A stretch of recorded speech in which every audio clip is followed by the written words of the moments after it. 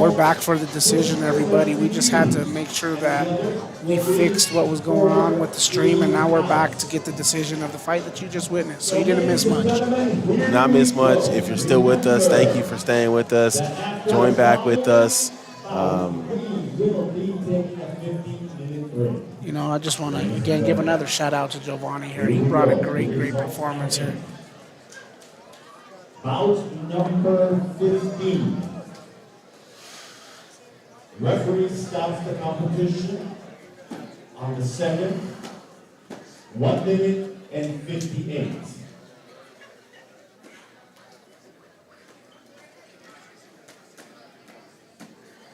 Gigi, would you be so kind? Let's visit me one more time. So, ladies and gentlemen, we have bout number 15. The referee, our referee is Mr. Archuleta. Second round. So stop it in the second the round. winner is, ladies and gentlemen, the blue corner. Yeah, man, again, what a great performance by this young man. He brought a lot of pressure, a lot of power, and a lot of deliberate blows. Yep. Did a great job, man. Did a great job. Was punching with conviction. So this is one of the bouts we've been waiting for, Dom. We're excited to come. We watched Gianna work pretty hard during her training sessions that we got to get a peek in on. So this is one of those ones we're super excited to call. Yeah, for sure. You know, like you said, we came in and we witnessed her work ethic. We witnessed her, how she stays composed, how she carries herself. And it should be an exciting bout to see how she transitions all of what we've seen into the ring. So that's right. I'm excited for it. Here comes Gigi now.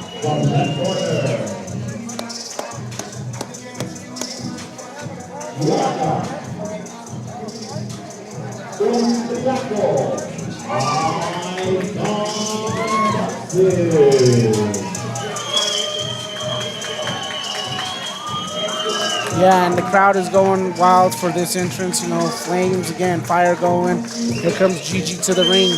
She looks like she is ready to go. Locked and loaded and ready to go. Here we go. I like the song choice, Gigi.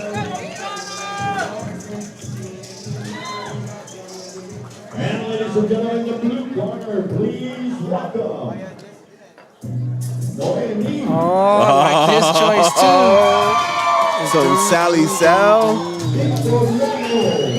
Oh, two good choices on the songs from these young ladies. Pretty actually surprised and impressed with this one from Naomi. Some Sally Sal. And, you know, you speak about Gigi's big following. Naomi got some pretty big following too, man. Yeah, you know, both fan bases are out for this fun fight. Again, a debut for Gigi and the second fight for Naomi. So, you know, they're both starting off their career and they got a great fan base already. So it's truly impressive to see. And also, I can't wait to see what their fan base grows to as they grow in the sport. Fight number 16, Gianna Gigi Umbriaco out of Icon Boxing versus Nohemi Victoriano out of Hit Squad.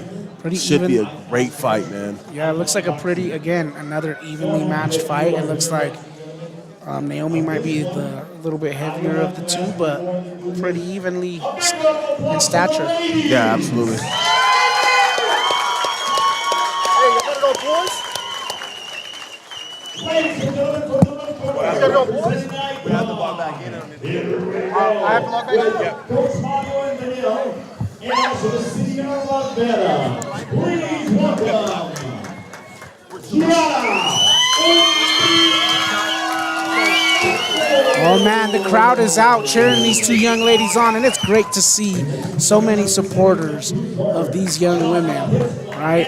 In today's world where, you know, women have to fight for equal opportunities and people see women as less than, we got these two young ladies in this ring ready to put on a show for everybody who's obviously came to see. and I'm here for it. I'm excited for it. Let's see what they bring. Let's see what this does, man. I'm super excited for this fight. This is one of the fights that we were talking about for a long time, so super excited to see what they can do here. Here we go. Here we go. Judges ready? And we're There's going. the bow. Oh.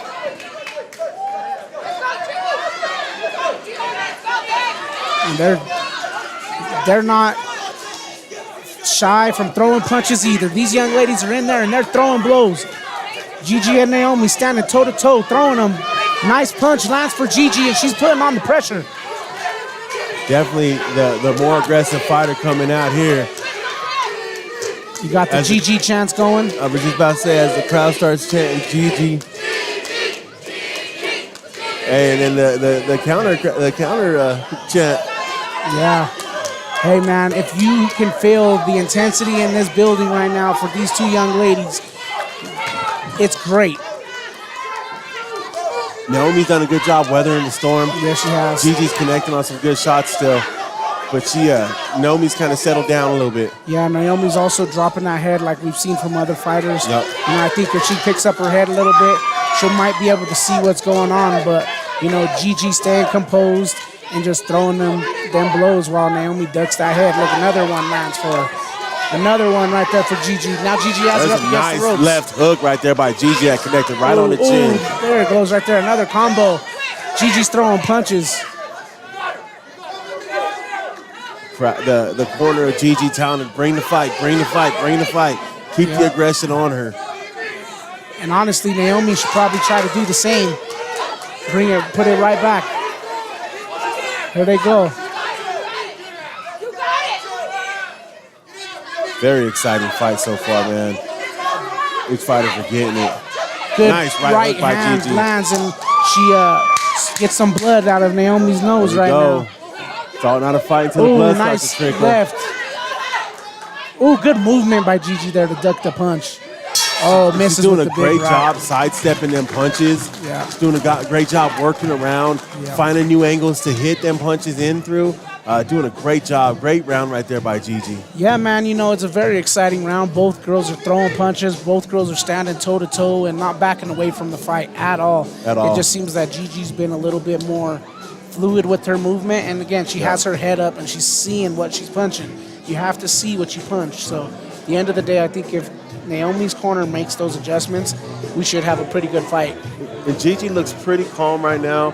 She's breathing pretty normally. That's a great thing. I'm sorry to interrupt, Coach, but I talked to Gigi in the back like I told you, and she was nervous. Yeah. Right? And to all the athletes out there, nerves are a good thing. Nerves mean you care about what you're about to compete in. That's right. All the greats get nervous all the time. It's all about how you compose those nerves and channel it into what you're doing. And so far, she's done a great job at that. A fantastic job. Excellent first round. Second round now. Here we go. Gigi's bringing the pressure in. Naomi came through just swinging right away. There's a slip. Just slip. Slip. Yep. They're resetting now. Oh, nice little combination lands for Naomi. Nice combo Nice again punch right for there by Naomi. Seems to be landing a little bit better right now. A little bit more calm. Gigi's looking for her opportunity. Takes one, but kind of rolls with it. Interested to see what the gas tank's like on both these young ladies. Nice punch lands there. See how long Gigi. they can keep this pressure up. Nice jab right there by Naomi. Ooh, nice right. Naomi works that 1-2, man. She's got a chance. Good straight right there by Gigi. Ooh, another good one. She's like leading with that jab and trying to catch that right hook. Both these young ladies leaving it all out here in the ring. Not afraid of a fight, that's for dang sure.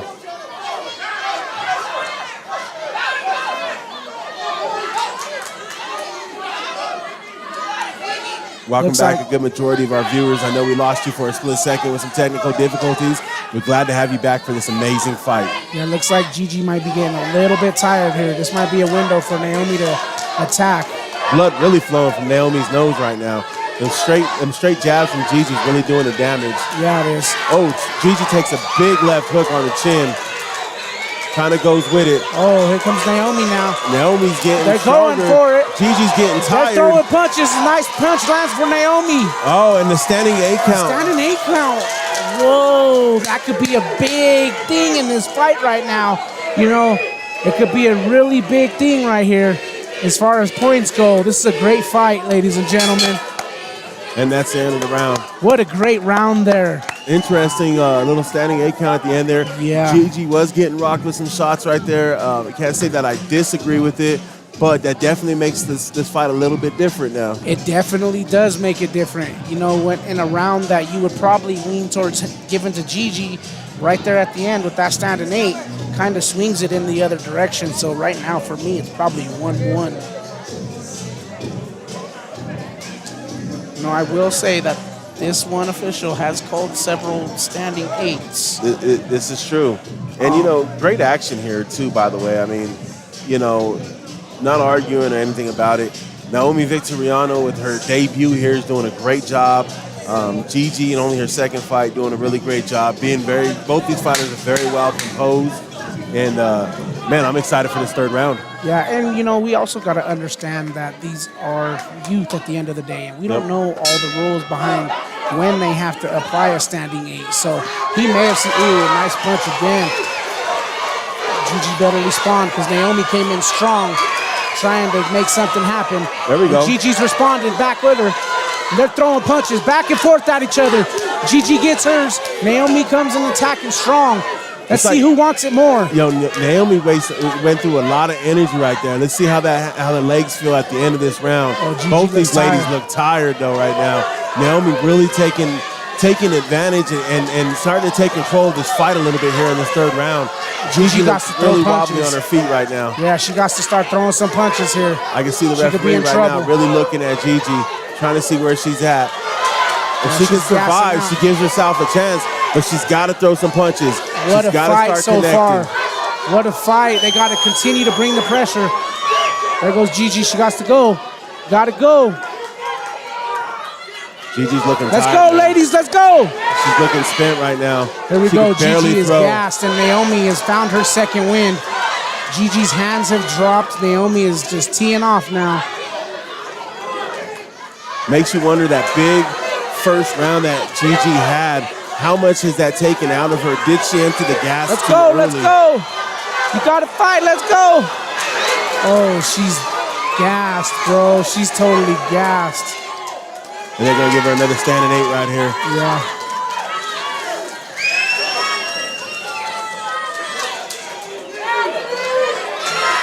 That's it. That's the fight. Called it. Great fight. What a great fight. Great fight.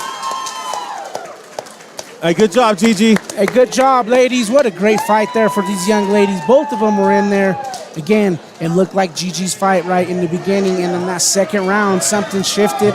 Naomi got a little bit of energy, and she took over the pace of that fight and took control of it at the end of the second. It changed when she landed that big punch and got the standing 8.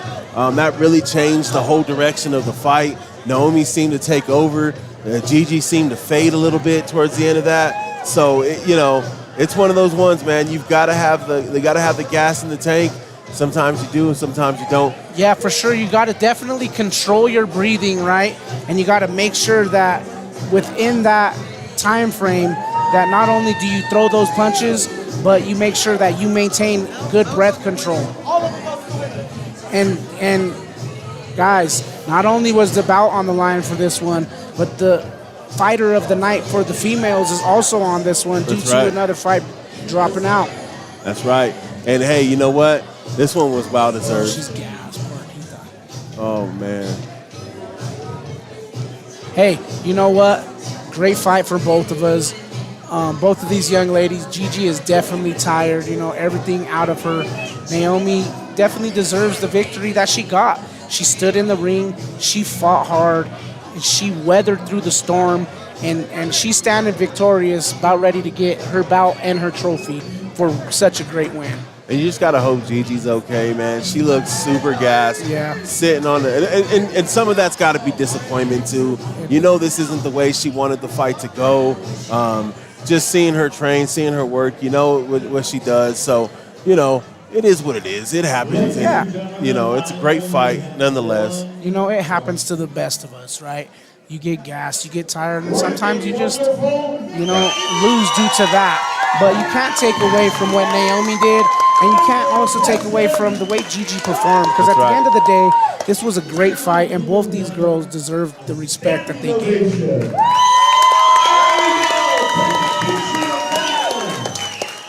It's a really good fight, man. Really good fight.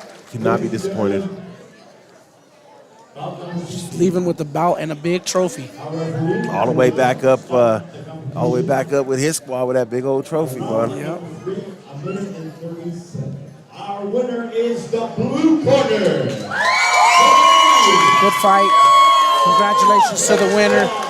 Very great fight, folks. There's gonna be a small intermission. I believe a 15-minute intermission going on here, so we're gonna keep the stream going. We're gonna keep it live. Try to bring you some, a special interview, but we'll see what happens with that. Great job to Naomi Victoriano. Great job. Shout out to Gigi, leaving her heart out there in the ring. It's a good fight. Hey, my hat goes off to every fighter up until this point. We're at the intermission point, and this has not dropped the ball one time, man. No, they this is not definitely lived up to disappointed. the expectations. Great job to all these young fighters. Great job to Naomi. Great job to Gigi and everybody else in attendance. And great job to their support system. All the fans out here that were cheering both these girls on and probably made it the most exciting fight of the night. That's right. That might be fight of the night overall. Hey, we're going to take a quick break. We're going to leave the stream going, and we'll be right back with you guys. Thank you for staying tuned in. We'll be right back.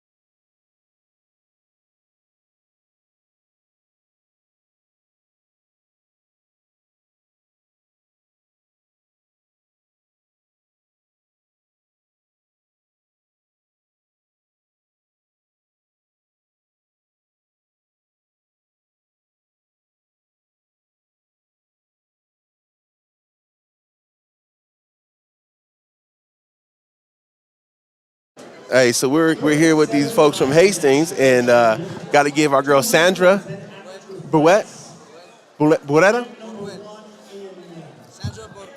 Sandra Borrell. Sandra Burrell. Got to give you a big shout out. Shout out to OG Hastings. Shout out to the 308 man down here representing. Hey, we hope you're enjoying this live feed. Stay tuned, stay plugged in, DNASportsDenver.com.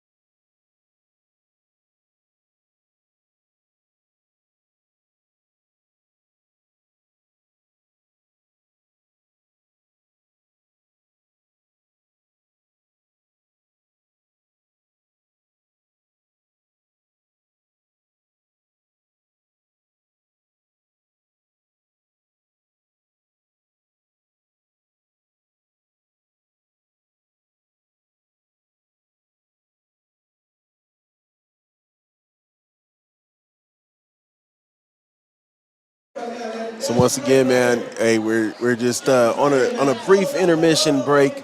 Appreciate everyone that's tuned in thus far, that's hung with us over the last 6 or 7 hours already. Great first half of action. We've got some much bigger fights coming on the back half of this year. Great night of boxing. So I appreciate everyone staying tuned in, staying linked in with us. Make sure you follow DNA Sports Training's YouTube page. We're going to bring more of this kind of stuff to you. Also visit DNASportsDenver.com. Right now, you can find all of our socials there. You can find out what we're doing. We do a lot of work in the community, put a lot of camps together, do a lot of sports training, just trying to work with these young athletes and just make an impression on the communities that we've grown up in and that we live in. So make sure you stay tuned in, man. We're gonna keep it going with this intermission.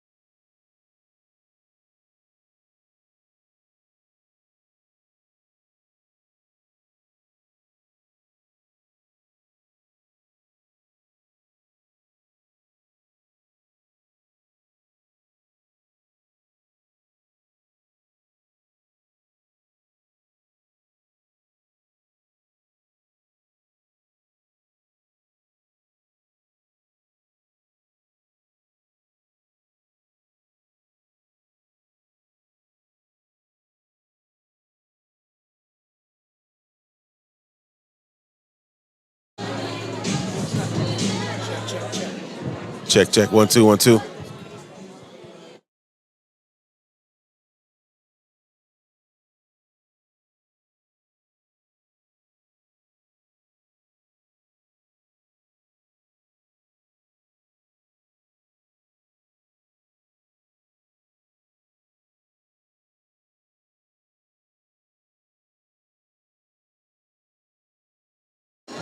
All right, ladies and gentlemen, we're efforting some interviews of some fighters here, some of the participants of today's excitement. Dom, that first half of action, man, it was everything that I dreamed of and more. Wondering what we're going to see coming into this. These fighters really left it all in the ring, man. Yeah, man, it was just that action. You said it, right? That special A word. There was all the way from fight one to that very last fight at the end, that was action-packed. All the fighters, again, left it all in the ring. They came out here and they put on a show, Nevertheless, we're going to have a few of the fighters from the first half of the fight come over here and potentially get an interview with them. A little post-fight interview to see how they're reacting to the results, whether it was in their favor or not. But again, yeah, I'm super, super excited with what we've seen so far. Yeah. There's hasn't really been any, crazy scares to where we have to be totally concerned about anybody, other than, kind of pure being exhausted from fighting, throwing multiple punches like that will gas out anybody, so. It's amazing how some of these fighters just empty the tank and, their ability to get out the ring. It's wild, man. Some of these fighters just left it all out there. As a coach, that would make me the most proud, regardless of the results. I mean, as a coach, we're doing this. We want to win. We don't want to lose. But sometimes there's only could be one winner, right? Especially in boxing, you got one winner, one loser.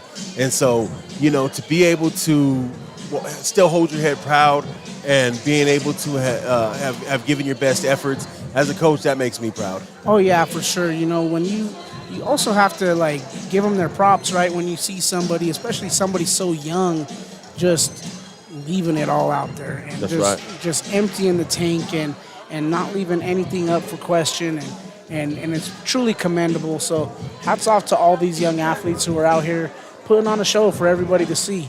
And hopefully we get one of these athletes up here pretty shortly so that way we can have this interview, But there's a lot going on, so. There definitely is. Mario came up to us, asked us if we wanted to get a couple interviews with some fighters. I said, of course, why not, right? That's what we're here for. That's what we're here to do. It's funny, you look over our shoulder here, and we got our big old heads up on the monitors over here. Yeah, for sure. And everybody's checking out the monitors, kind of seeing what's going on. A lot of the viewers here can't listen to the audio because, of course, we got the DJ playing in the background. But you at home, you can see and hear that we're, using our skills to buy us some time while we wait for these fighters for these interviews. But, hey, needless to say, even if they don't show for these interviews, there's a lot going on. Fighters are all over the place, especially after they win. They're kind of hanging out with, other fighters and helping their teammates prepare for their bouts that are coming up in the second half. So the Jaime Portillo, I'm not sure which one it is. We're coming back with fight number 17, and then fight 18 will be right after that. So not too much longer for fight number 18. We see you guys on the chat shouting out. We definitely appreciate that. We definitely appreciate you hanging out with us and going hard. Big shots out to Mimi from his squad on her victory. We got folks shouting her out in the group chat as well. So it's fun, Dom. It's really fun. I've enjoyed this afternoon so far. It's been a long, long day, and we still got a little bit more to go. But it's definitely been action-packed, and it's definitely been something that I've appreciated this opportunity to do. We love the youth, man. I think we're both youth coaches, both high school coaches, and when we see young people doing their thing, it's awesome. But then to see some of the older cats come out here and do their thing, bro, and to still have their passion and their love for the sport, it's inspiring. Yeah, man. Yeah, shout out Shane Larson with his victory earlier. He came out here on his debut and represented well. Yeah, man. And you know what?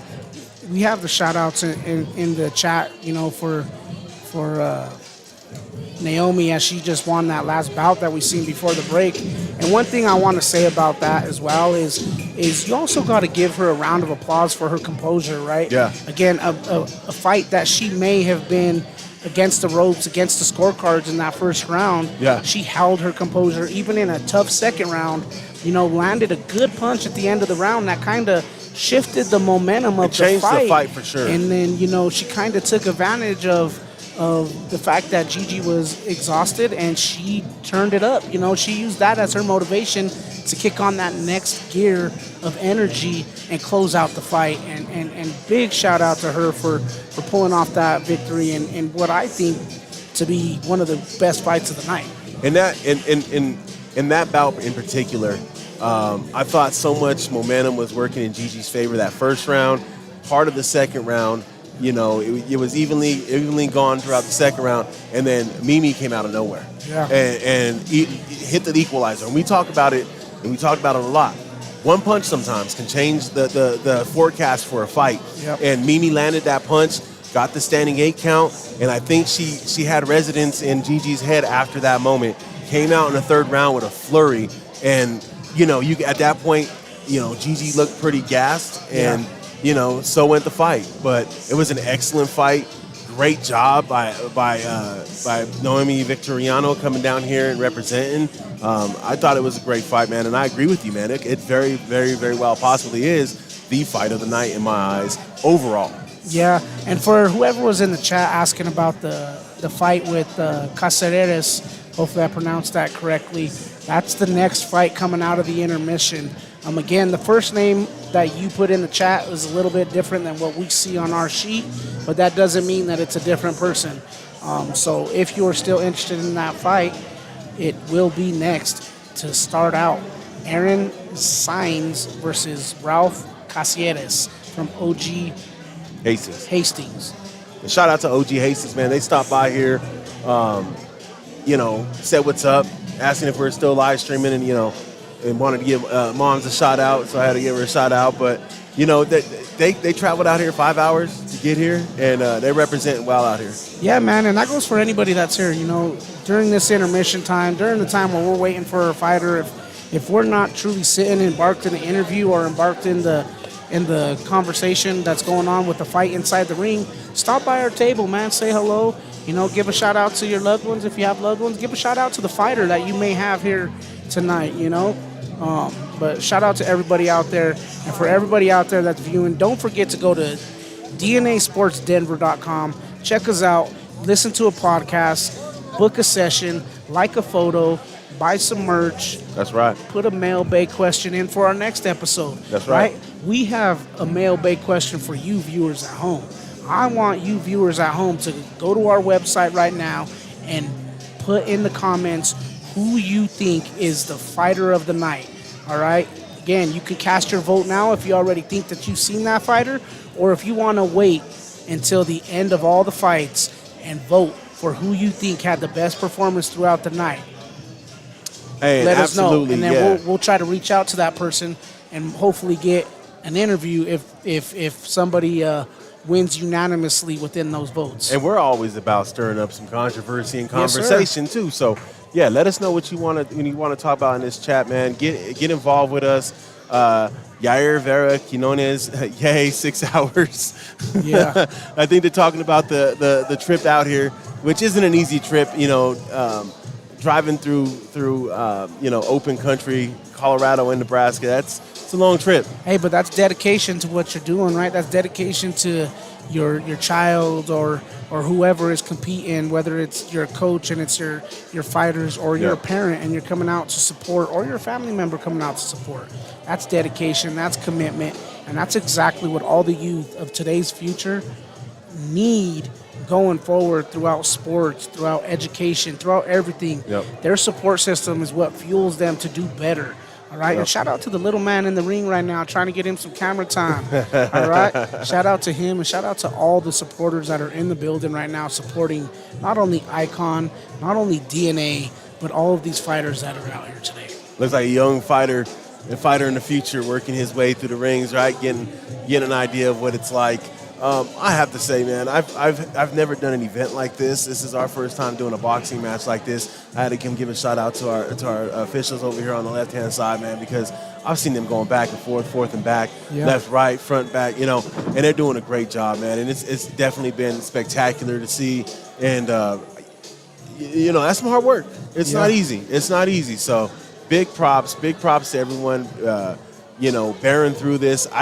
My son used to wrestle. My older son used to wrestle a little bit. Your son wrestles, so you know what it's like being at an event all day long. And if I had to compare this to anything, it's a lot like that, except for the fact there is some serious action going on in this ring. These fights are moving right along. The rounds move right along. And a lot of these guys and gals, they come to throw. They come to fight, man. Yeah, again, it hasn't let us down at all. No, right? not at all. Everything that we were anticipating, everything that we were expecting is, needless to say, coming true right before our eyes. So everybody that's tuned in, stay tuned in and enjoy the second half of this. That's right. I don't know if we're going to get that interview, Coach, but maybe we should go ahead and... If it comes by, it comes by. We'll fit them in. We'll make it happen. Like I said, though, DNASportsDenver.com. Follow us on YouTube, my Instagram, Facebook, whatever you can find us on. We're going to take a quick break. Hopefully come back with an interview. Nonetheless, though, stick around. We'll be right back. The sound is going to go muted. I just want y'all to know that on the live stream, you're not having any glitches or anything like that. We're going to mute the sound a little bit so me and Coach Dom can talk a little bit. We'll be right back.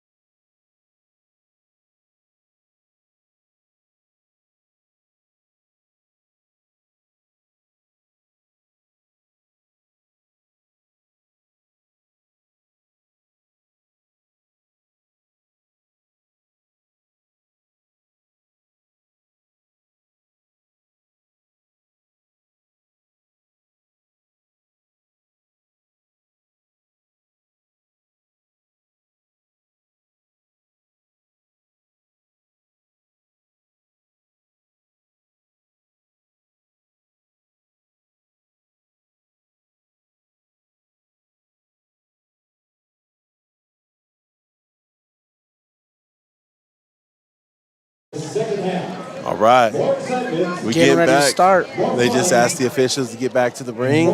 So what that means is it's about to go down. Again, the first fight coming up is going to be Aaron Sines from USA All-Stars at 132 versus Ralph Caceres from OG Hastings. Shout out to OG Hastings. They're big in the comment section right now, man. So shout out to Nebraska for representing well. Yeah, that's for sure. And we see you with the interviews. We're gonna try to get as many interviews in as possible. Some of these guys are getting their focus in. I just went back to the back to use the restroom and saw the OG Hastings folks back there getting ready for get one of their fighters ready. So I imagine it's one of the fighters that is coming up in this fight here. Yeah, and we also, Coach Al here also spoke with members from OG Hastings, and we potentially have some interviews down the line in the future in the works for them. So we definitely will give them their shout out and their time as well.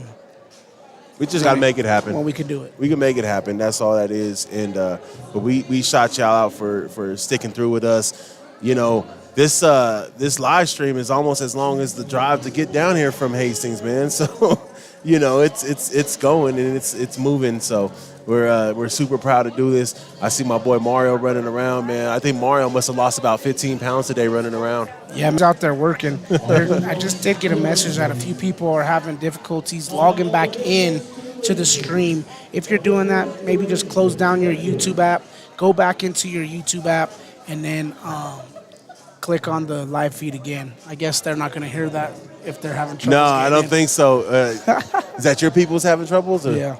So just so we had to shut down the previous feed and open up a new feed just because there was some issues with latency and issues with connectivity. So we've got a strong connection right now. We've got that back up. So definitely, if you're tuned in right now, we appreciate y'all for tuning in, and we appreciate them likes. We appreciate them subscriptions.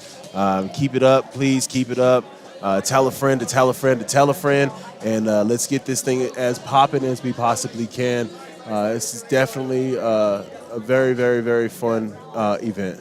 Yeah, for sure. And, for all the Hastings OGs out there, maybe we could come out to Nebraska for an event that you guys host out there. The sky is the limit and opportunities are endless. So make sure you reach out to us over at dnasportsdenver.com. That's right. That's right.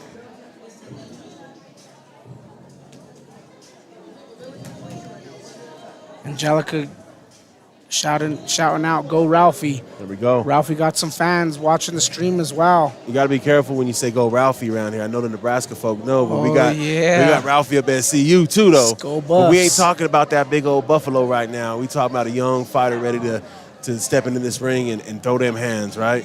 Yes. Everybody's getting back to their seats now. The officials are kind of gathering, having their little meeting of the minds before we get started with this first bout. Officials doing official things, Officially doing official things. That's right.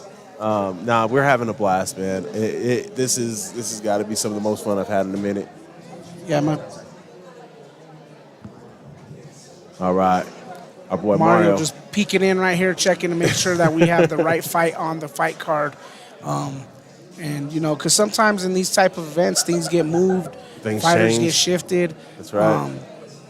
Some people may not make fights, so they might have to replace a fighter with another fighter, and then they might get moved to the end of the card instead of the front of the card. All these things could happen during the duration of an event like this. So please be patient. Tons of moving parts, man. I was surprised to see, Dom. I know, there's a lot of the moving parts that people don't see behind the scenes with this, man. So it's cool to kind of get that behind the scenes look, see all them moving parts, see how they kind of come together, how everyone kind of works together in unison, and how everyone, the common goal is to making this thing go off seamless, right? Making this thing happen. And big shout out to them folks that are doing everything they can to make sure that happens here. Yeah, for sure, man. And again, shout out to Mario. Shout out to the whole Icon team. Shout out to the officials. Shout out to the DJ. Shout out to the ring announcer. Shout out to the supporters in the building and on the live stream right now. Because without everybody that I just mentioned, this wouldn't be possible. Yeah. It's a grind behind the scenes for the people in front of the TV or in front of the computer screen, right? Yeah. That, that's what the work is done for. I know it's again, we brought this up earlier. It's such a great opportunity to be able to live stream these fights, to provide that chance to watch, whoever you're rooting for, whether it's out of state in Nebraska, down in Pueblo, or even locally, and you just can't get out and get to the fights. It's truly an honor to be able to bring this to you guys and gals, and to be able to call the commentary for this fight. Definitely, it has been a privilege of mine, and I'm just very thankful for it. So, again, I don't want to sound like we're softening it up over here, but we just got to express how thankful we are for this opportunity, and how thankful we are for you guys tuning in, putting up with us, listening to us. And here it goes, bud. Here it goes. And real quickly to our viewers, we're going to make a slight adjustment to what we did in the first half. For the ring walks, we are not going to follow along with the fighter. We're just going to zoom in and kind of watch them walk in, just due to the crowd that's kind of overcrowding it towards the area closer to the ring. It's kind of hard to see the fighter throughout all the way up, but we will make sure to capture as much of that ring walk as possible. Hey, man, we're getting down to it right now, so it's very exciting. Tune in. This is the fight y'all been waiting for. The judges get into their seats now. Ring announcer calling everybody to their seats, and now we're introducing our fighters. And I know at this time, all our following four bouts are putting their gloves on right now. We are winning, and we are ready also now. Here we go. 14 more fights to go. This next fight in the 132-pound division. And it looks like we got some biggins for the most of these fights coming up here. Yeah, barring any more surprises, slight typos or anything like that. You know what, though? I'll tell you what. In that one fight where we had a typo, those two young men did not disappoint. They came in and fought like they were 185ers. They fought like 285ers for sure. 285, yeah, I'm sorry. Hey, don't go to scoot your chair in this way a little bit. Just get you better. There we go. Got to make sure we up in this screen. Just going to take a peek at the live stream from my phone just to get a quick glimpse at that, and make sure we're also interacting with you at home, the listeners, the people who make us who we are. 'Cause without you, we wouldn't be where we're at right now. So we appreciate every single one of you that are tuning in, new and old viewers. Here we go. We appreciate the love. Here goes the first bout. Aaron Sienz from USA All-Stars making his way to the ring right now. Hey, he got some Nelly on, huh? Yeah. All right, I can fool with this. Impressive, because I didn't even think a lot of this younger generation even knew who Nally was, bro. There we go. Damn, number one. And here we go with the blue corner, Ralph. See it? Caceres, excuse me. Mouth isn't working quite yet. Yeah, and we apologize for the viewers out there. If we butcher any names, Yell at us, it's fine. please forgive us. Here we go, man. Second half of another more excitement-packed bouts about to be here right in front of us. Here we go.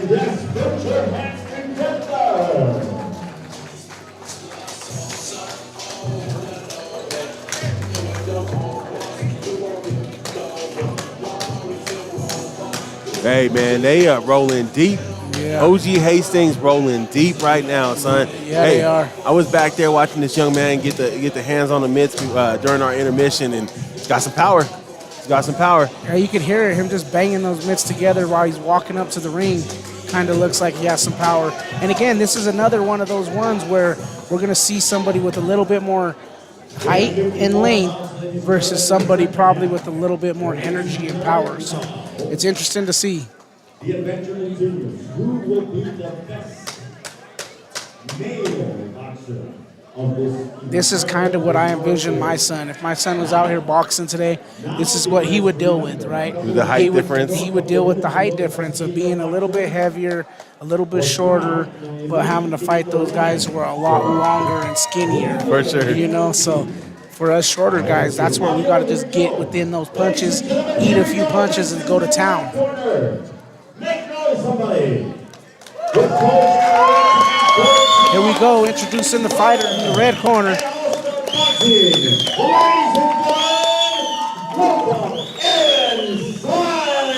we go. Aaron Signs with a big, big crowd to support him as well. Again, Mario in the ring for this one. OG Hastings Boxing Club, Hastings, Nebraska.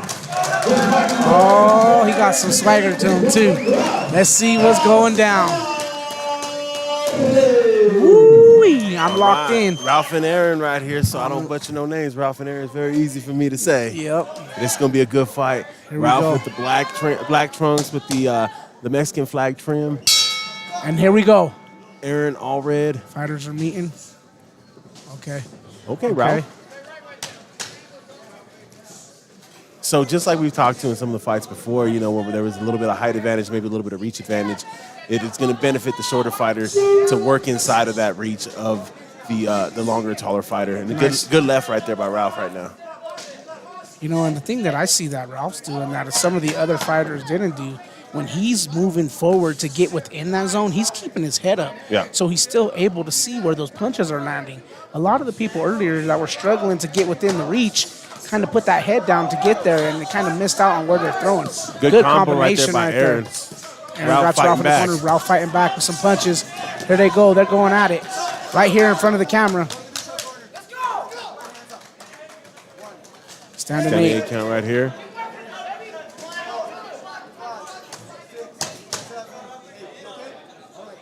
Here we go. Standing 8. Ralph says he's okay. Here they go.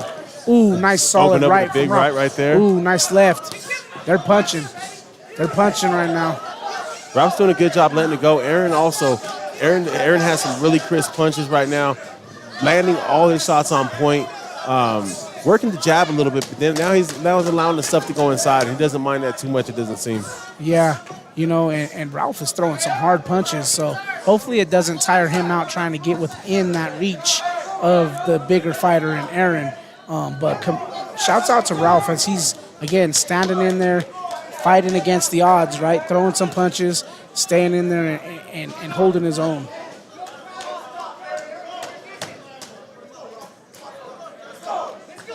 Another standing 8 count for Ralph there. 10 seconds left in this. Aaron kid is on him right now. 10 seconds to survive. He's trying to end it in the first. He's trying to end it in the first. Ralph is fighting back. Oh, nice punches land. No punch after the bow there, but, you know, it's kind of be hard to control them punches once you let them go. Yeah, hey, man, look, you know, sometimes you're just up against a guy who has a little bit more length and is also, he's not sitting back, right? A lot of the longer fighters from earlier were kind of sitting back counter-punching. Letting the fight come to him. Aaron is bringing the fight to Ralph, and he has the length. So, you know, he's putting a little bit more pressure than I think Ralph and his camp anticipated. Yeah. But, you know, let's see how he adjusts for this next round and see where it goes from here. You know, and it might be a little bit, too, of just settling down. Just relax a little bit. You know, you survived an onslaught. You know, you got to wonder if Aaron can put on that kind of consistent barrage going through and whether or not his tank will empty. So a lot of it's survival and finding your opportunities to land that shot to change the fight. Yeah, he looks like he's in pretty good shape. Here we go. And here comes Aaron with another attack. Oh, he's teeing off now.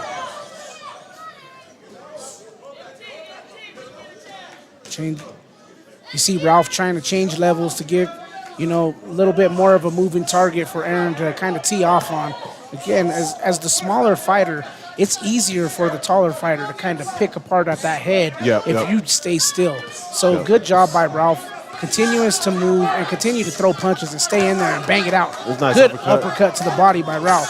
Trading blows here in the corner now. Here they go. They're fighting. Right in your living room.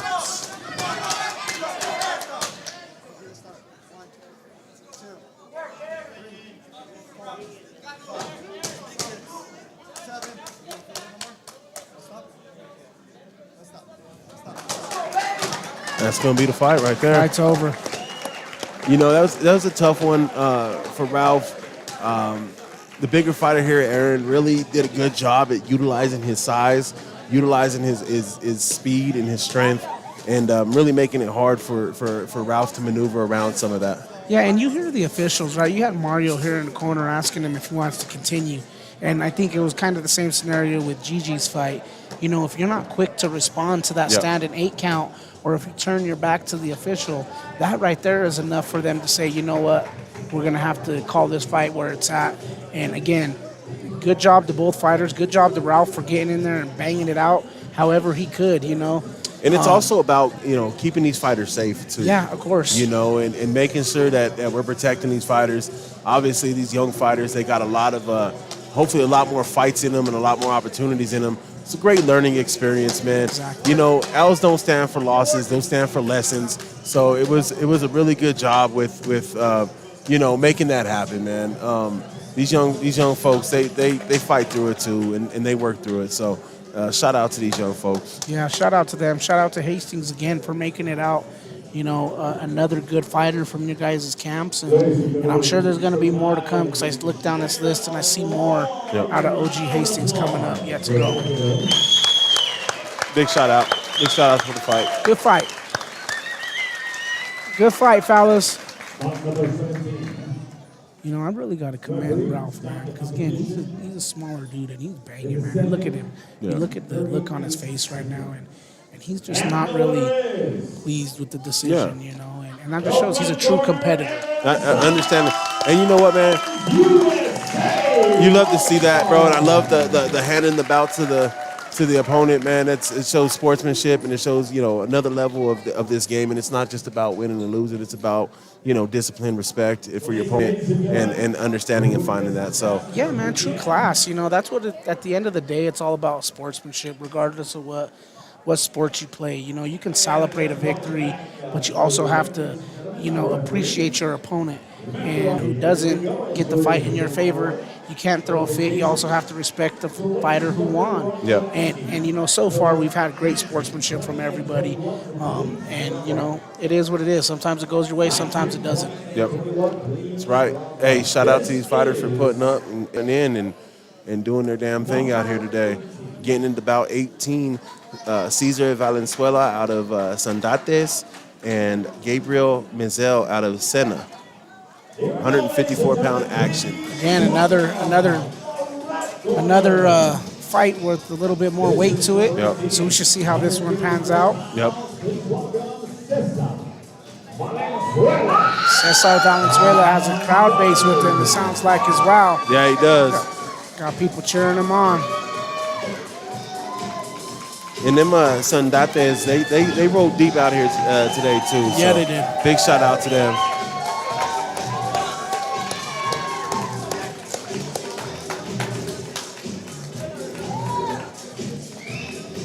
Man, it's really cool just to see the support, dude, for all these fighters, bro.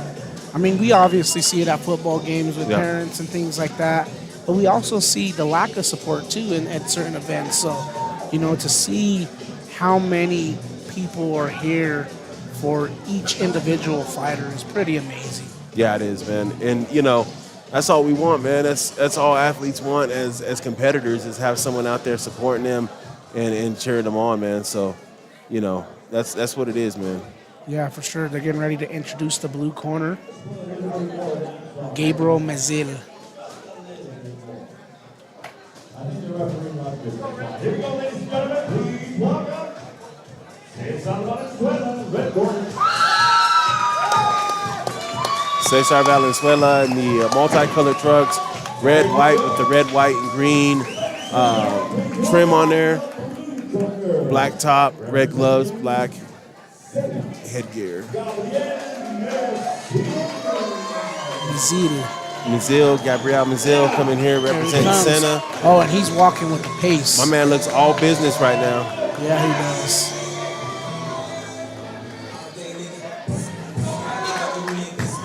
There we go. Oh, and he went with Icon walking. Is that what this is? Oh, no. Talking about the song? Yeah, never mind. I don't listen to the music. I don't listen to rap music. Man, this looks like it's going to be a good fight. It does look like both it. these competitors look really, really focused right now. Yep.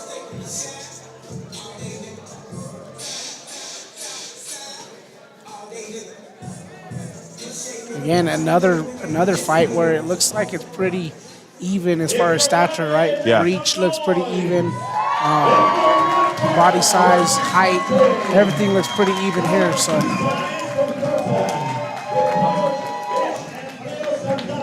We're in bout 18 right now. Cesar Valenzuela versus Gabriel Mizil.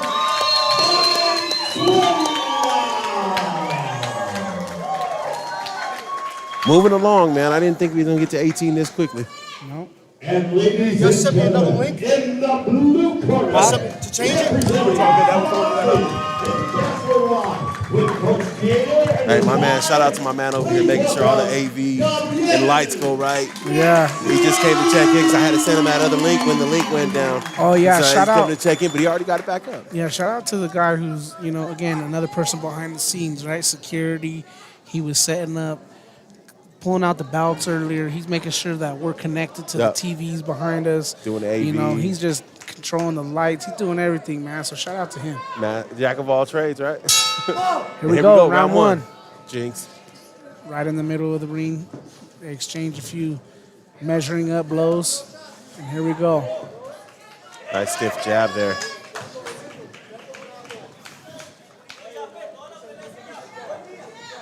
Gabriel looks like he's taking a little bit more methodical approach while Cesar's open for the invitation and ready to throw punches. That's right.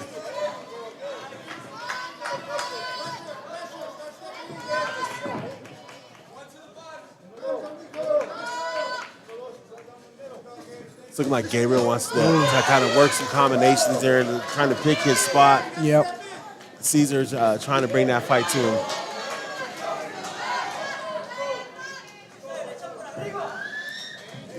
Nice jab Nice there. jab there.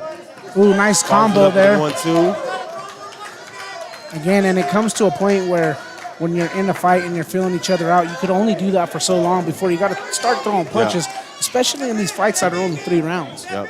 Well, I think, Dom, I think the jab is the most underrated punch because it really is there to set up other offense. Oh, yeah. You start with that jab and you're able to bring that hook or that jab and an uppercut underneath. Like, you really get an opportunity to bring some more offense through. Yeah. And you got to be able to set the table. You can't just throw one punch here, one punch there. Oh, for sure. And the jab, to me, Nice hook is there. essential to boxing like the layup is to basketball. Sure. It's the most accurate punch probably and the most common punch that lands within the sport of As boxing. these fellas start to mix it up in the center of the ring, throwing caution to the wind and throwing punches to each other. Cesar chants in the back. Let's see if he can rally behind his crowd. Nice jab to the body, then to the head. Nice foot movement when he's throwing those jabs. He's leaning forward. Last 10 seconds Gabriel of the needs round. to throw.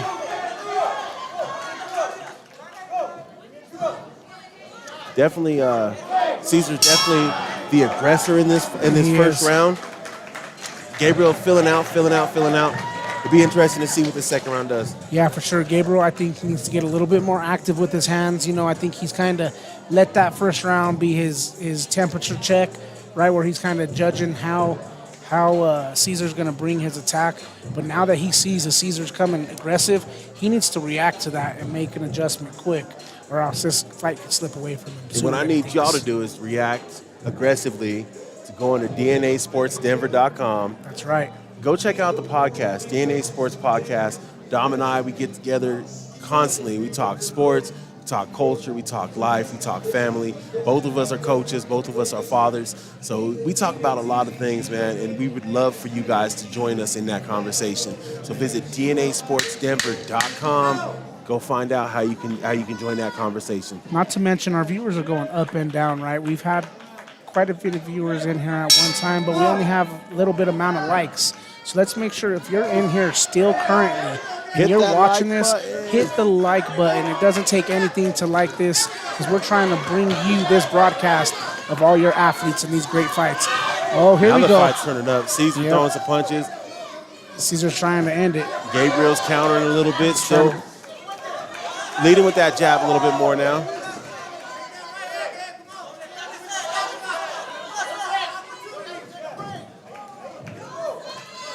Looks like Gabriel's a little bit more active on his feet, moving around a little bit more, trying to find different angles to attack. Yep.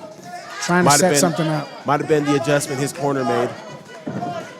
Nice straight right hook or right hand right there by Caesar. Then the right to the body. The right to the face there. Both of them exchanged jabs in this last one.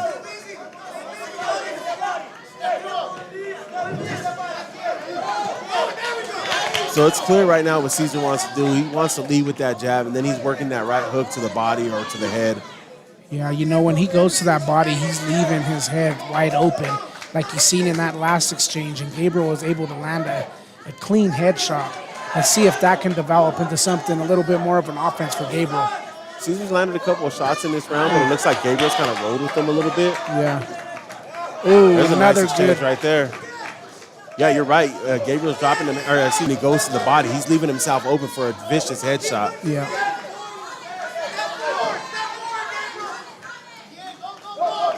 This fight does seem to be working towards Caesar's pace, though, right now. Yeah. However, I do think he's gassing a little bit. There's a nice body shot. Nice body shot to the gut right there, which I'm sure did not feel good. And now Caesar's letting on because he knows he did some damage. See if the referee gets in the way of this. Right. Oh, he survived that round after that. Look, he's breathing hard, too. Breathing heavy, man. That was a great round. A great way to finish that round by Caesar. I thought he took control of that round in the last 30 seconds. Oh, yeah. What a solid body shot to the abdomen. Both these fellas look a little gassed now sitting in their chairs. Third round hits, that attrition starts setting in. You gotta stay moving, stay working, right? Yep, we gotta stay active. Busy hands wins the fans, right? Busy hands wins those fans. That's right. Coaches in their corner, coaching up their fighters right now, trying to make that adjustment to win this third round or potentially win the fight.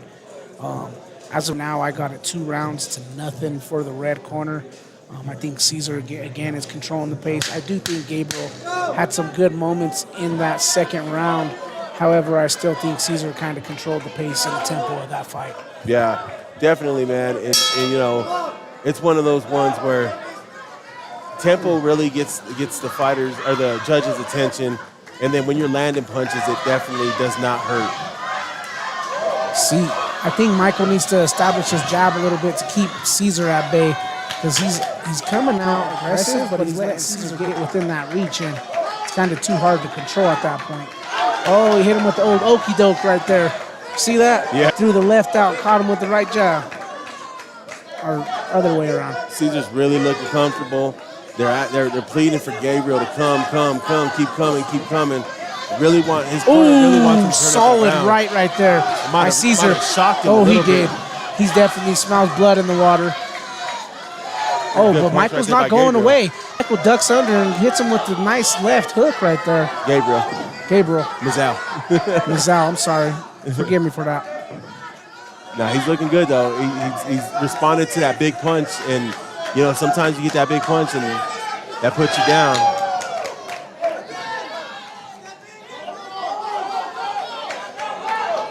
Do apologize for any lagging. Ooh, nice body shot right there for Caesar. There's another big right, another big right. Shot to the head. And Caesar's just landing at will right now, man. He's able to land the shots that he's throwing.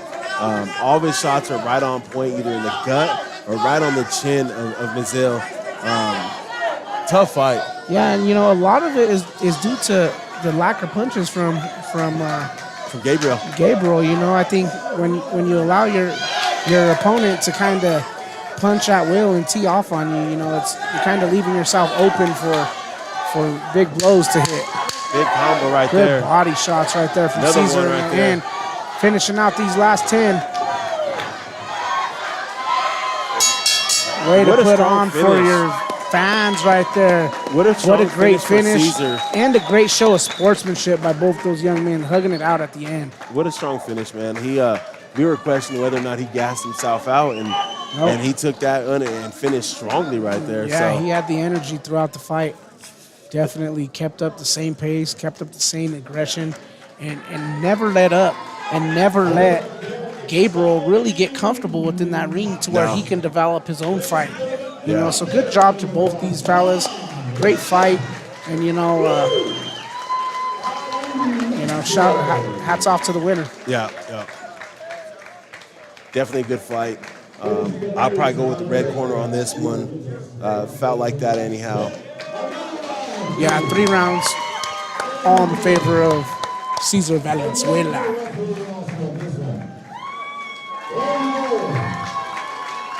And it's not Cesar Valens.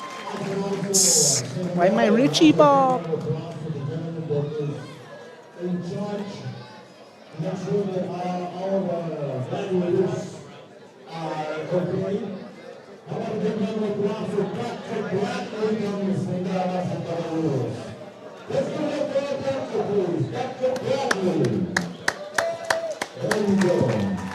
The doctor got the same round of applause we got early. And the winner is number 18 is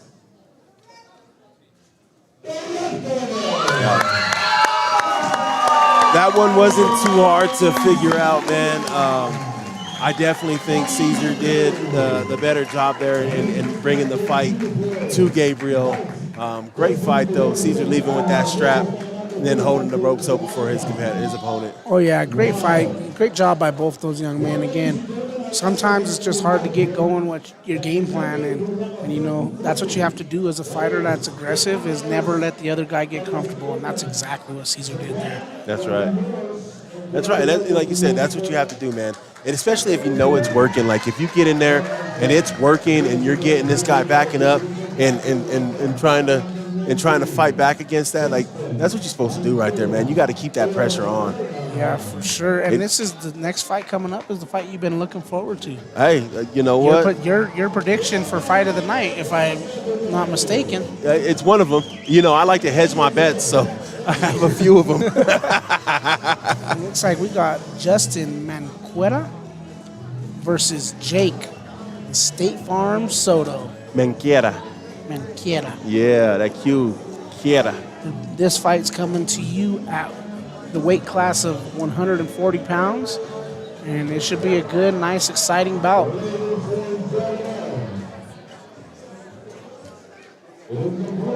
And then, hey, Jake State Farm Soto. Come on, dog. Who is this? Jake from State Farm? Yeah.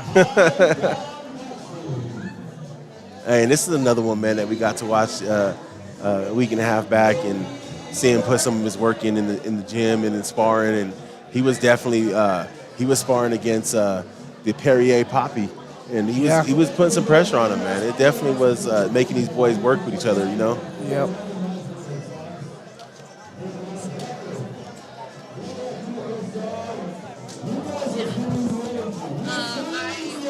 See if we have a little bit of a size difference in this one. If I recall correctly, I think Jake might be a little bit taller than this kid.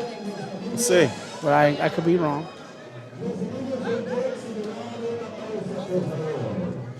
A little bit of delay getting into the ring right now, though. There he comes.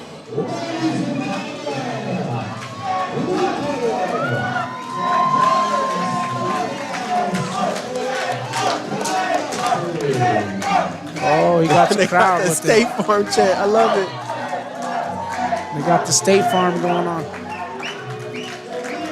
That's tight. Jake from State Farm. Here he goes. Team Icon coming out strong.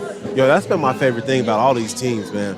All these teams coming out strong. Oh, yeah, all these for teams sure, brought people with them and brought support with them. It's definitely it's great to see.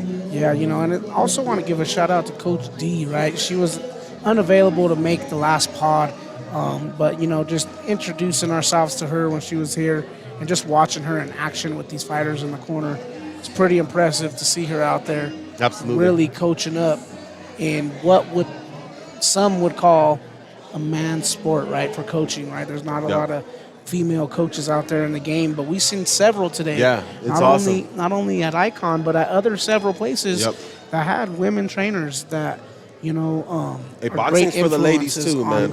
on these young ladies and these young men. Yep. Boxing's for the ladies too, and it's exciting to see.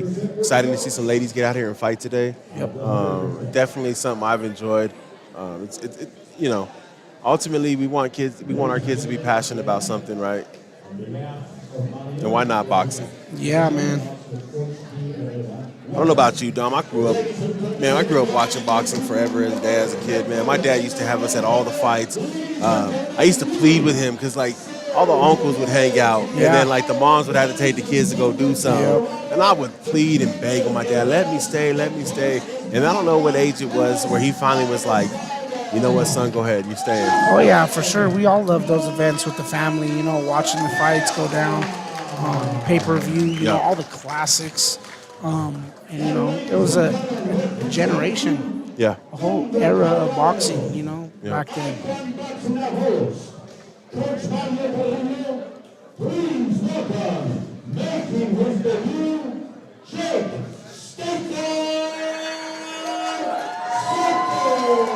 Let's This go. is Jake's debut.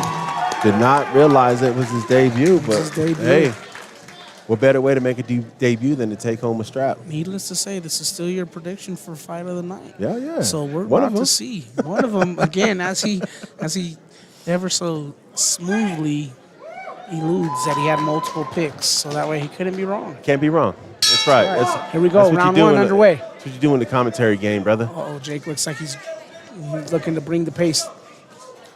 Jake might be just slightly taller.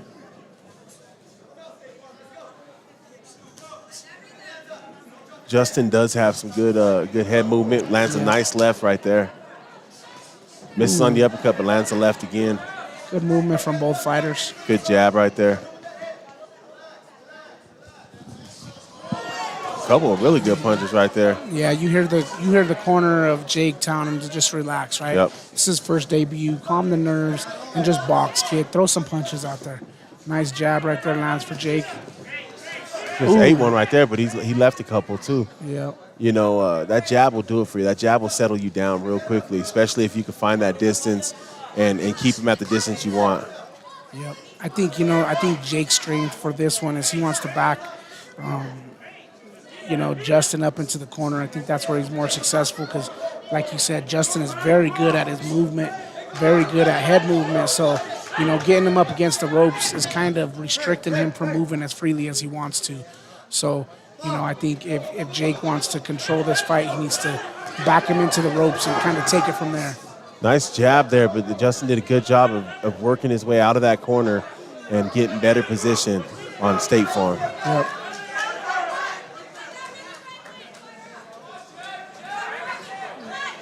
Great Jab, check. pops that head up right there.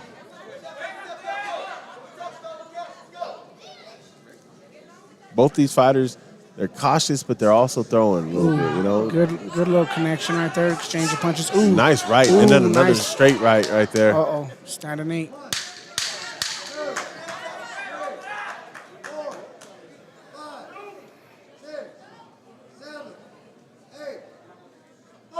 Standing Here we 8 go. count there for Jake Soto. Took a big shot, and that'll end the round. Yeah, up until that standing 8 again, man. Like, Pretty even round. I think it was a pretty even round. It was a clean, crisp punch that It was. landed that standing 8. So, again, I don't necessarily disagree with it, but up until that point, I think it was even. But after that point, you have to give that round Yep. to Justin. And Justin's fighting out of Herrera's. He did a really good job right there with that right, man. He was consistently landing his right, sneaking it through there. We saw that on the standing 8 count. Snuck that right hand through there and did some damage with it. Yeah, for sure. And again, like you alluded to earlier, his movement, right? His circling, his head movement, ducking underneath those punches is what's opening up a lot of the opportunities for him to land punches like he did with that right hand. Yep. And again, I think for Jake, it's all about nerves. It's all about calming down and slowing down this fight and making this fight come to you, a little bit more. And I think he'll be fine too. Again, evenly paced round right there. And I'm excited to see what happens in the second. Let's see if Jake can even it out. Looking at the two fighters, Jake kind of looks a little pissed off in his corner, and Justin just kind of seems nice, calm, cool, collected. starts the round off with a double jab right there. Ooh, good combination from Jake right there. Good Catches movement right. by Justin. Good body shot by Justin. Ooh, good right there by Jake. And Justin just a little bit quicker right now. Yeah. Not a lot quicker, but just a little bit quicker. And that's kind of making the difference. You got blood coming from Justin's nose. Oh, there's a nice stiff jab. And I think Jake needs to utilize that jab. Stick and move, and then put them together. Yeah, I think Jake also sees that he had, made a little bit of damage with those first couple punches, so now he needs to maybe be on the aggressive and be a little bit more attacking right now. There's another stiff As jab he right sees there. that blood flowing from Justin's nose. Crimson flowing deeply right now from Justin's nose. Ooh, look like an inverted headbutt right there. Thank God for the headgear, right? Yeah. It's a nice 1-2 from Justin right there. Another nice stiff jab, the Fowler straight jabs right there. They keep exchanging those jabs, huh? Yeah. I think Jake's going to have to put some punches together, though, man. If he really wants to win this round and he really wants to win this fight, he's got to put together some combinations. He's throwing some haymakers, Ooh, some hit, nice. some miss. Justin with another great shot, another Ooh, great good combination combo right there. for Justin. And you hear Mario over in Justin's corner challenge Justin. You need this round. Yeah. You got to work. And he's not lying. Jake got to go. He started this round off great, right, Yep. with the pressure and the intensity. But if he allows Justin to get comfortable and start teeing off, he might lose this round. So There's he a better nice pick right, up the pace. overhand right by Jake. Good. Follows it up with a good stiff jab. And yeah, you got to leave a lasting impression inside these judges' mind, right? You want these last 30 seconds of the round to be your 30 seconds so that these judges think, oh, wow, he really controlled that round. Hey, man, that nose is really bleeding right now on Justin. Ooh, nice uppercut great from Justin. uppercut. Hey, Justin just waited for that jab to come over. He ducked it and then stuck underneath his gloves. Great job right there by Justin. Yeah, that was a close round, but I think I'm going to edge that one to Jake there. But again, I think Justin was doing a good job of moving, and throwing some punches and landing as well. So I wouldn't be, argue either way if they go to Justin or Jake there. But like Mario said, if Jake didn't win that round, he's going to need a knockout in this third. Most in likely order to come into this fight. I know you edged that one to Jake. I thought it was a really close round, and I thought even that Justin may have snuck that round away at the end. You got to wonder how his activity and some of them big shots he landed at the end of the round, how that will weigh in the judges' minds. Again, man, sometimes you get these guys and you get this last burst of energy in the round, and that stills the shine of that round for that fighter. Yeah, for sure. And you have to think, do the judges take the fact that Jake kind of slowed down in that second round and Justin picked up as a momentum turn, and that's what strayed them to give it in Justin's favor? That's right. Ooh, good nice uppercut there. by Jake.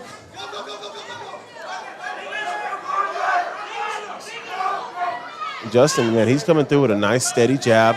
Yeah, ooh, nice one right there. Letting his combos do the work. He hasn't nice really jab thrown a there lot for of the Jake. same combinations, man. He's kind of working his combos, changing them up, changing levels. Ooh, good combo there. Snaps his head back with a double jab. And I think we're going to get a standing 8 right here.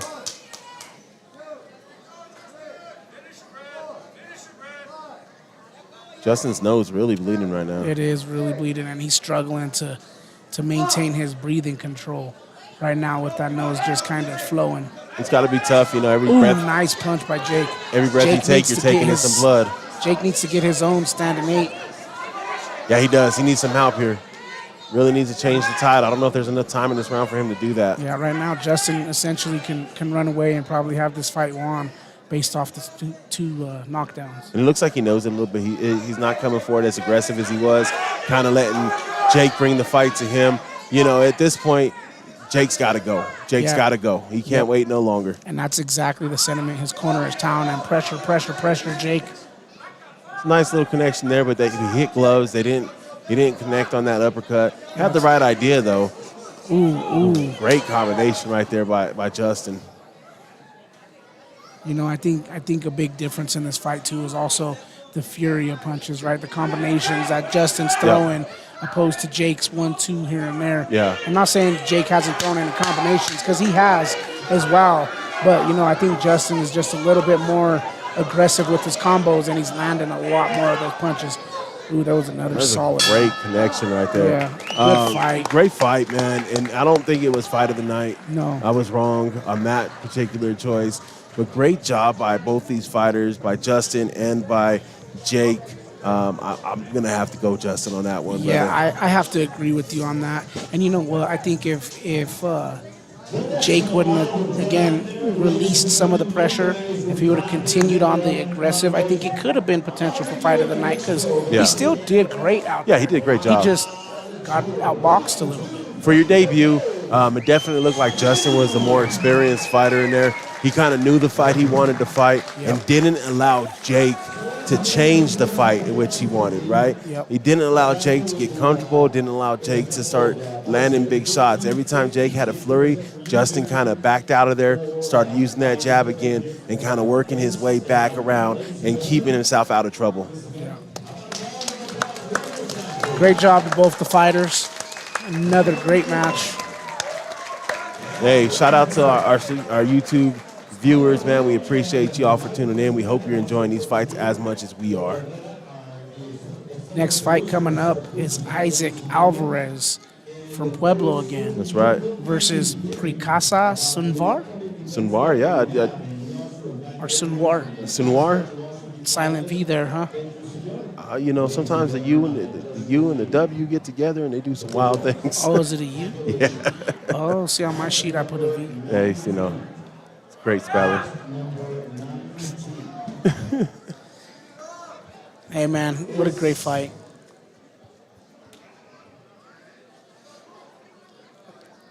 Waiting on the decision.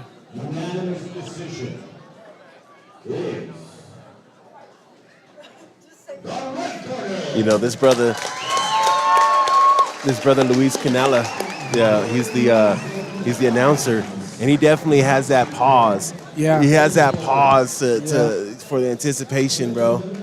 Great fight right there by these fellas. Nothing to be hanging your head on. Jake, great debut. Got it in and threw them things. Justin, great job at representing yourself out there. Yeah, man.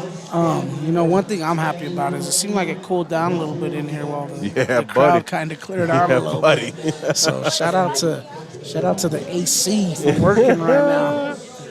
All right, we're going to get into this fight number 20, Isaac Alvarez from True Boxing versus Prikasa Sunwar from Corner. 156-pound division. We got to talk to some of the coaches from True prior to the fights. Got to meet some of the fighters, and they definitely doing some fun things down there in Pueblo. We're gonna get back up with them here for sure.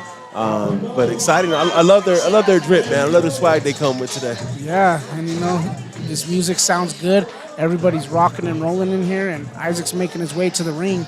And, Prikasa's already down in his corner with his team, with the corner crew down there waiting for the event.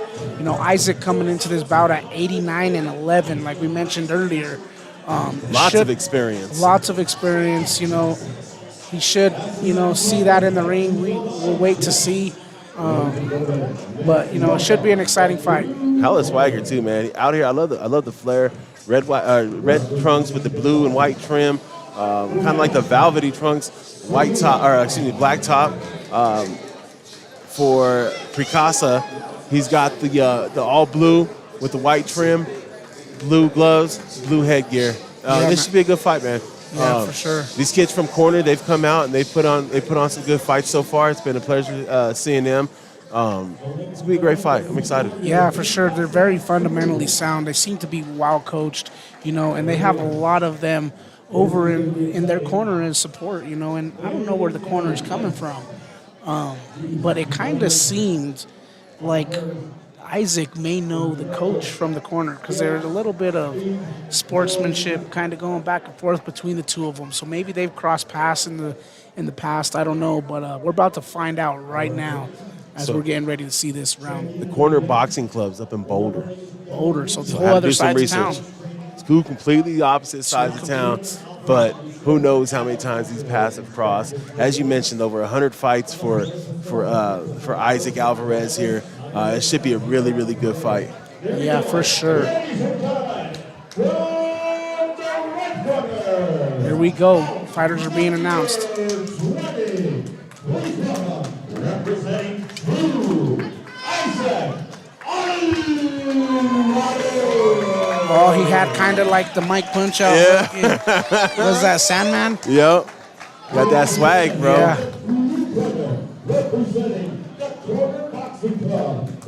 Oh, look. He has his own little swagger there. This should be a good one right here. This might be fight of the night right here. Yeah, I'm excited. This might be fight of the night. Here we go. The official over looked over and said, "This is gonna be a good one." The official just said national champion. Oh wow! Here we go. Yeah, so this should be a great fight. So I was right. They probably do know each other from. As I mentioned, this is gonna be a fight of the night. I mentioned that at the beginning of the program. Yeah. All right, this is gonna be a good Here one. we go. Excited for this one. Oh, look at Picasso looks super confident. Yeah, he does. Isaac's real Here we tall. go. Not much. Ooh. Ooh, snapping them Speed. punches. Speed there. Isaac flexing his speed a little bit. Picasso weighing him out. Nice speed from Picasso. Both fighters real Good cautious. body shot there. Both these fighters probably got the best snapping the punches I've seen all day. Yeah. That's that experience. So when you got fighters that have been on a really large Ooh, scale, nice little shot there. they jawing back and forth with each other too, man. It's awesome. Each fighter respects each other, right? Each fighter. Big left right there. Big left by Alvarez. Follows it up with a nice combo. Switching up his stance a little bit, going back and forth from orthodox to southpaw. I'm gonna have to get that on the playback. Referee was in my way. I didn't see it. Ooh, another punch lands right there for Isaac.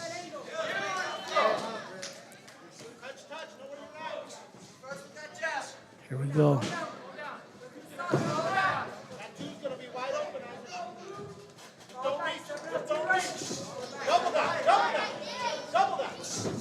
Both these fighters, man, they look really comfortable in there. Ooh, nice jab there. Lands for Isaac. Nice lead right. This is not. Ooh, There's another one. Look at them smiling back and forth. I love it. I love to see the sportsmanship as they go at each other. But Picasso is not backing down. Not at He's all. like, you struck me with a few, but I'm still coming at you. Exactly. Picasso with a decent combo of his own. Isaac Low blow look like that. Alvarez matches it back. Oh, another one for Isaac. Oh, nice combo there for Picasso. Isaac rolled with a lot of those punches, though. Ooh, There's two solid punches right there. yeah.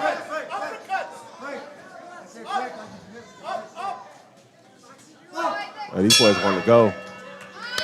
Good round there. I'd probably favor that one for Isaac. Just seems like he landed a lot more damaging blows there.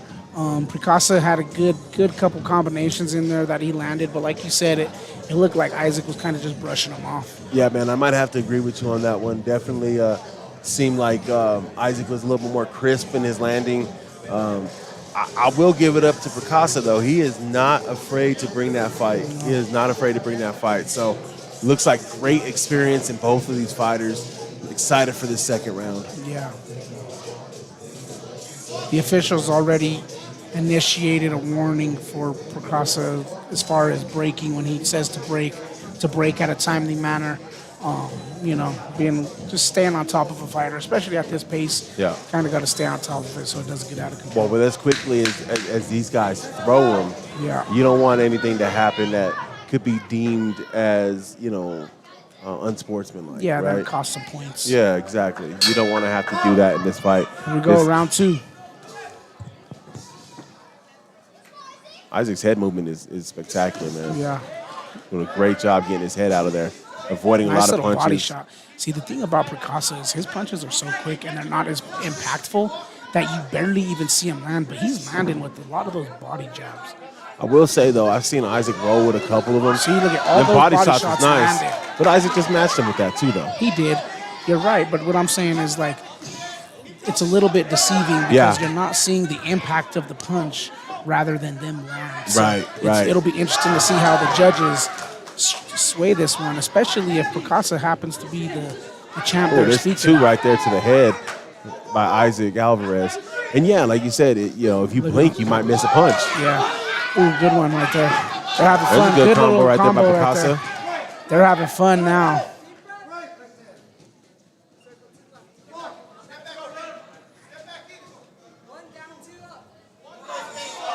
Both these fighters are really they're playing the chess game right now. Yeah, they are. You hear Picasa's corner telling him to circle to Isaac's left. 1 down, 2 up. All right, they're giving him his punch pattern as well as is assigning him with some movement there. Nice block by Isaac right there. Nice jab that snuck in there. Yeah, man, Isaac looks comfortable. While Picasa's trying to find an opening, Isaac just is looking really comfortable. Nice body shot by Isaac. Changed levels right there, too. He got down to a lower level, almost made eye contact with his gut. Ooh, nice combination nice followed with the left by Isaac. Listen, this is the thing, too, man. This is a sneaky fight right here. I think Isaac is doing a lot more damage, man, but I think if you notice, anytime Isaac lands, Picasa sneaks in a sneaky He gets a couple, punch. yep. And Isaac missed with a big hook right there, and Picasa just smiled at him like, dog, I saw that. Yeah, I missed it. Yeah, you missed for it. sure. This so far, in my opinion, has to be fight of the night, right? Absolutely. Both fighters are very, very well trained, very well in shape. They're both strategic. They're not going away from their game plan, but they're also not afraid to mix it up in there. So, you see them kind of smirking at each other, drawing back and forth. This is fun. For our folks listening on YouTube or watching on YouTube, what do you think the fight of the night is so far? How do you guys see it? I think this fight's been a great fight so far, but you might have a different one as the fight of the night for the fellas. Let us know. Make sure you drop a comment on that YouTube thread. Make sure you go and like this live stream, and make sure you go and subscribe. Don't leave this page without subscribing. It does wonders for us and helps us be able to do more things like this. So we appreciate you for subscribing. That's right. 3rd round underway. Here we go. Championship rounds, bud.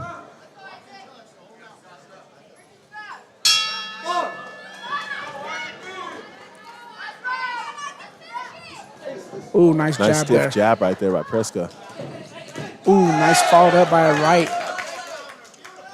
Ooh, solid combination there for Isaac. And Preska just laughs.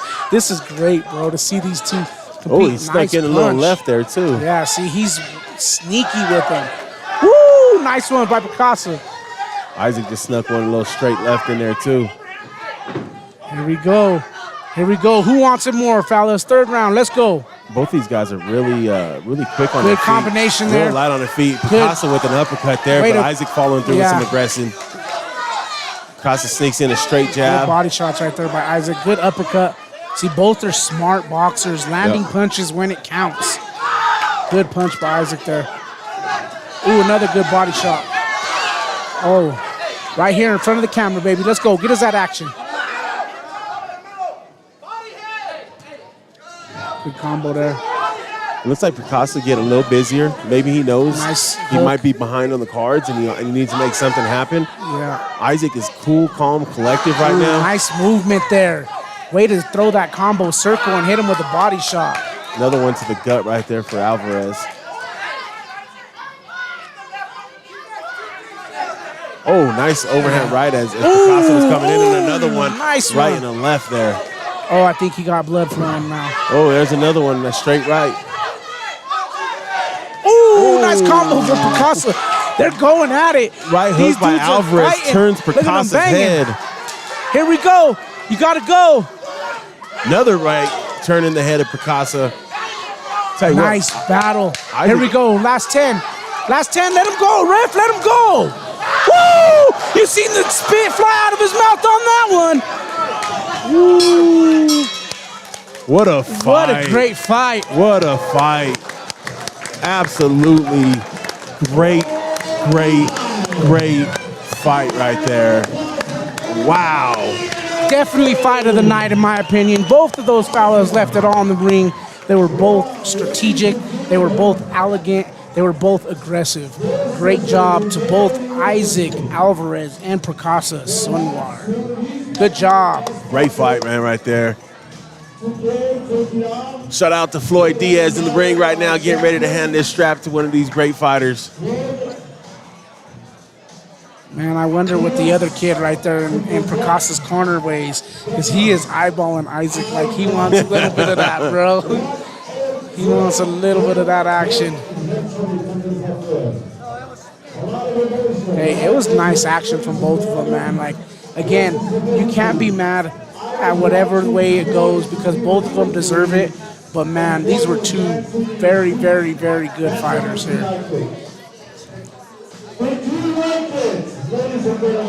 It's a great fight, man. Both these fighters in spectacular shape. Both these fighters had speed, great footwork, man. This was fight of the night. Yeah, for sure, fight of the night, without a question. You know, there was a lot of other good fights, and I'd like to mention that the other fight that I had prior to this as fight of the night was Calvin St. John, and Edwin Ramirez. But there was also a great one from another one from corner, right in that Robbins versus Nico Robbins, yes, sir. versus Herrera fight was awesome as well. So far, the corner boxing club seems to have some really good boxers as well. For sure. It's true. True come through with some good fighters True too. has some good fighters. Shane Larson won his debut earlier.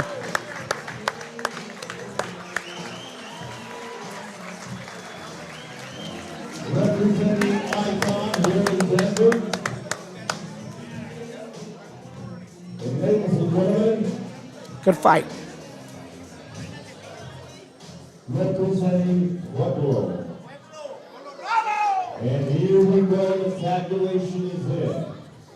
Bout number 20 is a split decision. Wow.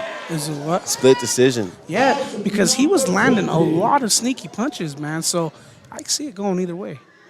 Goes to the red corner. Yeah. Good fight. Good fight. Great fight. Good fight. Either way, Isaac Alvarez from True Pueblo, Colorado. Beautiful. Hey, that was a great fight, man. I can't argue with them results. I know the corner might have a little different opinion because, like you said, Prakasa was coming through with some sneaky punches, man. He was landing punches that, caught Isaac off guard a couple of different times. So, and Isaac would land some, and then Prakasa would land some. So it was definitely a really, really good fight, man. you know, and it's great to see the sportsmanship, right? Even at the end when it didn't go the way of Prakasa, he still stood in there and gave credit when credit was due, because he knew he was in there with a dog, right? He didn't lose to just anybody. He lost to a dog and Isaac. So great job for True Camp and Isaac performing like he performed.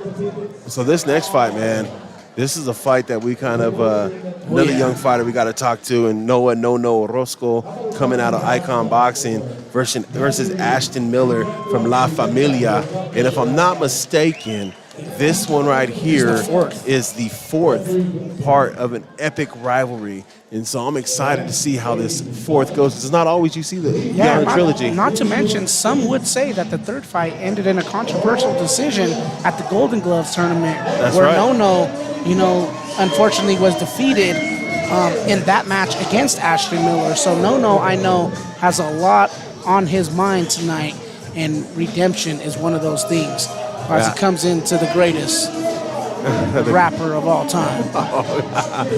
Debatable. But I do love the fact, man, the fireworks going off. We're ready for this one, man. Noah Orozco, he comes in with a ton of fights underneath his belt, 22 to be exact. But Ashton Miller got 50 fights underneath his belt. So both these fighters are extremely experienced, and it should be fun. Yep. A lot of experience in the ring for these last two fights. Yep. Please welcome Ashton Miller. Here comes Ashton Miller to the ring.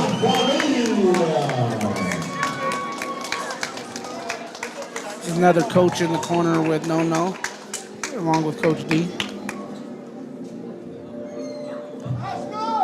Ashton Miller looks like he's the taller of the two. A little bit more reach on him.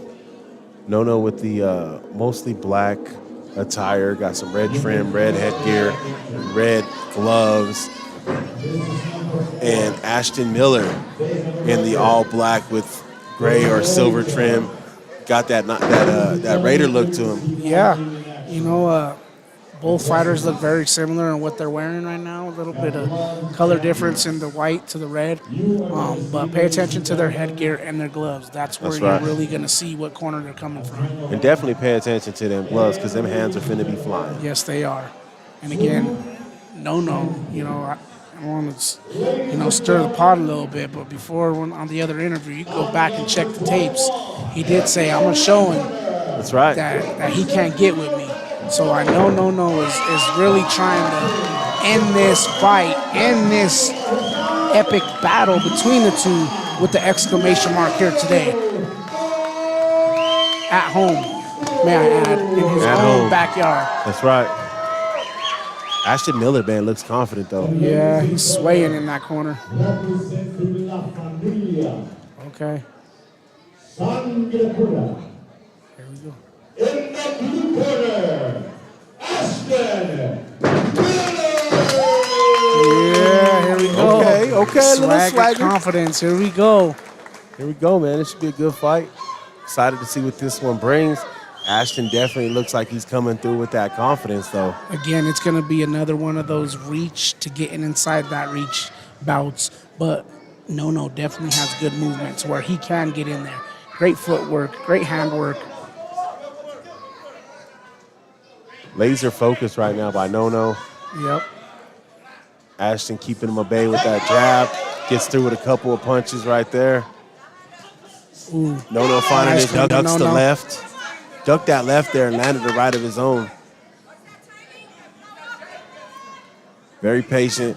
Obviously, having fought each other 4 times, they know a lot about each other. Yeah, and they respect each other's game. Even though, there's the friendly banter back and forth, there's still respect in the ring, and you can see that by the way they're giving each other the respect, weighing each other out there. Some solid body shots by Ashton right there. Just getting under the arms of Ooh, No. nice punch by No No. follows up with a left and then a left uppercut that barely grazed the head of Ashton Miller. Ooh, nice body shot by No. Looks like the nose of Ashton is bothering him just a little bit. I don't know if No connected. That length right now, Ashton can use that to his favor. That's probably better for him if he can keep No out from inside. Nice No solid with a nice punches combo. No ducks those punches there. Goes with a left hook right there. What a great fight here, too, we got. No, this was one of the ones I said fight of the night possibilities, too. They all are, Coach.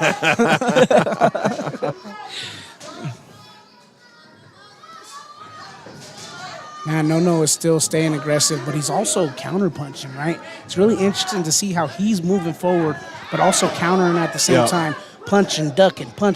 He's moving around, doing exactly what he needs to do. That's a special kind of little tool that you can have in your tool belt if you can counter going forward versus counter going backwards. Ooh, nice punch lands for No there.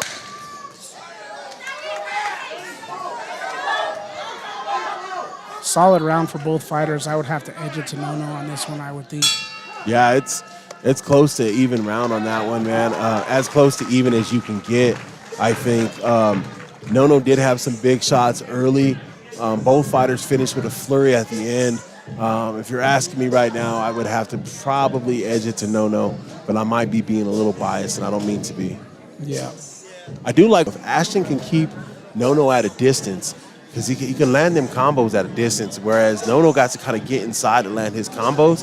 If Ashton can keep him at that distance, work that jab, and then he could have something cooking for him. Yeah, the big thing that I'm seeing, though, right, is Ashton definitely does have the distance and the length to keep him at arms. However, he's throwing kind of crazy. Yeah. So he's not really effectively using his length right now, while No is applying the pressure that's making Ashton kind of throw punches wildly. So And honestly, that's what got Ashton caught a couple of times, is them wild looping punches that No was able to duck under and get under his guard. And Ashton's hands, every time Ashton goes to throw that jab, Oh, there's a big left right there, and a right by one. And Nono does have to be careful ducking under that Ashton doesn't telegraph that and catch him. Yeah. That was a push. Well, and at that point, that's when you got to bring that uppercut if you're Ashton Miller. Like, if you notice he's ducking, feint that jab and come through with that uppercut. Exactly. Ooh, nice punches land right there for Ashton Miller. Great job by Ashton Miller right there. See, much right better now, round for him. Right now, he's more methodically using that reach to his advantage, not allowing Nono to get within that reach and really put on the pressure. Well, kind of like we said in a few fights previously, he's allowing it to kind of slow down. He's taking a breath, nice trying to relax, sitting back, and seeing that he has an advantage when he plays, when he fights farther away. Nono got to punch here. He's just kind of leaning on him. He has to throw some punches. There's a nice good uppercut. Good overhand right. And Nono definitely looks like he wants to scrap it up a little bit, kind of, get more of a brawl going on. Whereas Ashton Miller, he definitely wants to keep him more at bay and have more of a boxing match. Great fight. This also has to be candidate for fight of the night here. Nice right lands for Nono. That was a beautiful right hand that he snuck in there. Good uppercut there too. Doing a good job trying to steal this. Punch there. Doing a good job trying to steal this round. Yeah, Yeah, man. I mean, I felt Ashton came out in that round and was really dominant in that first half of that round. And it seems like Nono did a really good job to kind of get his composure back. It seemed like Ashton was doing a good job keeping him at bay and really exposing him as he's ducking and trying to gun under those punches. And then Nono just kind of turned it around the last half of the round. Based on Nono winning the first round and then kind of controlling the end of that second round, do you think that it was enough for him to steal that second round and be up 2-0 right now? Man, it just depends on what these excellent judges think. Yeah, it's hard for me to kind of say because Ashton is landing some really good punches and Nono's throwing a little wild on that round. Yeah, he was a lot busier, a lot more accurate, a lot more deliberate with his punches in that round. I agree. And it was kind of contrary to how that first round went, whereas Ashton was the more wild puncher, the more out of control puncher. In the second round, it seemed like Nono was a little bit more wild, a little more out of control with his punches. I expect fireworks in this round. Let's go. That both these guys know what's on the line. Last round, let's see what happens. Strap is on the line here, folks. When we say strap, we're talking about that belt. Nice Cero Miedo bout. Oh, that was a push there. Oh, good. Good little set of punches there. Good little punch lands right there. Look like Ashton was trying to get a little physical. He's trying to get a little bully ball in him right now. Yeah. He knows he may know that he's down on these cards and needs to do something spectacular to win this fight. As close as that second round. Ashton followed up by punches by Nono. They're exchanging blows now. Good right lands. Followed by a left for Ashton. Oh, he's just pushing back and teeing off at this point. Nono got to get busy. Oh, that was a big hit right there. I would say some of the punches by Ashton, Nono's kind of rolling with. Oh, good uppercut by Nono there. Snuck that uppercut in, followed up with a left. Ooh, nice left by Nono. Right good uppercut. He's still sneaking in that uppercut, getting points there. And, he's getting it from leverage, too. That uppercut's coming from up underneath. Both gentlemen are bleeding from the nose just a little bit. Nice combo by Nono has Ashton. him in the corner. Let's see if he can put that pressure on and finish the third like he did the first. Drop that uppercut as Nono dropped his head, so maybe he's taking notes of that. Yep.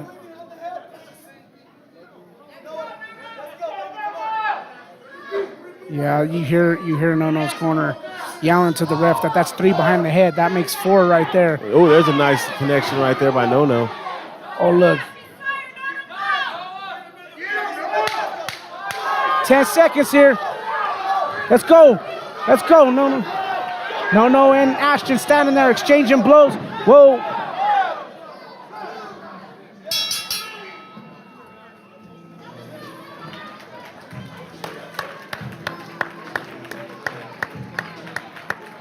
So it's a great fight right there. A little wrestling at the end there. Yeah, hey, but sometimes when you get tied up like that, there's nothing you can really do. Yeah. Well, and it's frustrating to have someone tie you up and you want to get them off you. Man, that's a close fight, bro. I don't know how they're gonna judge that one. I think again, first round I give to Nono. Second round, I still think maybe Nono did enough at each one of those end of each one of those rounds to steal the victory here. But I don't know because Ashton was landing some effective punches in that second round. He really was, man, and I agree with you on the first round. I think Nono did what he had to do in that first round. I thought Ashton was the better fighter in that second round. This third round right here, man, it just depends on how these judges saw it. It really is. Both fighters got busy at the end of that round, and both fighters potentially could have that round and fight for them. Good sportsmanship with two of these fighters, right? I mean, we've seen 4. Can we see a 5th one? Possibly, especially if this one, right? If this one goes to Nono, then what's it, 2-2? Maybe. Something like that. One of the judges that started at 17 in top rank, winning 37. 37. Can you believe that? We're talking 37 national champions, ranked number 1 in every division and weight class that he ever entered. Made the team USA twice, one gold in invitational. Boxing 68. I don't know who this dude talking about right now. Is the professional record. And the last ones have been by KO, the last 3. This one, the last one was in the mouth of Kevin Haney. Ladies and gentlemen, bout number 21. Unanimous decision. And the winner is the red corner. Yeah, good fight. I think it was pretty close. Blue corner looks upset over there, like they're not happy with the verdict, and rightfully so, man. They can, each corner has totally up to them, their opinion, to give their opinion on how they feel about the fight. Win, lose, or draw.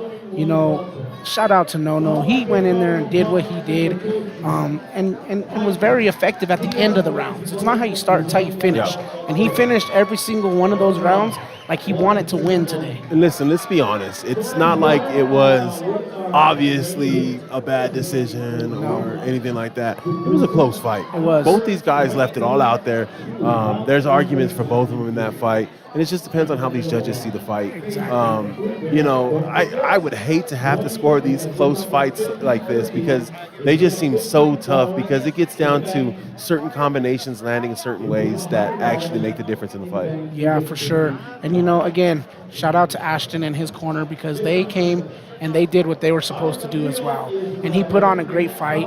A fight worthy of walking away with the bout today. That's right. Unfortunately, he just was in front of Nono, who may have landed a few more punches, or again, like I said, was a little bit more aggressive and pushing the fact that the fight needed to end towards the end of those rounds. That made me laugh. I just seen Mario run by here. He had to go throw on his white shirt to get back in the ring to wrap it up. Is that all you're going to give your athletes? He has to take off all the bling before he enters the ring. You know what I'm saying? Take off the bling to enter the ring. You better not move from your seat. Again, you're going to be at the edge of it. This is Division 119. Next fight we got here is Josiah Aguilar Lara versus Javier Tarango. No. Gotta get that boy's attention. Thank you, Glenn. Ladies and gentlemen, here we go. Man, it's really impressive to see a lot of these young fighters from all these different camps out here doing what they need to do, right? Yeah. And putting forth the effort to hold on for their team and represent for their city or their gym, wherever they're coming from. They're just doing what it takes to be victorious out here, and it's pretty impressive to see. Yeah, it absolutely is, man. As we get in the fighters to the ring now, out of the red corner here, Josiah Aguilera, or excuse me, Josiah Aguilar Lara. In the nice black with DNA green trunks on. I You love know, it. looks like he's repping DNA Sports in there. Looking extra ready to go, baby.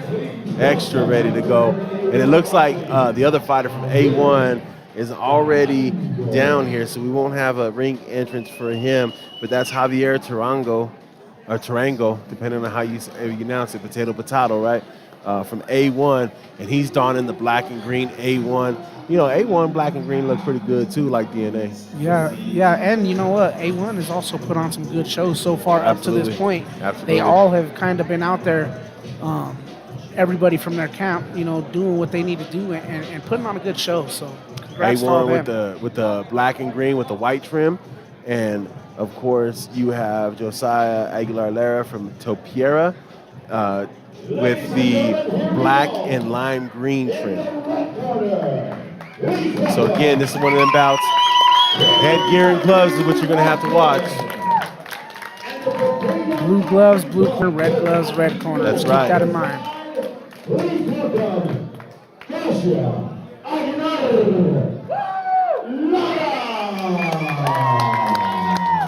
Shout out to the announcer. And ladies and gentlemen, A1 boxing is very well represented by the blue corner, Javier Tarango. Here we go. Gonna be a great fight right here. I can feel it. You still have Picasa and Isaac as fight of the night over on honor? Yeah, I think so. Yeah, I think so. That no fight was a good fight, but I think just the class of fighters that Picasa and Isaac were, I think that holds it over. Yep. Speaking of class, though, both these fighters are looking really good. Yeah. Need to settle it down just a little bit, get their punches under control. A lot of energy. Both equally aggressive, both equally throwing punches. Oh, nice. Good. Right there hook by there. Josiah. By Lara.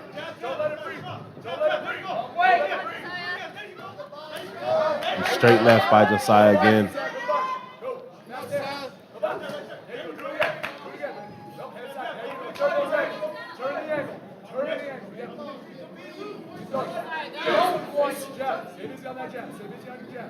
Ooh. Coach Town, Josiah, stay busy with that jab and circle. Tarango trying to do a little bit of movement here. Make some punches, go down low, go up high. Nice jab there for Josiah. Trying to get underneath that jab of Josiah.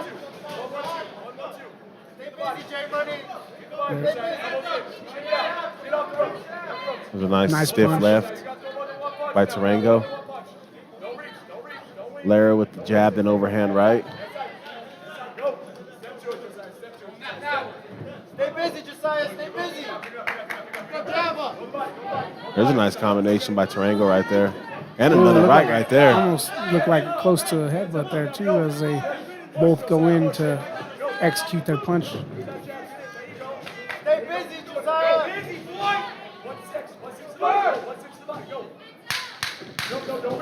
Last 10 seconds of the round here. Pretty even round so far. Lara's had landed some really good shots, but Tarango's come back with some as well, too. Yeah, and this might be another one of those. That's how you finish the round, right? Yep. I don't know how I would score it, but maybe just the last impression would go towards Tarango, but we will see how the judges call that.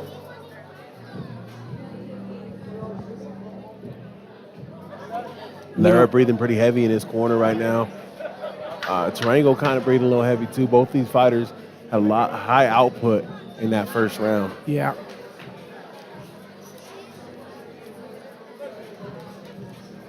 Looks like Lara may be a Golden Gloves champ in 2023. Has the Golden Gloves on the back of his trainer's shirt there. Yeah. Or maybe that's just the merch they had for the Perhaps. Golden Gloves tournament. But Perhaps. let's keep it as he may be a champion, huh? He's out there battling like a champ right now. That's right.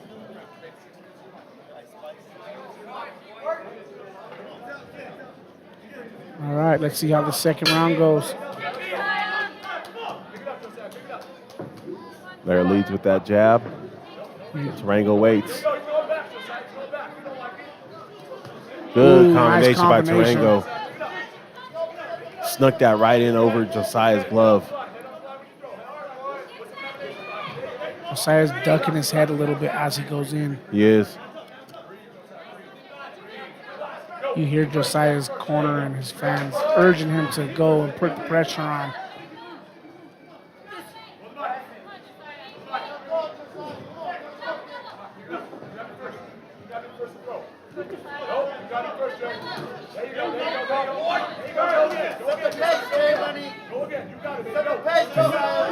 And there he goes. I'm telling him to set the pace. His fans cheering him on, urging him to go. He got to go if he wants to win this. Nice exchange of punches there. Nice combination there by Javier. Ooh. Back of the head warning right there, Tarango. Josiah missed a big punch there. Just got to watch out going crazy with them big punches, man, because if they don't land, you leave yourself open for some damage. Yeah. You know, I do notice that Josiah is pulling a lot of his punches back. If he just lets them go, he might be landing a lot more.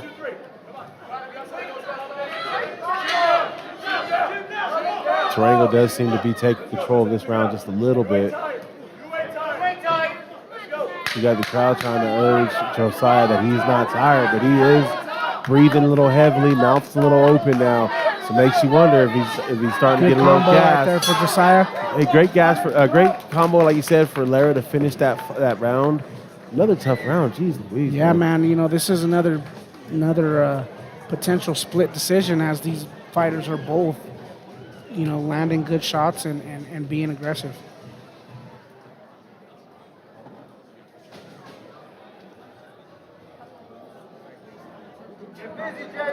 So Dom, you know, we talk about these tough to score rounds.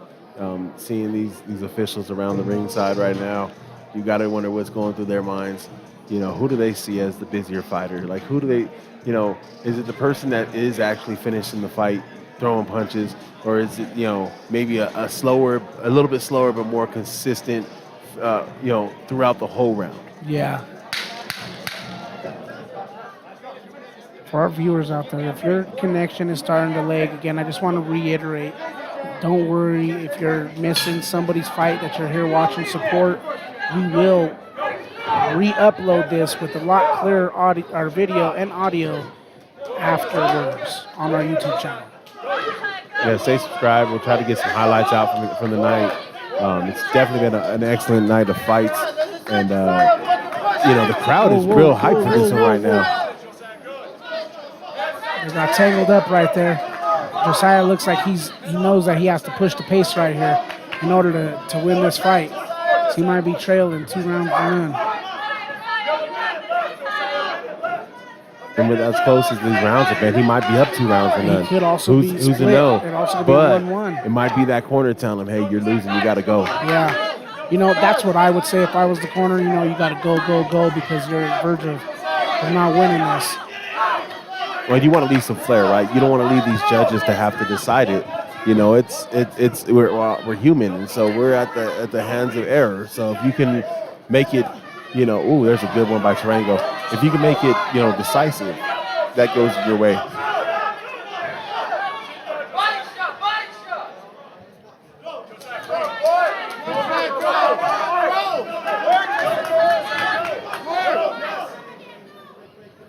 Really urging Lara to go right now. Yeah. Telling him he really needs to go, and they might be right. It looks like Tarango is really comfortable where he's at right now. It almost seems like he has the fight in hand, and so he's just kind of fighting it that way. Yeah. Trying not to do it. Nice stiff jab right there. No overhand right. Again, endurance plays a big part of these fights as well, right? Where you see, you know, Josiah kind of looking like he's gassing out a little bit. You see Javier Tarango kind of bouncing around, still kind of trying to manage the end of this fight and win. But whoever wants to win has to go right now. Man, this crowd has gotten raucous for this one, man. It's a good fight. Yeah. Good fight. Really good one. Another close one. We'll see how the judges score this one. if I was a judge, I would probably have to lean in the direction of the blue corner. I would probably agree with you. I think Tarango was the more consistent fighter. Lara at times was putting pressure on, but I think Tarango's pressure throughout the fight was very, very consistent.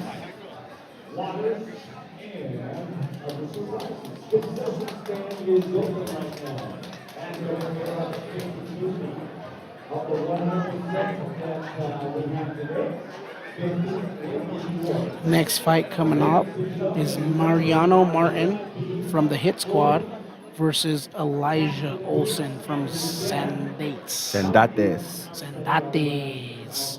And At 128. at 128, and this is going to be the 23rd fight of the night. So believe it or 23rd fight not, of the night. we're getting there. There's light at the end of the tunnel, everybody. As you heard it from the boss a couple of minutes ago, also remember, great things are coming up in the near future. So remember, ladies and gentlemen, to open up your emails and see all the great information from Mario Carrillo, Jessica Carrillo, and Coach Steve Perez. Now, ladies and gentlemen, I also wanted to tell you that we are still looking for that best male boxer. So it can be one of these two gentlemen. Now, ladies and gentlemen, the tabulation has arrived. And ladies and gentlemen, this is bout number 22 and Number 23, brother. unanimous. Oh, no, it was 22. I'm lying. The winner is Unanimous. the blue corner. Yeah, I tend to agree, man. As much as I like Lara's aggressiveness, I just think Tarango was the more effective and efficient fighter in this match. Yeah, he's just a little bit more crisp. Slightly, though. Not Just a little bit, and sometimes the difference is that small. It is just a small difference. But in this fight, that difference was there, and I definitely saw Tarango being the more efficient boxer. Well, again, it comes down to how do you finish your rounds out, right?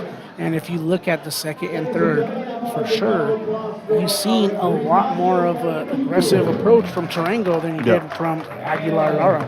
Yeah, definitely. Glenn Pitzer. Next in is Marino Martin versus Elijah Olsen. Bout number 23 in the red corner. This is Mariano Martin. Wow. Ready?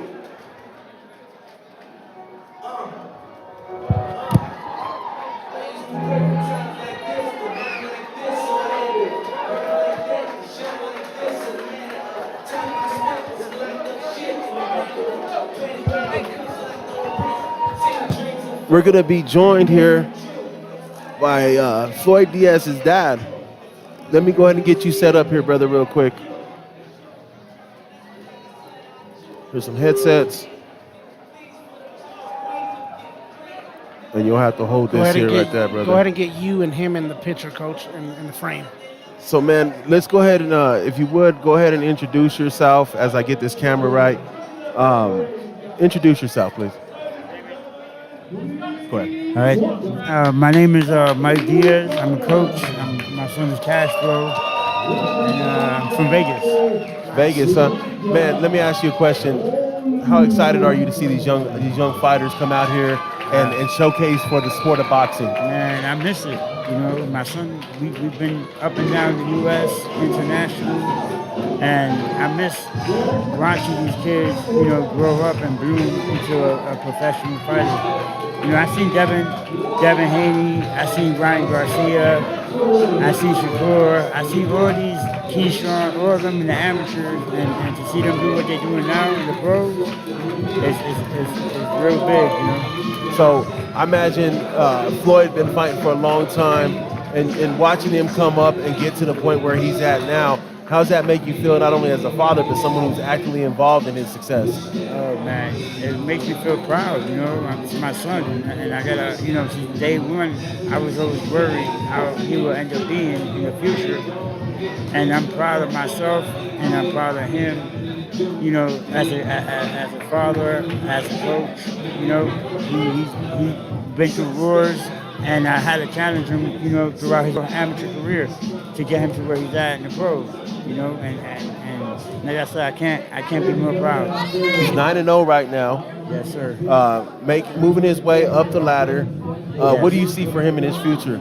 Well, we were at 122, and I bring him down to 118 for those belts that anyway relinquished, you know. And I feel like right now he's only 19, so he got a lot of time to grow. And I want him to grow at 18, where the guys, they're men, you know. He still don't have his man strength, and I feel like he was knocking him out at 22. Let's go to 18 and let's take over, you know. Tremendous power. I know seeing this stuff takes you back to those days, back in his time. What would you say to other fathers, mothers who are watching their sons or daughters right now learn how to compete in boxing and working their ways through the ups and downs that the sport sometimes offers? And hang in there, you know. It'll be worth it at the end, you know. They just gotta love it, you know. It has to come from the heart.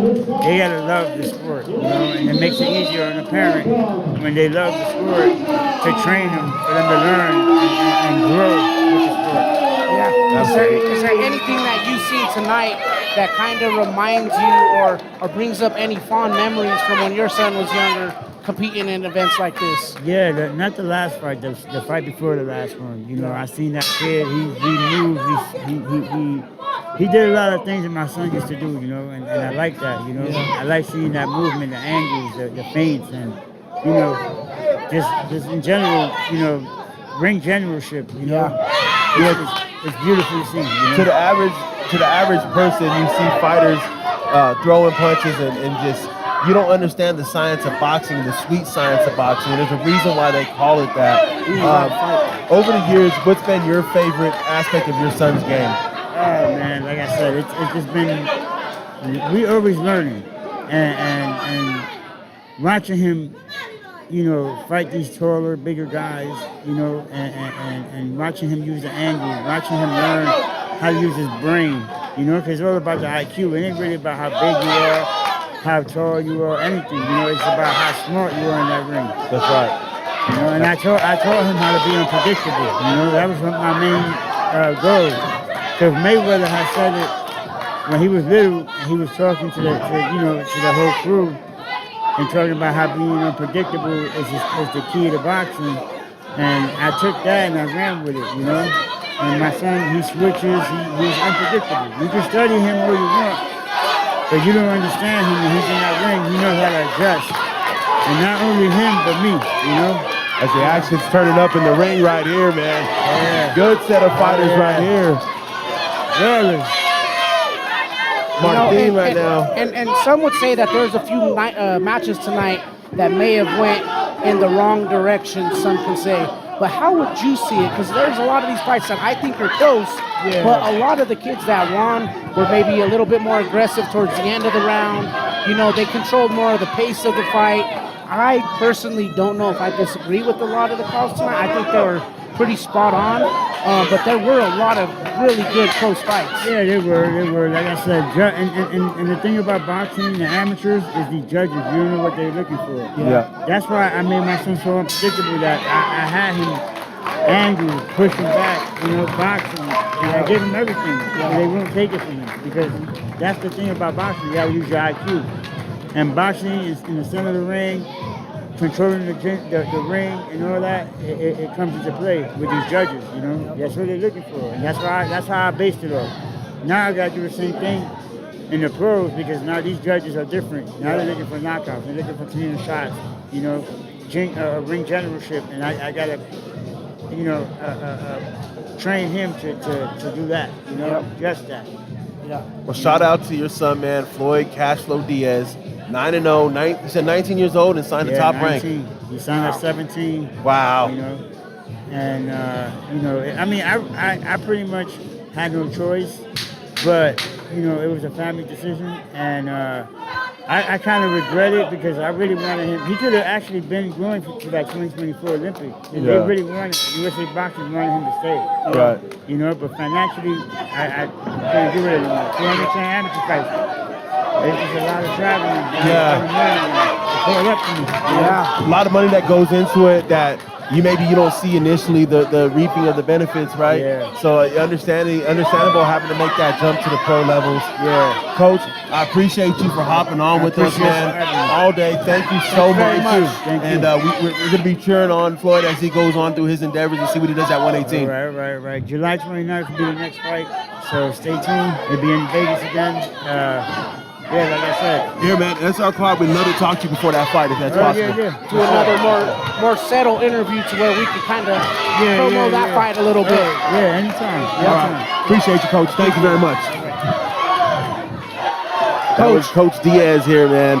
Great Big interview, shout but a out great fight for coming going on through. right now. These guys are brawling it out. I know, man. I know. Coach Diaz came through, and we can't say no, right? We got to have Coach Diaz in here, man. Of course, and there's no better way to call a great fight with a great coach, That's right. You hear him talk about training his son for what the amateur judges are looking for, and now that he's older, training him for what the professional judges are looking for. And as a coach, that's the kind of adjustments you need to make in order to be successful, and it's showing with his son's 9-0 record. That's right. This is one hell of a fight right now, man. Both these fighters are coming out here doing their thing. Elijah Olsen and Mariano Martin getting it in, man. It started with the near suplex. But we got the ring entrances. We might mistake it for WWE a little bit sometimes.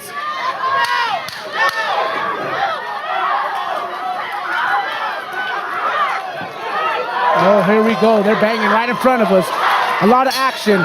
Whoa. Wow.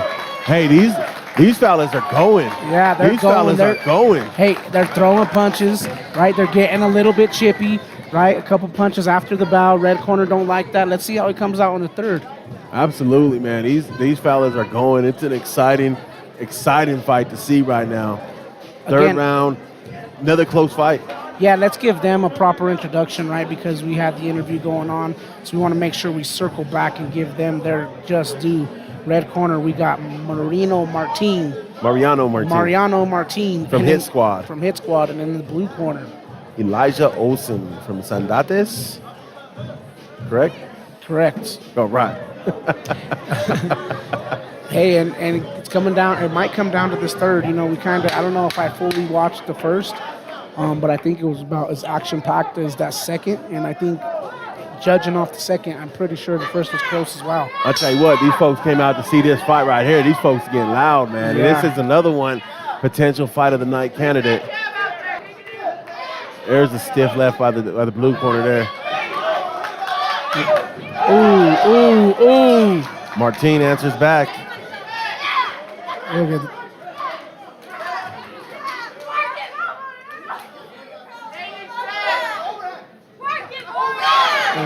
Another straight left right there. Oh. Getting inside the body. Great head movement. Way to use the ropes by Elijah Olsen. Now he's bouncing off those ropes, taking some big blows, but keeping his composure and fighting through. Yes, sir. Good bout here. Referee trying to keep control of it. These guys are going. Yeah, they fighting hard, and they really competing right now. So it's a great job by the referee to keep control of this bout. Whoa. Really trying to weigh on each other. I've noticed that with both of these fighters. They're really trying to put that weight on each other. Yeah, and sometimes that tires another fighter out. Absolutely. Especially if you're a heavier guy and you're leaning on the more in shape, more leaner fighter. Man, these guys are really throwing, but they're also very physical in the tie-ups. Yeah, they are. Pushing, a lot of pushing and shoving. Ref calls the time. He's going to give him a warning about the tie-ups.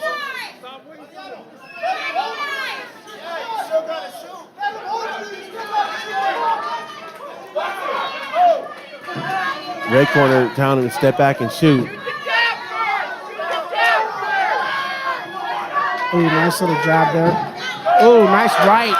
Nice overhand right there.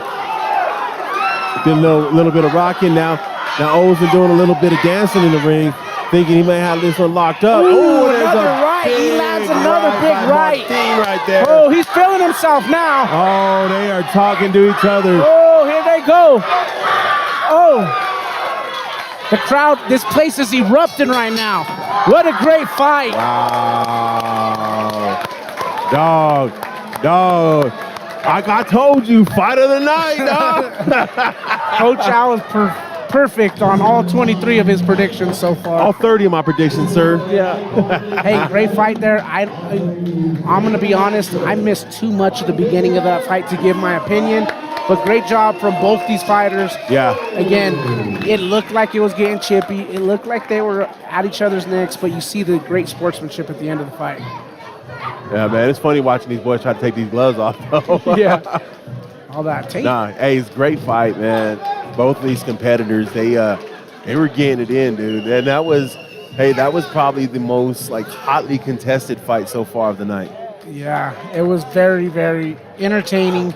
Could be a potential fight of the night. I called it. I still like what Isaac Alvarez and Prokasa did. Yeah. I like what Nono did. Man, there's a lot of good candidates out there. The more these fights go on, the harder it makes it to make that decision on which one's really the fight of the night. Yeah. As these fights progress, as these fights continue, it just makes it really, really tough to figure that one out. Each and every one of the athletes putting out 110% from their parts. Ladies and gentlemen, you gotta give them another big round of applause. Great fight, gentlemen. Great fight. Ladies and gentlemen, the championship is here. Out number 23 is a split decision. Split decision.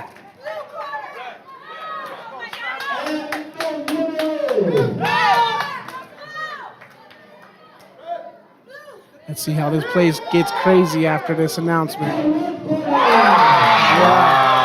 Oh, here they go. This place is erupting. It's erupting. Wow. Let's go. One wild crowd, man. That's awesome. What a great turnout for this fight. What a great fight. Both those fighters deserve a round of applause. Both families, both parties should be very proud of what those dudes put on just now. What a battle. Absolutely. Got a little chippy, but it's what we like to see. Hey, that's boxing though, man. What is boxing if it don't get chippy? You know what I mean? That's right. Especially if you only got 3 rounds to mix it up. Yeah. You got to make something happen. If we're being a little touchy-grabby here and there, we got to make something happen, dude. Got to make something happen. Yeah, for sure, man. And we're nearing the end, right? They said that was fight number 23. That's right. We're approaching fight number 24, and we got Justin Castrillon. Castrejon, yes, Castrejon. Versus Elijah Lopez.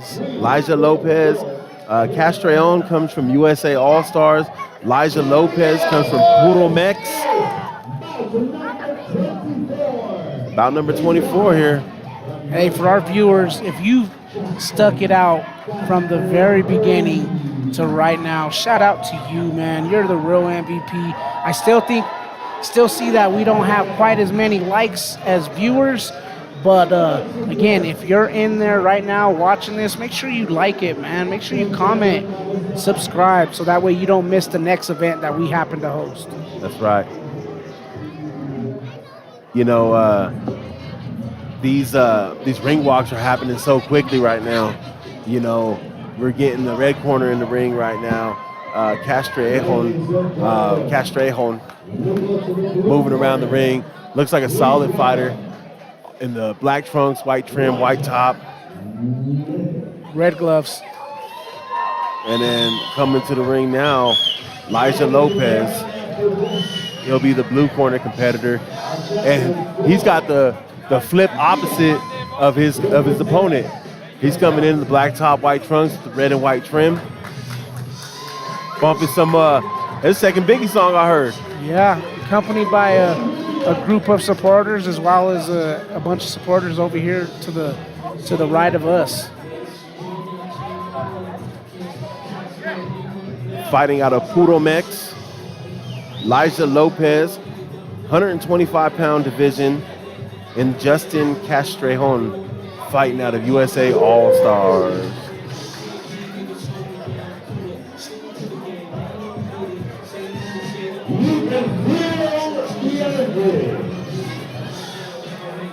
I don't know what happened to the other fighter. Oh, he left the ring. He disappeared. Maybe I have to go get a mouthpiece. Maybe forgot something. Proper preparation prevents poor performance for all of the viewers out there listening. Properly prepare or get punched in the mouth by poor principals. Oh, looky, here we go. That's just the way it goes, you know.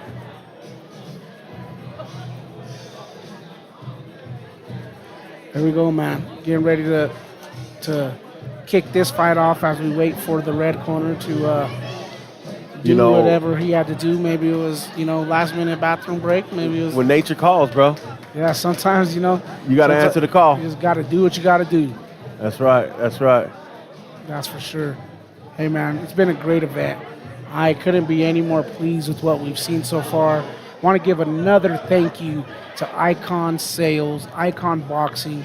A special thank you to Mario for hosting this wonderful event and for not hesitating when we said we would like to commentate this event. He didn't hesitate, and he said, let's do it. It started as a joke. Yeah. We were like, yo, we're going to commentate. We're going to be there. And he's like, let's do it. Yep. And so, we're not one to back down. So we're like, let's do it. and look at what we've put on so far. A great event here in person and a great event for you at home. Here comes the fighter back in the ring.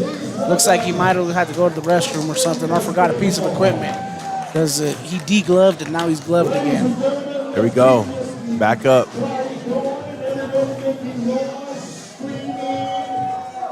Should be a good fight, man.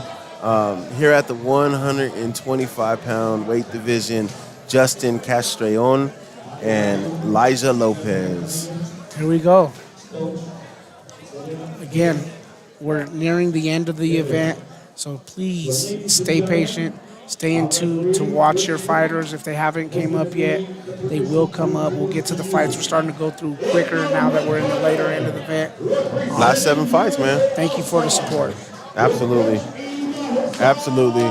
And make sure you come support this business. If you're out here in Colorado, you're out here in Westminster, Denver area, make sure you come out here, support Icon Sales.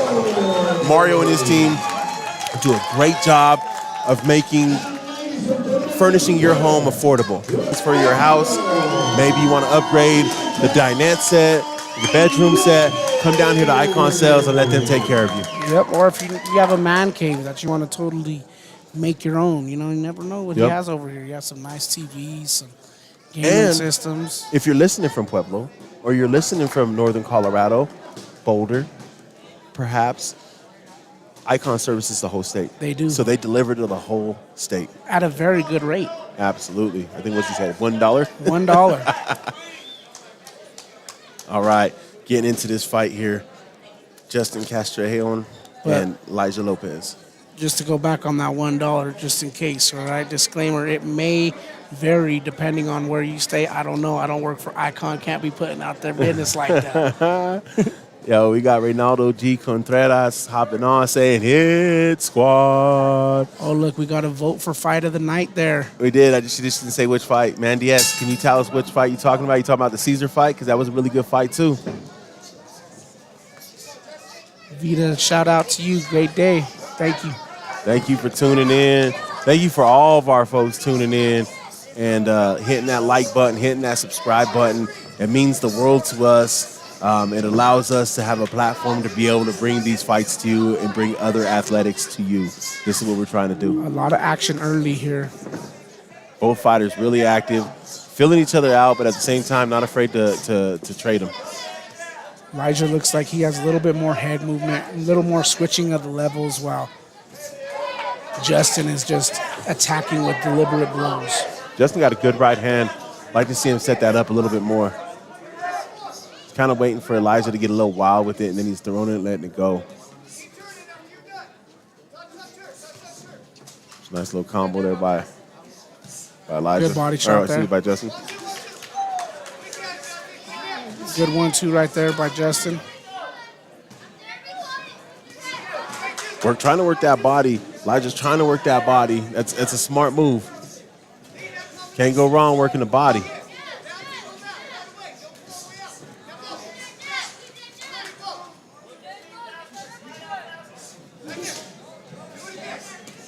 Good body shot. You know, those body shots are really effective, but every time Elijah goes to the body, Justin goes to the head. So he's timing it perfect and hitting him with the head shot every time he goes them to body the body. shots, man, they show up in late rounds, right? That's when they start weighing on you a little bit, and you can't catch your wind as quickly because the ribs are a little sore. 10 seconds left in the round. Quick round there. Good opening round. Yeah. Nice solid action. Both fighters exchange punches at the end. Both fighters had a lot of action, man. Little tough for me to call that one. You know, Coach Diaz mentioned it. You know, it depends on what these judges are expecting to see and what they want to see, right? That really has a big influence on what they do as far as these scorecards go. Yeah, for sure. The heat is starting to rise again as we're in here getting towards the end of the event. You know, a couple of those fights definitely raised the temperature in this room. They did, man. The last two fights brought it up for sure. For sure. Raucous crowd, man. Full house here at Icon Sales. Mario said he's gonna put 400 people in this place, and I think we might have a little more than 400. To be honest with you, yeah. Hopefully the fire chief ain't listening. Hey, for the sake of clarity, did we get a comment back on which fight they was voted for the fight of the night? I don't know. Let's give it a little look. No. Not yet. Not yet. Mandy, if you're listening still, a little bit of clarification on which fight you thought was fight of the night. A lot of good fights just passed before we noticed your comment, so we'd like to see your opinion one more time. Lopez swing a little more. Justin looks to be a little more crisp this round. Both these fighters working. A lot of respect between the two. You can tell based on how they're working each other.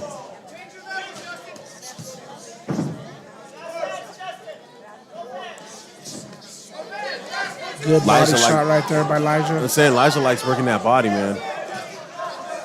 See if that pays off for him. There's a good connection right there by both fighters. Ooh, good exchange. Oh, good headshot right there by Justin. Justin's really teeing off right now.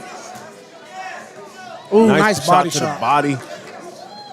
Ooh, followed up by a good headshot. Justin started to really open up in this round, starting to make this round his. Yeah, he is.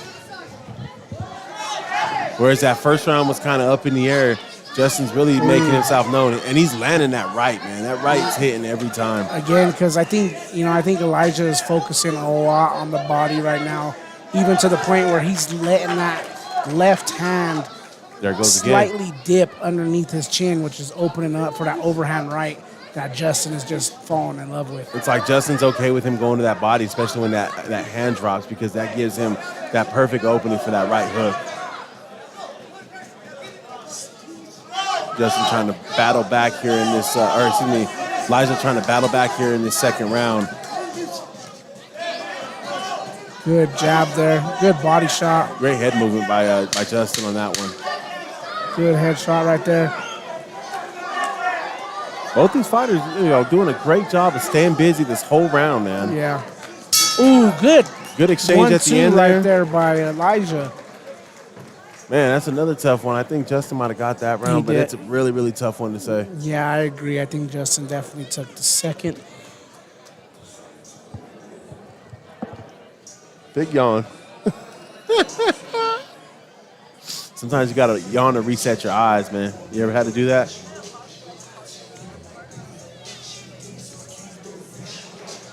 Am I talking to myself here? You are for a split second. I had to gather my wits about me. I got a little overheated right there. I needed a drink of water. Hey, it's a great fight, man. Great fight. No, my bad. Great fight. Love what I'm seeing right now. I got it 1-1, bro. just for argument's For the sake. sake of argument, I might have it. To be honest, I might have it 2-0. Yeah, wouldn't be surprised. Again, like it seems like a broken record. This is the tune that keeps being played, but all these fights have been really, really competitive. Great job to not only Mario but these other coaches at pairing these fights together, right? Giving the crowd something that they all want to see, which is just a good war, a good battle between young boxers. Elijah coming out trying to set the pace and attack, but Justin is just. Whoa. Call the time real quick. Oh, gotta fix his pants. My man's pants falling off.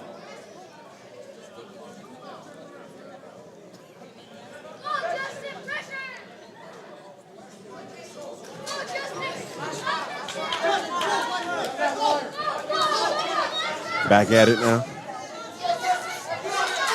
And Justin's corner telling him, go, go, go, go. I think they realize this pressure that Elijah's putting on in this round, and they may have a little bit of apprehension about the possibility Elijah's still in this fight. Yeah, for sure. And so on cue, Justin goes, but Elijah's swinging right now. He looks a little bit more crisp.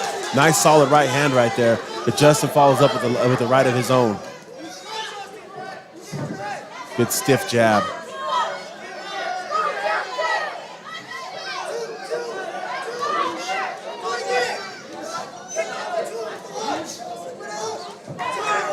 It's like every time Elijah throws, man, Justin just comes back with a combination of his own.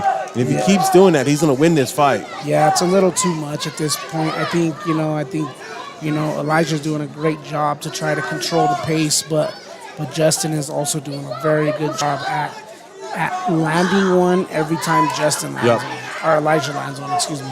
Yeah, Elijah gets a couple in, Justin gets a couple in. That's gotta show up on them cards. Yeah. This is going to be another really close fight, honestly. I think both of them have done a lot of damage. Both of them have landed a lot of punches. I think, again, Elijah's did more damage to the body where Justin's attacking the head a lot more. But I feel both fighters have done enough to make an impression on the judges. Justin's corner telling him to go, telling him we got to go. Same thing over with Elijah's. Both are telling him final 10. Both these corners know this is a very close fight. Both of them know their boxers need to make that lasting impression to maybe sway the judge's decision in that last round. Yeah. Very good end round right there for both fighters. Great job, Justin Castrillon from USA All-Stars and Elijah Lopez from Puro Mex. Great job, great fight, you guys. Man, it was a pleasure watching that one.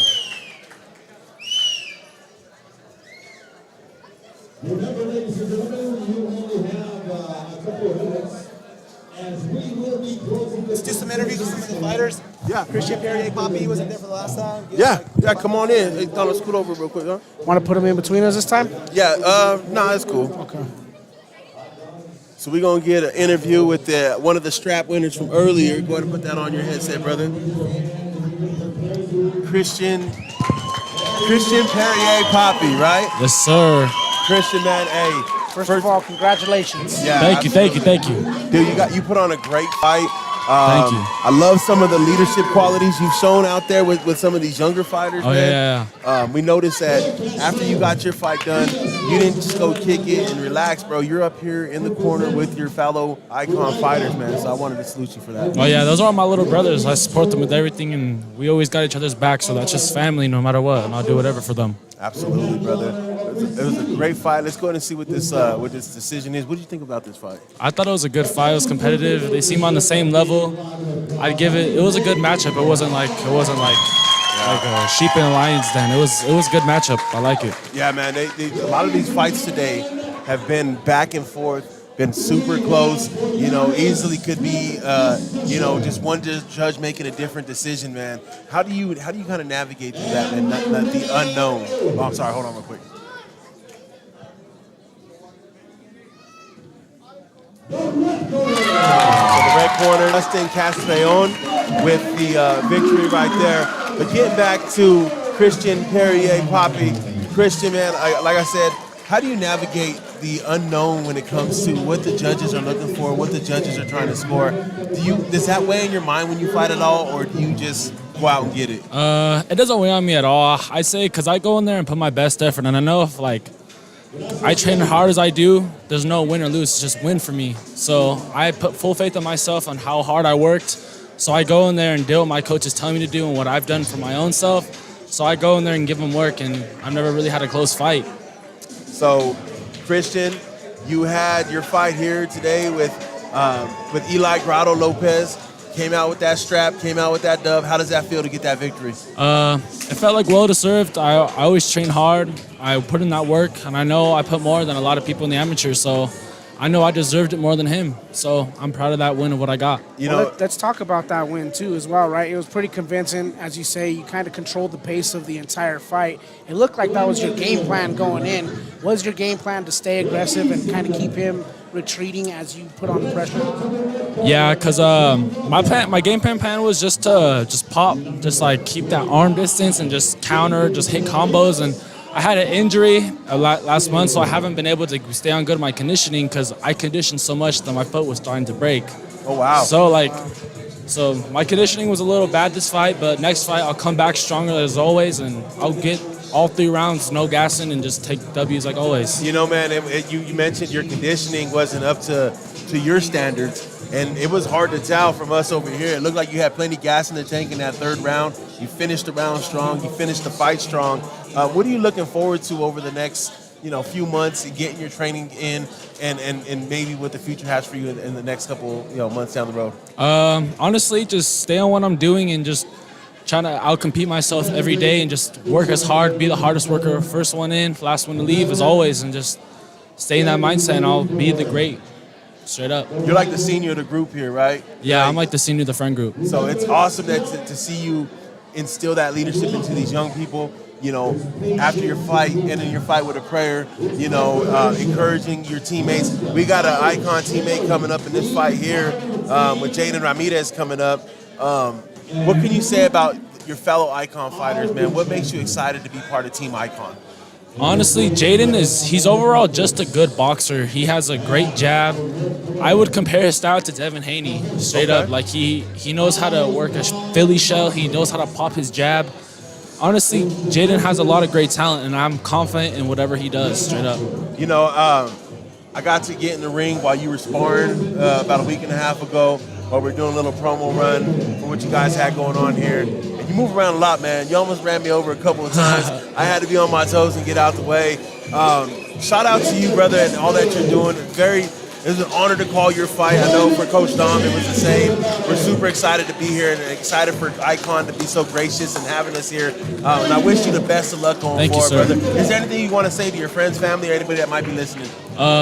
If you're a future opponent, I'm coming for you. All and right. Love God and give all my grace to God, straight up.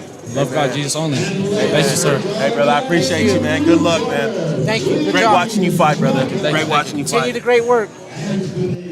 That was Christian Pierre Poppy Montez holding on to a strap this evening in his victory over Eli Grotto Lopez.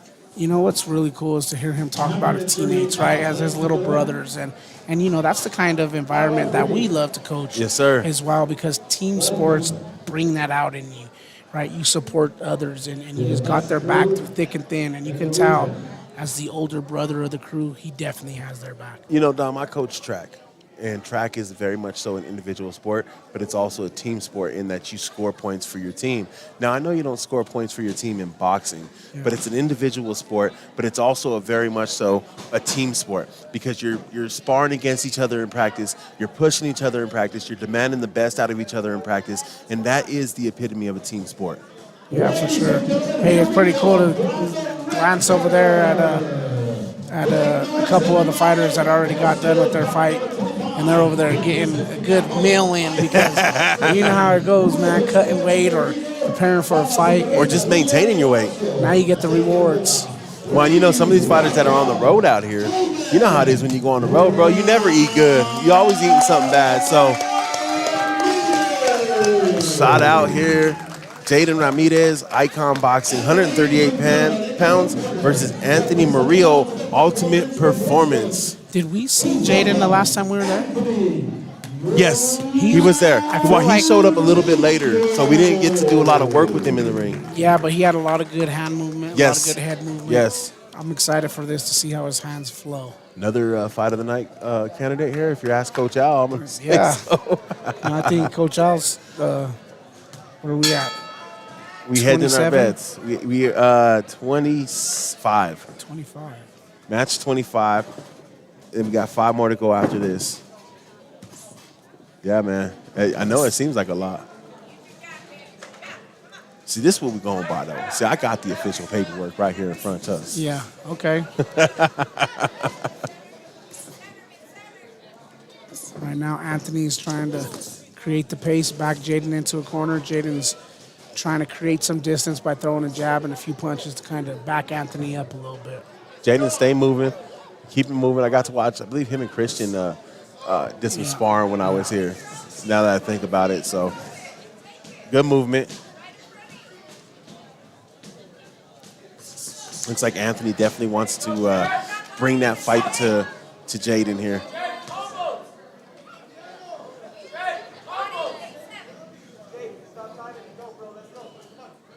And here in the corner, telling him to stop timing it and go. Telling him to get it in, go, don't leave anything to chance. There's a nice combo right there. Coach had to translate it for him, and then he understood it right there, and he said, all right, Coach, here I go. Well, you know, it's like anything else, bro. I can tell you in English, but then when I speak to you in Spanish, you know I'm serious. Well, you also got to think about it, right? All the voices right now in here are echoing. Yep. They're all speaking in English, right? Yep. So when you hear your coach speak to you in Spanish, it Very stands out. distinct. It's very distinct. So good strategy right there by the corner. You know, knowing that their fighter's bilingual and changing up the communication to inside the ring.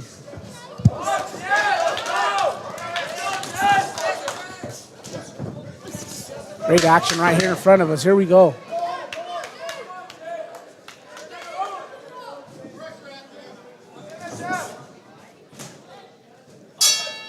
All right, great round first right round there. right there between Jaden Ramirez and Anthony Murillo. A lot of action there. Interesting to see how the officials score this one. Yeah, for me, you know, again, I'm going more off the aggression, controlling the tempo of the fight, and I think Anthony was bringing a little bit more there while Jaden was still trying to figure it out. But it's going to be a very, very close 10-9 round. All right. Hey, man, we're going to be joined by a very, very special guest, and I want to bring him in here and get him set up before we bring him in here. Welcome. How's it going, brother? So right now, folks, we setting up for Floyd Cashflow Diaz joining us here ringside, man. Floyd, hey, first of all, thank you for giving us some time here, man, and spending your time watching these young fighters. Right, no problem, man. I'm glad to be here. I'm glad to be a part of the show and see these young fighters do what they do. You know, it's definitely a throwback to when I used to fight. You know. Yeah, for sure. Is there anything that you've seen so far that kind of stood out amongst some of the fighters that you've seen up to this point? Yeah. So there's this kid. His name's Noah.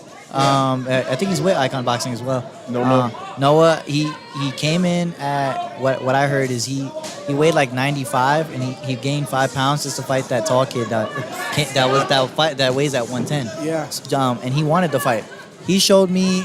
He's kind of giving me a little reminder of me just when, as far as skill wise, and he uses his brain. Out of most of these fighters, because a lot of these fighters, they. Not to knock him or anything, but it's just basic 1-2, just catch 1-2. Same basic combinations. Noah, I give him a lot of praise because he was angling. He stood calm and collected on the inside. He kept his composure, and he fought a taller guy that he wanted to fight, and there was a game opponent too. It wasn't like some stiff, Yeah. And it's funny that you chose that fight in particular because that happens to be the same fight that your dad chose. So you can tell that the way your dad coaches and the way you box is really similar, and you guys see the same thing in other fighters as well. Yeah, me and my dad, we think alike. I'm his son, he's my father. Sometimes, okay, we're gonna go out, and then we end up wearing the same colors or something like, hey, I Yeah. was supposed to wear, Yeah. Hey, we're joined by Floyd Cashflow Diaz, professional fighter. Your dad was saying you're going down to 118, going to take some fights at 118. What's that move like, man? I mean, I've never boxed, so I can't tell you the difficulties with fluctuating in weight. But what's that like for you? So I started my career at 118. Actually, my first Okay. my first 3 fights were at 118, and I felt comfortable, I felt big, I felt good, but I moved to 122 because I was just like, why not? I don't really have to lose that much weight. I was fine, and I fought at 122. I'm 9-0 all the way till my 8th fight. Then my last fight, me and my dad decided, look, in a way, relinquish all the belts. There's nobody there. There's champions now. You got Maloney, you have Tacoma in a way, his brother, and these guys. I sparred Maloney brothers. I know what I got. I'm the only thing these guys have over me is man strength. Their body is filled in because they're already a grown man. Yeah. But as far as that, besides that, I have the skill over these guys. I have the speed, I have the power, and I've been in boxing too long, man. So that move going down in weight, I've had no problem. This was actually the first camp out of all my fights that I lost the least amount of weight. I think that's the goal, right? That goal is to get that championship bout. Mm-hmm. That goal is to get there. And once you get that bout, then comes everything else, right? Then comes the other fights, whether it be back at 122 or whatever. So you making that sacrifice, going ahead and saying, we're going to do this, and the confidence that you go into, what kind of gave you that confidence over your career? How do you find that drive to get up and go and tackle with the next big challenge? So, I know, what it comes with, losing weight and all that. As an amateur, when I was around these guys' age and I was in this type of stage, I didn't really lose weight. My dad always gave me a challenge. He always made, I always went up in weight. Because I felt like, if they say there'd be a tournament, right, and there's 2 guys in one weight and then there's 6 guys in the weight above, he'd make me go in the weight above because he'd see it as a walkover. I never had a belt where I won. It was off a walkover or I took the easy route, So, going down to 118, I want to create that divisional championship. You know what I mean? Like now he's not just 1 time. He's not just 2 time. You know what I mean? Yeah. I want to be 5 and up. Division champion. It depends on. I'm honestly not gonna force my body to a weight it can't be at. That I'm overdoing it. But at 118, I feel comfortable. My last fight I weighed in at like 119 point something. Because we fought at 20, and just to see how if I had to struggle or not, I felt great. I ate clean. It feels good. And then on top of that, at 118, I'm killing these guys. These guys, although they may be older than me or whatever and have this man strength, I got my experience, and on top of that, I feel big at this weight. You know what I mean? Yeah. Like I could exchange with these guys, and I could like sit down and it's like, and their punches mean nothing. And you mentioned it. You've got a lot more to grow still. Like in terms of just. Right. You're a young man, you're coming into your own, you're fighting these fighters that have already fully developed or have fully come into that spot. So there's really nowhere but up to go for you, man, and it's super exciting. Your dad tells us you got something coming up in July. Oh yeah, so July 29th is the exact date.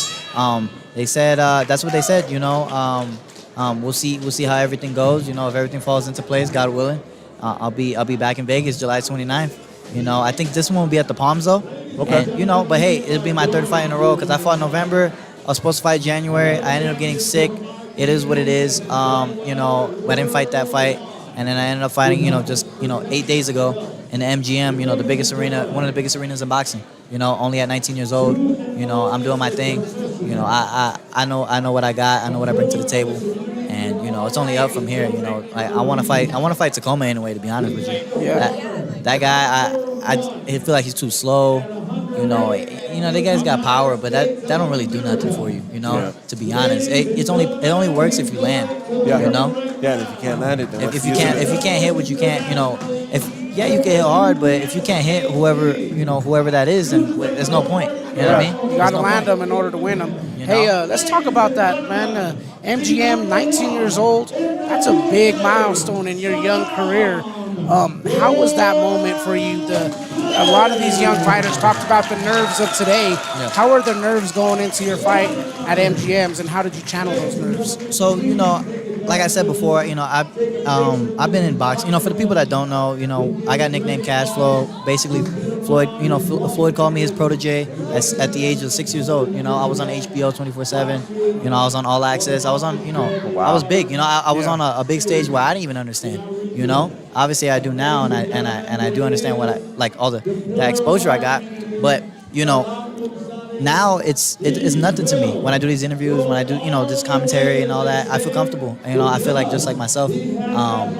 When it comes to fights, it's the same old. I would be lying to you if I say I don't get nervous. Any fighter that says they just don't get nervous at all, it's a lie. Yeah. Because if you don't feel nervous, then you're too calm. You're too calm, then you feel like you got nothing to worry about, right?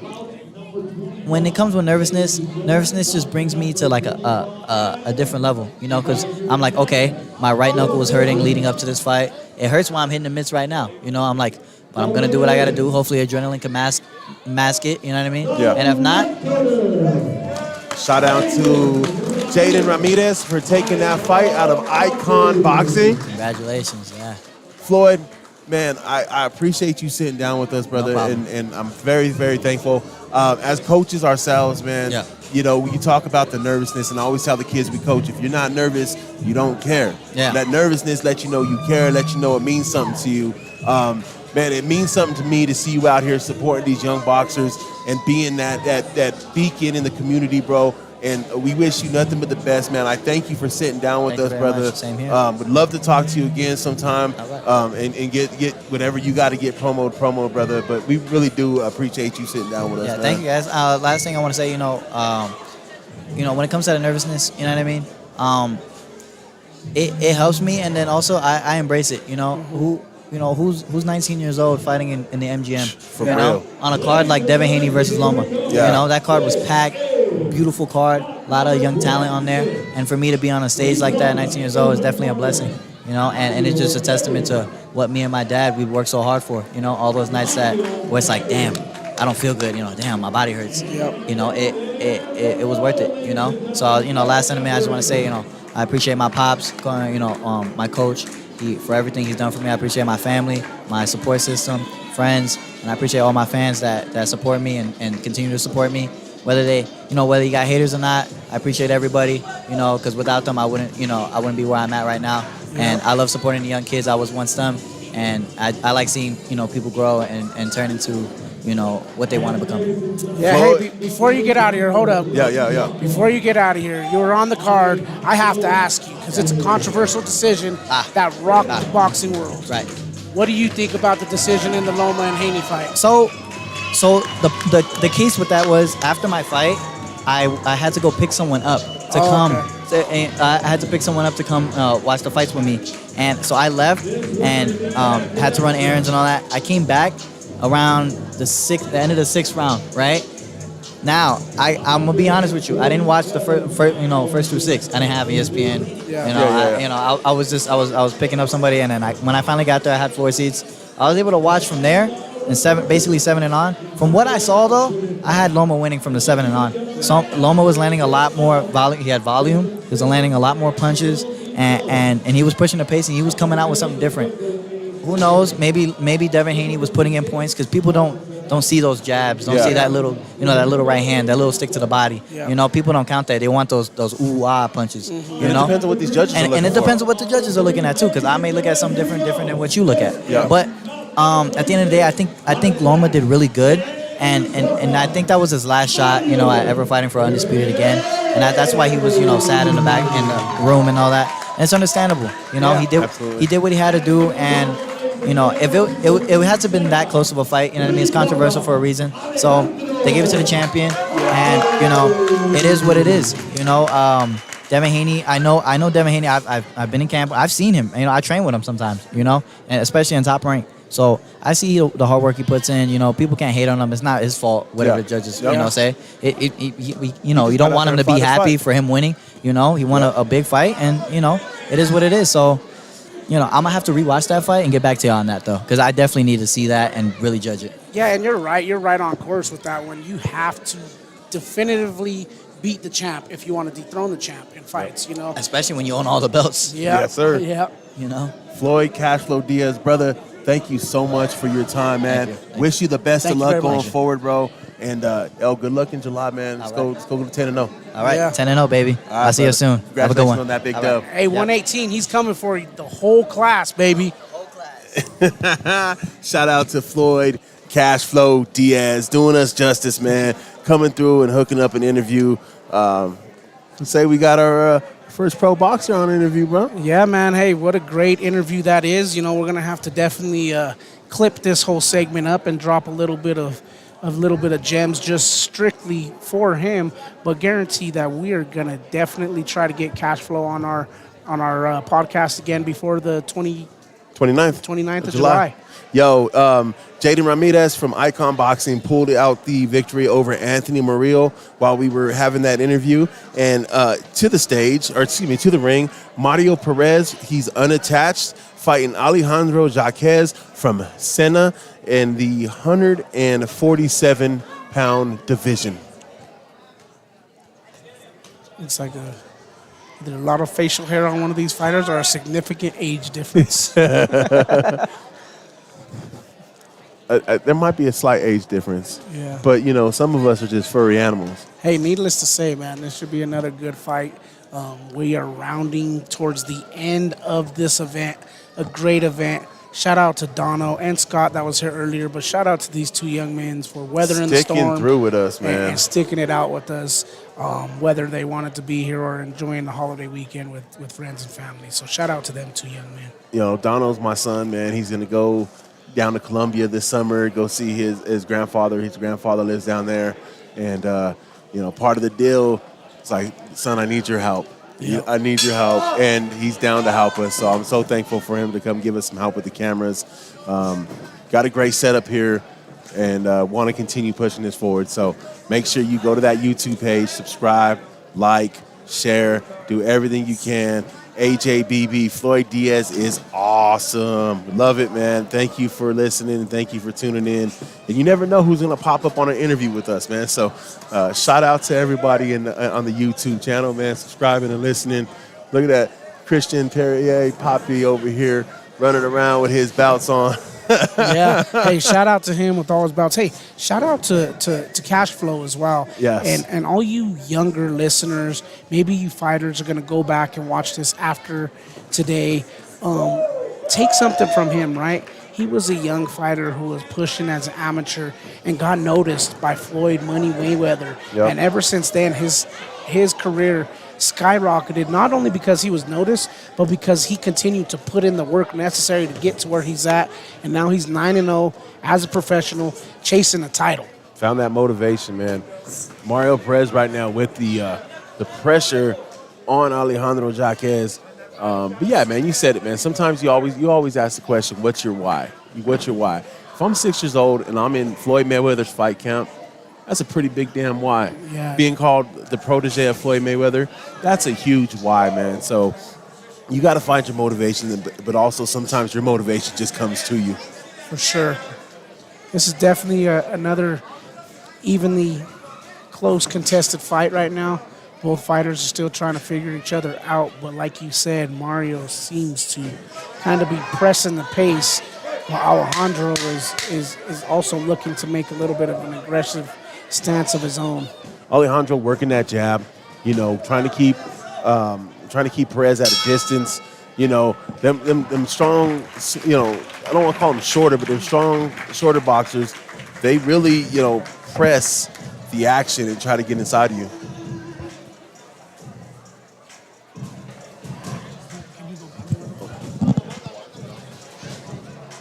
But yeah, you know, these stronger boxers, these shorter boxers, they want to get him inside, work that inside a little bit. So you got to keep him at bay. You got to keep him from coming in there and wreaking havoc.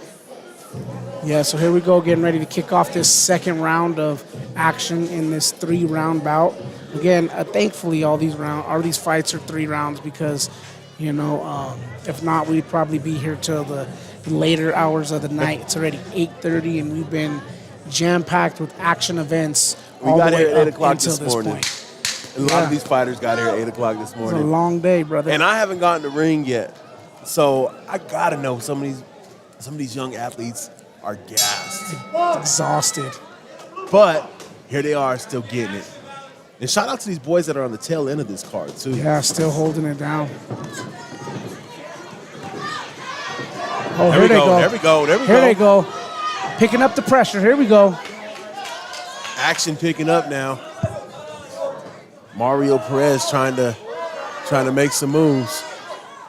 Alejandro is also bringing on some pressure for him. Thank you. Sometimes the clutch save is a bottle of water. Yes, man. I'm starting to get parched. You know, I don't think I've ever talked this much, Dom, and that's a far stretch for me. You know me well. Yeah. I like to work my pipes, man. Like, I got a lot to talk about, and I can say a lot. But holy cow, man! I think I'm gonna go home and be quiet. I think Gisela might be a little upset. Like, why are you so quiet for? She's like, I'm all talked out today. Hey, man, you know what? I just want to give, real quick, while we're watching this fight, Coach, I just want to give you a shout-out as well, right? For, holding down the channels, doing all the behind the scenes. For those of you that don't know, right? Coach is the one who constructs all of the audio, the video, everything that you see. He's the one who's a lot more heavily active on the social media platforms as well. He is the man behind the keys and the man behind all this magic that you're seeing. So shout out to you, Coach, for really holding us down and making sure that we put out a good product for our viewers. Dom, I appreciate that, man. I've said this a few times today. I love doing this stuff, man. It's a grind. It's some work, and we got to do homework, and we got to yesterday testing out all the equipment because we want to make sure this goes off without a hitch. Yeah. Obviously, there's some connectivity issues here and there. People logging on the Wi-Fi, but for the most part, in my eyes, it's been a very, very successful stream. And like I said, this is something we enjoy doing. We love sports. We love young people. Yep. This is something I want to bring to the community and be able to do more and more and more and more again. Super thankful for this guy, Mario, and just super happy that we've been able to do this. Looks like we're going to get some more interviews in. Oh, yeah, a couple more guests here. Already. A couple more shows. Should we put one in? Are we doing one at a time? We have to do one at a time. Yeah, we'll have to go one at a time. So we'll go with No first. Go ahead and put your earbuds on real quick. We'll go No first, and then we'll come to Ezra, all right? Michael. Or Michael, sorry. Yeah. I just seen Ezra. No, how you doing, bud?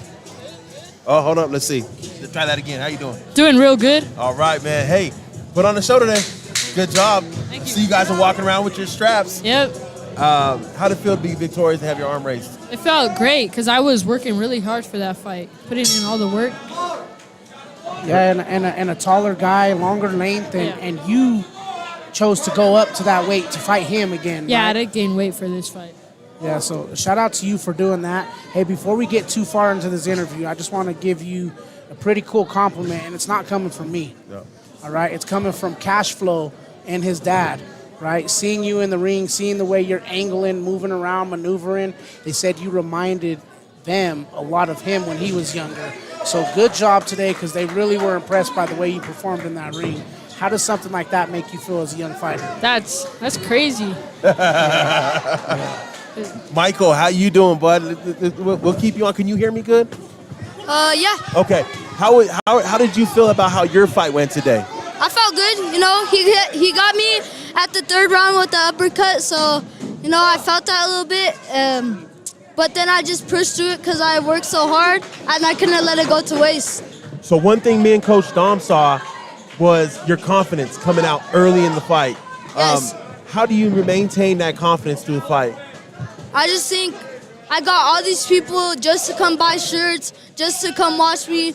So I gotta make it up. I gotta think about the people and how hard I trained in there. No. Question for you now.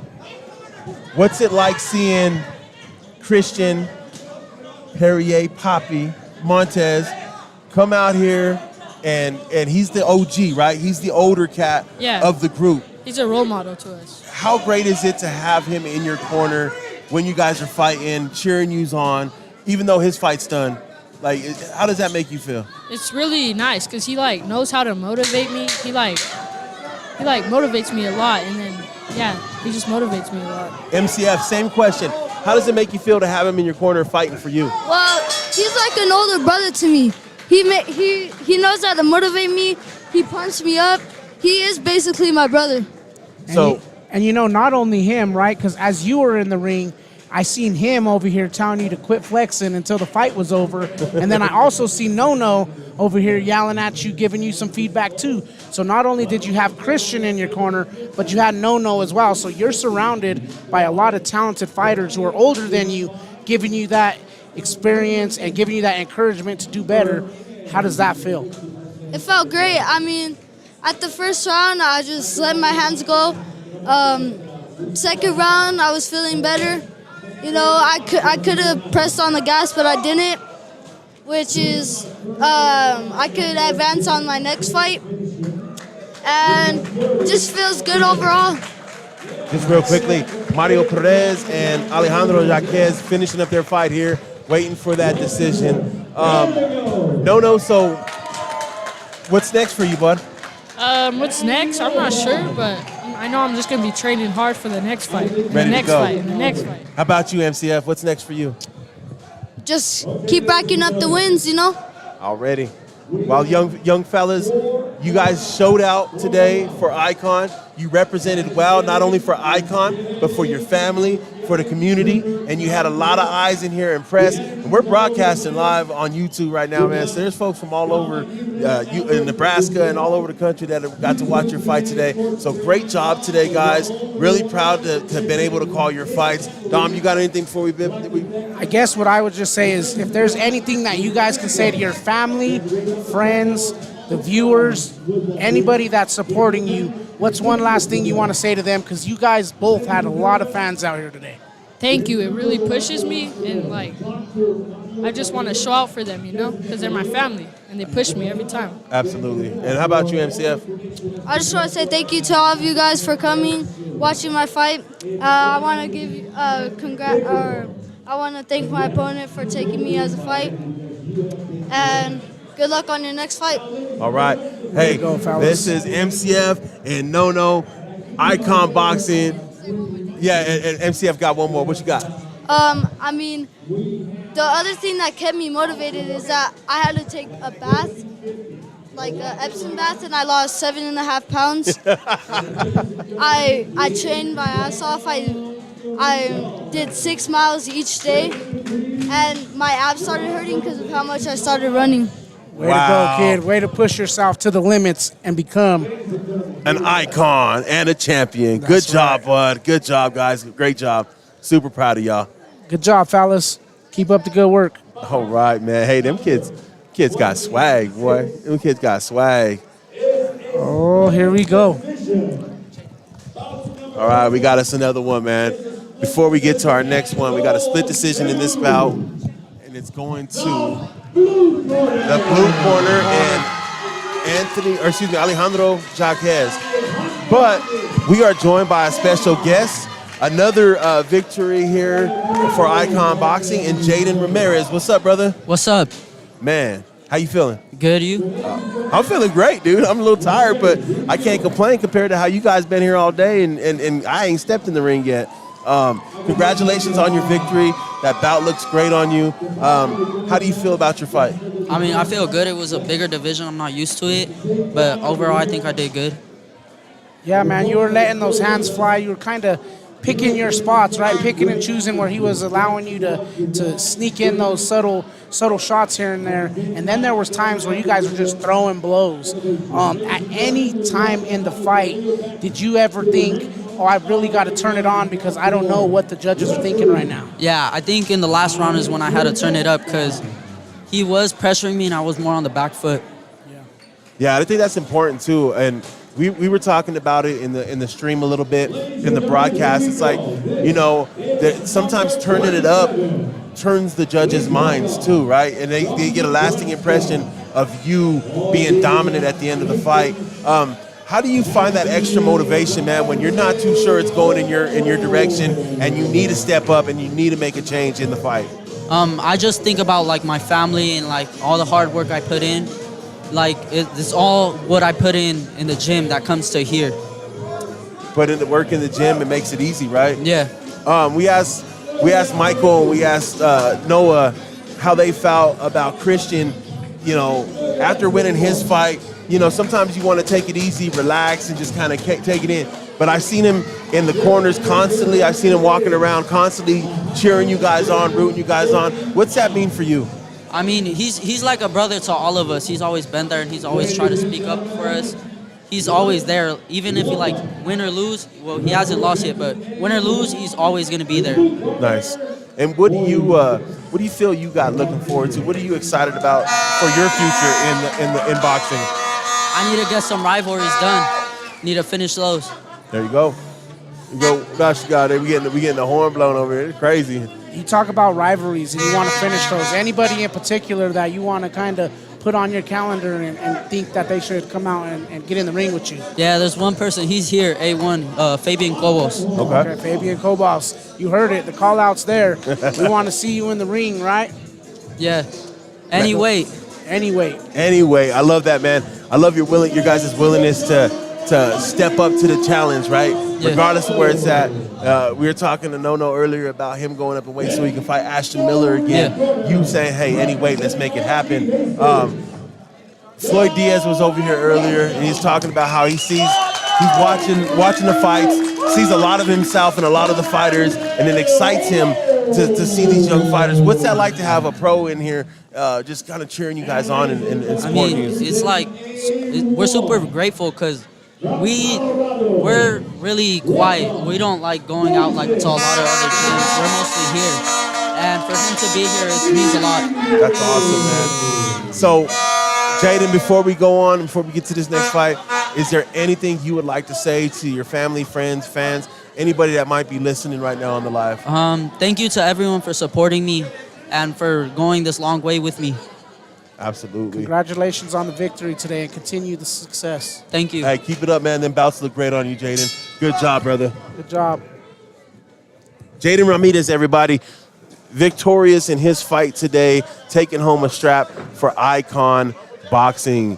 Yo, in the ring right now, we've got Anthony Carrion from OG Hastings and Moises Ramirez from A1 Boxing. Yeah, man, we got a couple of good fighters that joined us right here for a post-fight interview, and hopefully we can snag a few more before this event is over. But as of right now, man, we got a good bout going down in the ring that we need to pay a little attention to. Oh, we're going to pay attention because these OG Hastings boys, man, they throw them hands, man. Yeah, shout out to everybody that made the trip from Nebraska again.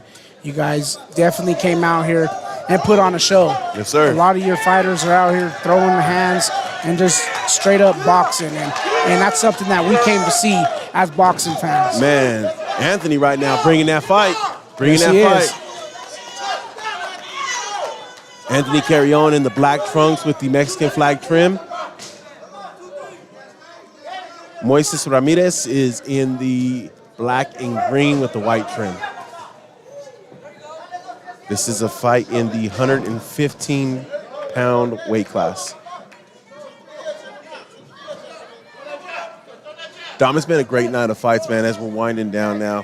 Fourth to last fight here. With 3 more after this fight. Man, we never thought we'd see the end of it.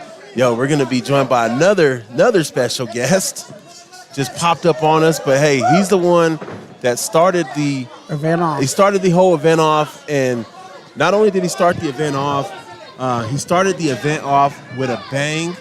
It's my pleasure to introduce Alex, Project X Carrillo. Alex, you. What's going on, buddy? Nothing much, just another win for me. Great job in that fight, man. It was a tight fight.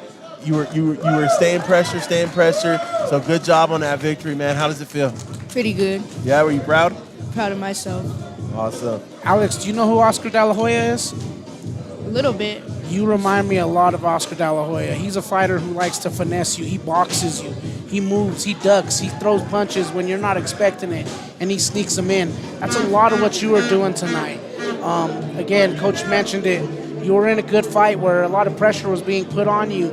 At one point, you even started bleeding from the nose a little bit, but you kept your composure. You continued to fight, and at the end of the fight, your hand was held victorious. How does that feel to fight through adversity like that and be successful? Just feels honestly like pretty great knowing that like I can still fight through something that's bothering me. It makes me feel more like aggressive. Makes me feel more the harder puncher because it makes me feel like, oh, if I could have something slowing me down, I could still keep going with it. Yeah, that's amazing, and you should be proud of yourself for being able to do that because there's not a lot of people, young or old, who can get punched in the face and still continue to go, right? And again, not one time, even though there was pressure in the fight, there wasn't one time where I looked in there and I said, oh man, he's starting to panic, he's in trouble. You look composed, you look smooth in there, and again, your hand was raised in victory, so great job in that. How do you feel about the event in general, right? Icon's your home, but even closer to that, Mario is your father, and he's putting on these great events for you.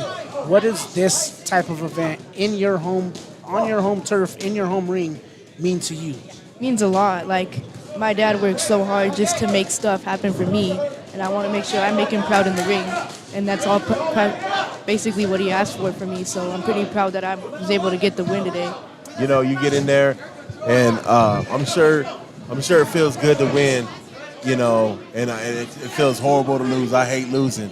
But there's always something to be proud of when you go in there and you bust your tail and you give your all, man, and you fight your ass off. And I have to commend you for that, man, because you had some blood trickling down your nose really early in the fight, tasted it a little bit, but that it seems like that turned you into a shark, and you got the fuel going, and you kept fighting, man. What are you looking forward to here in the future? Do you know yet? Anybody in weight that I could go to. Okay. We got this fight right now going on. Anthony Carrion from OG Hastings and Moises Ramirez from A1. Second round action. We're joined right now by Alex Project X Carrillo. Your dad gave me a cool little video to play for you before we started, man. He was like, keep this on the wraps. I don't want this shown until we start. What's it like, man, to have someone there that kind of lets you let your hair down, so to speak, with the ring entrances, with the way you guys do things? We know you work hard. We got to come and see you guys work hard firsthand.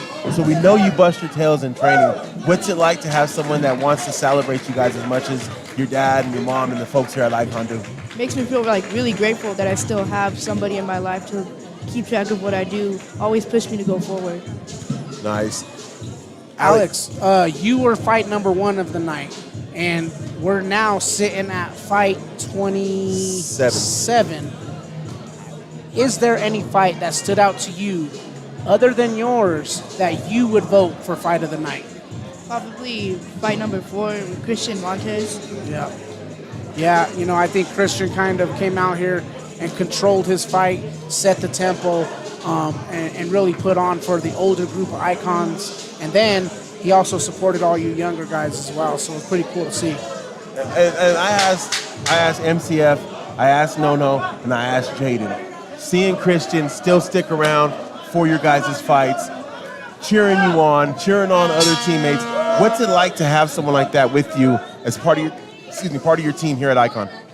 Makes me feel like, hey, I still have a team. Like, as long as they're not gonna back down on me, I feel still like pretty grateful that I still have a successful team trying to keep pushing me forward and I'm pushing them forward. Amen. Ladies and gentlemen, this is Alex, Project X Carrillo. Alex, it was a pleasure calling your fight, man. First one I ever got to do, brother. Good job out there today, man. Thank you. We thank you for the interview. Good job, X. Good job. Thank you. Is there anything you want to say to your folks or the people that might be listening? Family, friends. Before we get off here. Work hard and push yourself to the best limits you can, because you could see a lot of successful things in your life, and it will change a lot in your life. Amen. Great Wise words. words from such a young man. Thank you, Alex. Appreciate you very much, brother. Thank you. Hey, you heard it first right there, guys. Make sure that you stay focused, you stay determined, and you continue to work hard, because this young man has done it, and he is holding a belt around his neck right now that looks like it might weigh just as much as he does. So good job for him, man. Hey, our boy Carrion from Hastings. Oh, no, that might have been a knockdown. I don't know. I didn't get a chance to see. I looked away. It looked like a clean knockdown to me. He hit him in the body, and then he fell back. I can see how he slipped, tripped. This is a great fight, too. While you guys are talking, I was kind of watching and talking. Yeah. And these guys have been throwing the hands, man. Well, Kerry Young's keeping on that pressure, too. Yeah, kid from Hastings, OG Hastings. Yeah, OG Hastings has really been applying pressure this entire uppercut. fight. But the kid from A1 is also standing in there and fighting himself. So shout out to Moses and Anthony in this fight. Ooh, nice solid punch right there by Ramirez. Kerry Young just keeps bringing it, though, man. Anthony keeps bringing that pressure, man. Up, a little extra there. Yeah. Sometimes you got to tap him up a little twice, double tap. As they say, double tap. Hey, another good fight, right? Now we're going to await the decision of this one. Based on what I've seen here, I think, I think Corione might have won this one based off the pressure he applied and some of those punches he landed. But again, I think Ramirez also had a very good fight and was fluid and was able to stick and move and land some punches when no one thought he was going to. I think Ramirez had a really big third round right there. Definitely gives something for the judges to think about. I think Corione did land a lot more cleaner punches throughout the fight, and he's probably one that I would pick for the victory of this fight. But we'll see. We'll see what the judges say. We obviously know I am not a judge.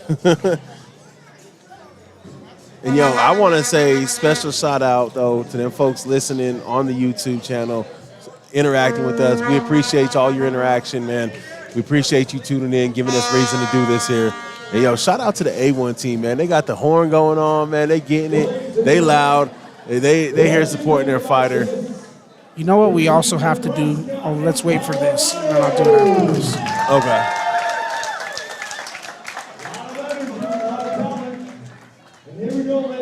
Here we go. We're getting down to our decision. Great fight.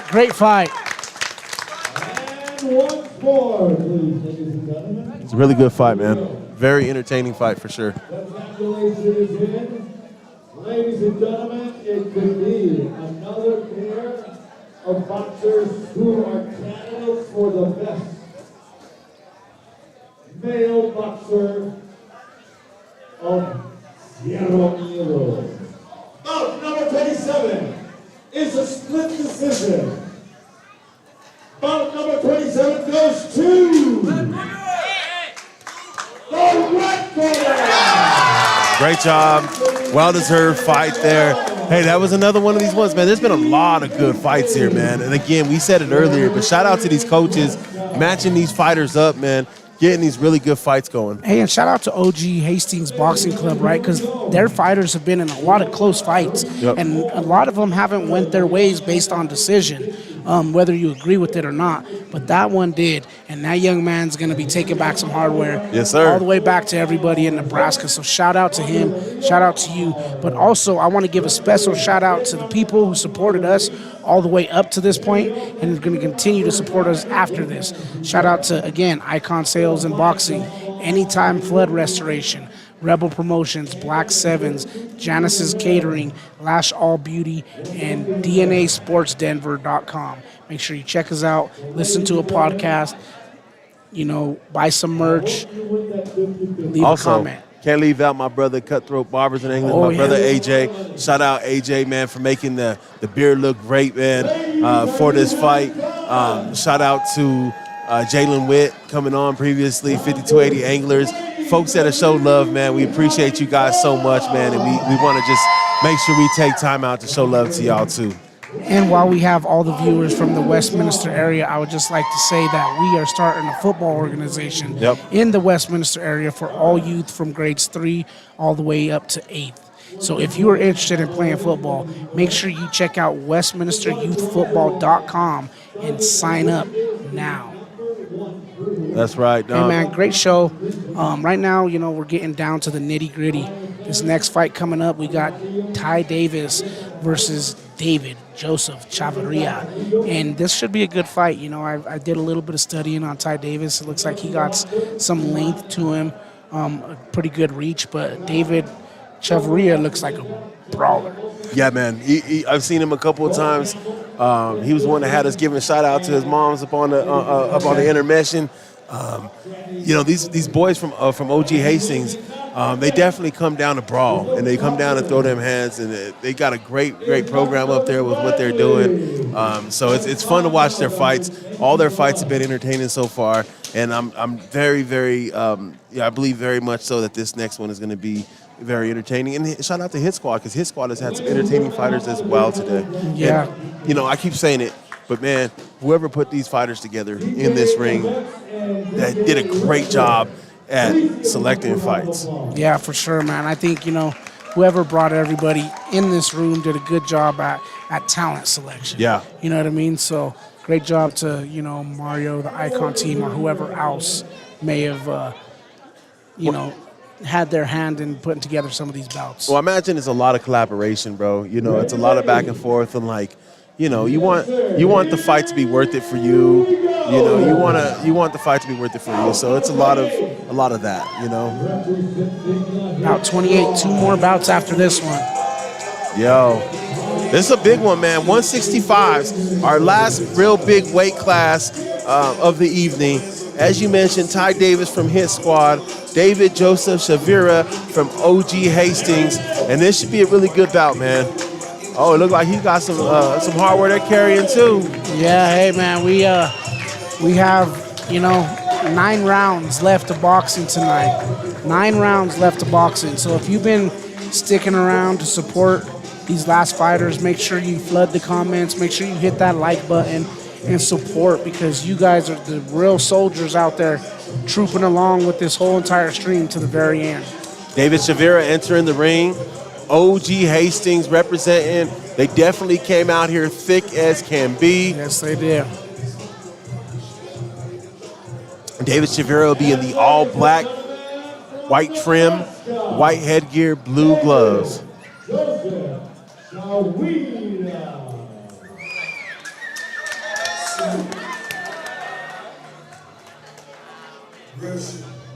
And then now making his way to the ring, we're going to have Ty Davis from Hit Squad. Ross.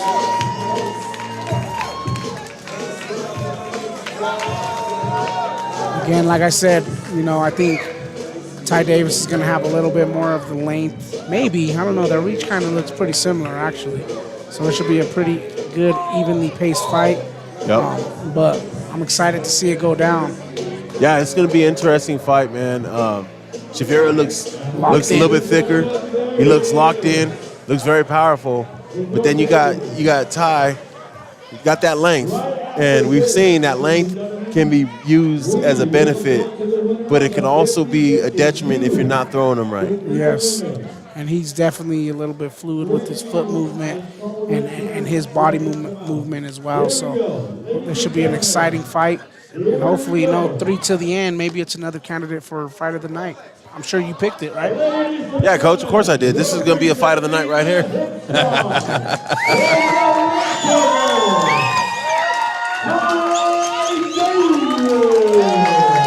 Shout out to Angelica Guerrero representing David on the live feed. Shout out to you for participating, for sure.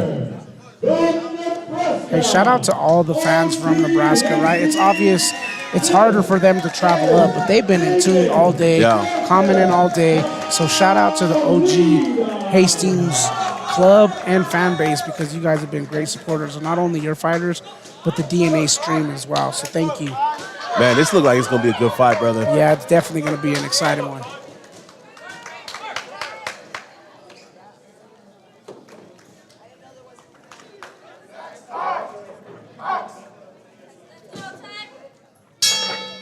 Here we go. Getting this one going now. Early body shot there for David.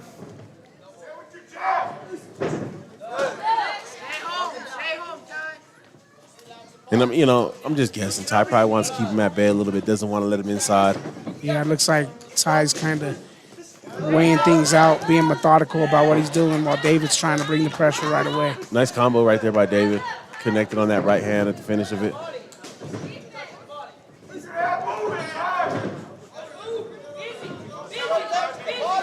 Both fighters filling each other out.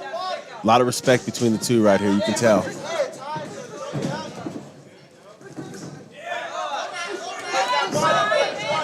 Nice exchange into the break. Good two-piece by Ty right there. Yeah. David answers with one of his own. Ooh, nice body shot right there. Slick through for David. Very nice body shot, just underneath them gloves. It's the way you break down. It's the way you break down a taller fighter, man. You know, work that body, break him down, bring him down to your level. Nice jab there by David. Way to jab and move there.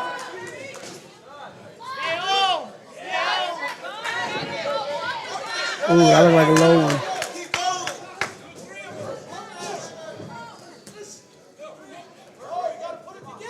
Good action here in this first round of this fight. Both these fighters very methodical with how they're doing it, almost surgical. Yeah. Great head move by Ty Davis right there. Ooh, nice connection right there for David. So far through this round, I think I have David slightly edging it. 10 seconds left. Let's see if Ty can finish strong to steal it. Oh, nice combo by David right there. Answer back by Ty. These guys are banging the last 10 seconds. There we go. Good job. Great first round of action right there in this one. Holy cow. Yeah. David Shavira, hey, he finished that round off strong. He did. He started it off strong too, so I would definitely give that round to David in the first. Yeah, both these fighters though, man, it seems like there's a lot of respect between the two fighters. You know, they're keeping each other at distance. They're not willingly trading it back and forth inside, you know what I mean? Yeah, and you know, it looks like there's a lot of experience between the two of them. You know, again, two different style of fighters, but you know what it seems like Ty does well, David is also trying to do good as well. Yep. So, you know, usually when you're fighting a fighter where your style clash is completely different, you don't want to necessarily match what they're great at, but if you can somewhat be good at what they're great at as well, you can somewhat keep the fight a little bit even and potentially do what you're good at and win a fight. Yes, sir. Round two action. Ty looks like he's coming out with a little bit more assertiveness. Maybe trying to establish that jab a little bit more. You know, keep David at bay, keep him from getting inside. Looks like he's trying to bully him a little bit more early on. Oh, looks like headgear came off. You know, we've been having issues with the headgear all day, so, you know, hopefully they get it kind of straightened out and get it adjusted on his head.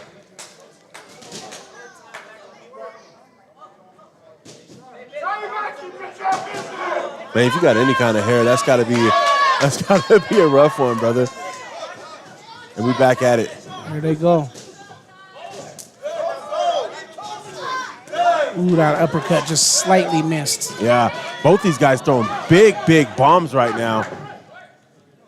Throwing big bombs right now, man. Both just off the mark. It makes you wonder if any one of these guys can connect. They both look like they have the power to make it go night-night. That looked a little low. Oh, another good shot for David. There's a good combo with the 1-2 to the chin of Ty Davis. Just missing with that overhead right. Shavira doing a great job of ducking away from that fight, from that punch.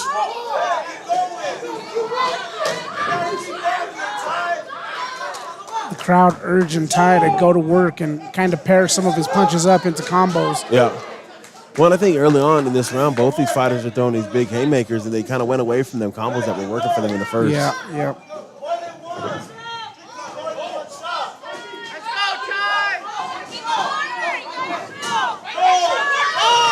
Oh, good punch right there landed by Ty. Another one by Ty Davis sneaking in as Shavira's up against the ropes, trying to keep him there. It seems like that's a good place for him to have Shavira.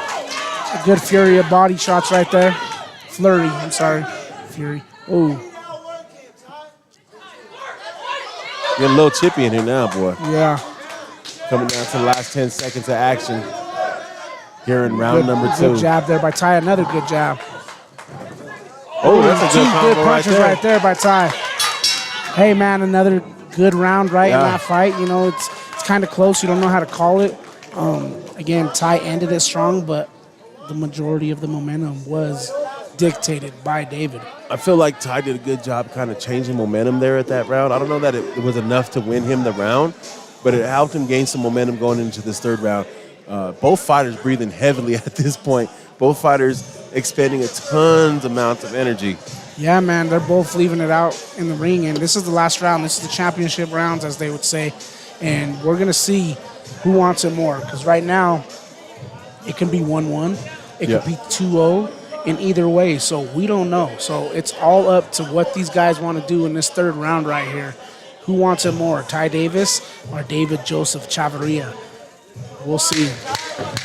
See if Hastings can take back another piece of hardware with them to Nebraska, or if Ty is going to pull through in this third round. Third round, third and final round, folks. Championship round, as we like to call it. Ty looks like he's looking to push. Good turn right there by David. He hooked him and kind of turned him into the corner and switched positions to gain control. Well, it's like Ty came in to be the aggressor, and David was able to just kind of hook him underneath, turn him around, and switch it up. And now David's got Ty up on the ropes. And we got a brawl going on right now. Yeah, he's really bringing the pressure to him. Both these fighters trying to leave it all out here. Both these fighters want to be victorious in this match. Ooh, nice shot right there. Nice 1-2 again. Look at him turning him. Oh, he's kind of, looks like he's... David's doing a good job of getting out the corners. David's landing nice, heavy shots. Ty might be a little bit... Might be a little winded. He's still going at him, though. David's doing a good job, though. So Ty's getting him in these spots where he's up against the rope, where he's up in the corner, and David's doing a really good job moving his feet and getting around Ty and getting Ty in those same positions. Yeah, he's really doing a great job at circling, hooking, and switching positions and gaining control, as you could say. Middle of the ring. They're pleading for Ty to go. Middle of the ring. Urgency is on. He has Both to fighters. go. Big right by David right there. Stopped him in his tracks there. Oh, there's a nice one by Good Ty. blow by Ty. We got to keep going. Tied up against the ropes right now. Who's going to push their way out? Oh, that might have been over the head. Oh, there's a nice right by Ty. Oh. Another nice right by Ty. Now the tide's turning a Oh, little here bit. they go. Another Back and one forth. right there. Let's see who's going to... Who wants it this more? fight? Who wants this fight? Last 10 seconds coming Here up we go. here. Let's go. Let's go. Let's go.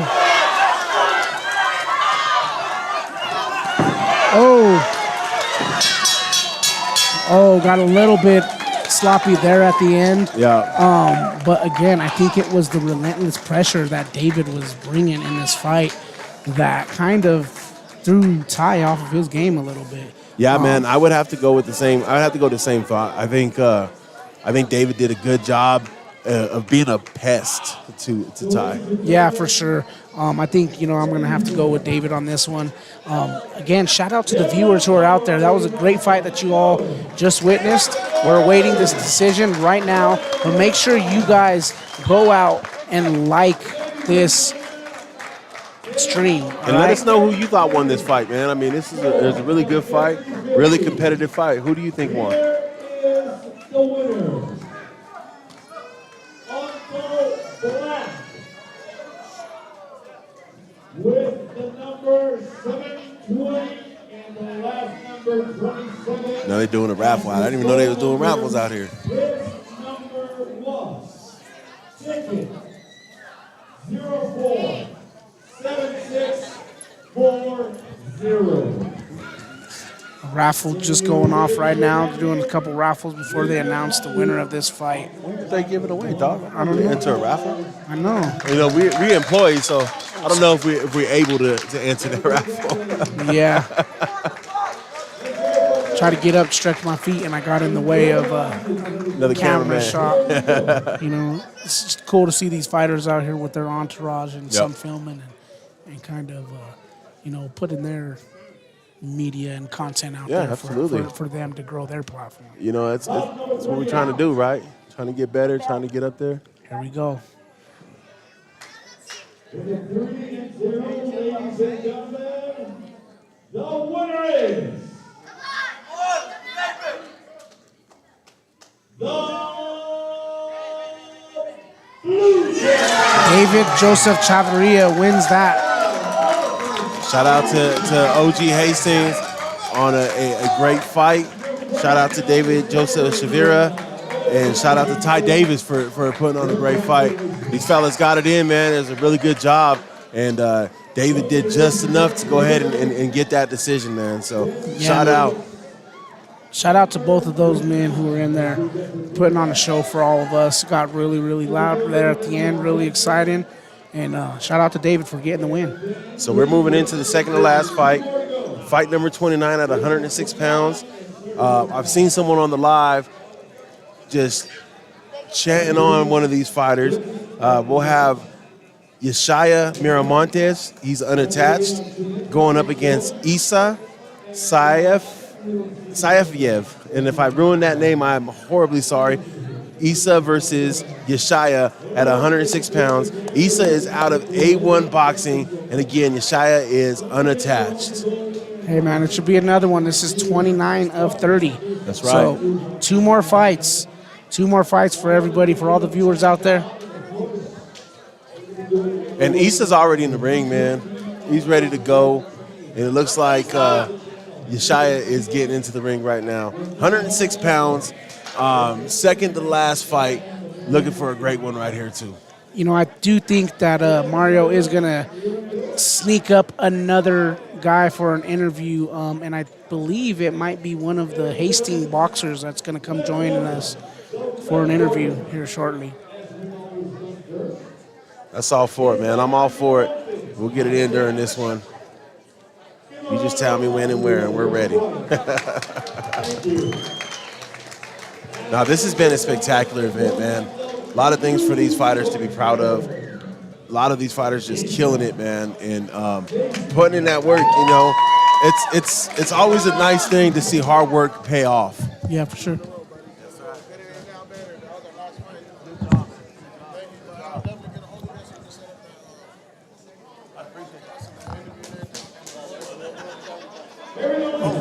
Sure. That's right. Who did he say? Someone's going to come sit with us? Yeah, I think so. I think David's going to come sit with us. Yeah, for you guys who are cheering on for David, he's about to sit down with us in an interview.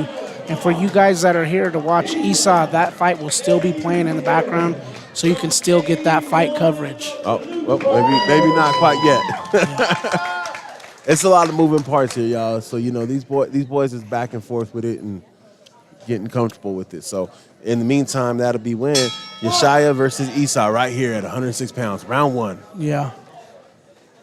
Round 1, you know, I think David's just getting a quick drink of water. Just got done with the brawl, so he will be joining us shortly.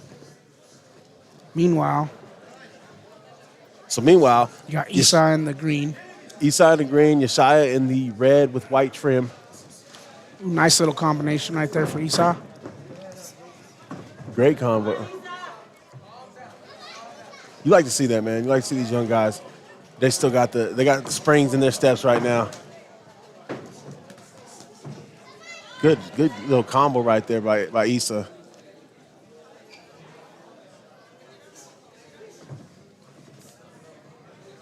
Again, Issa fighting out of A1. Yeshaya is unattached.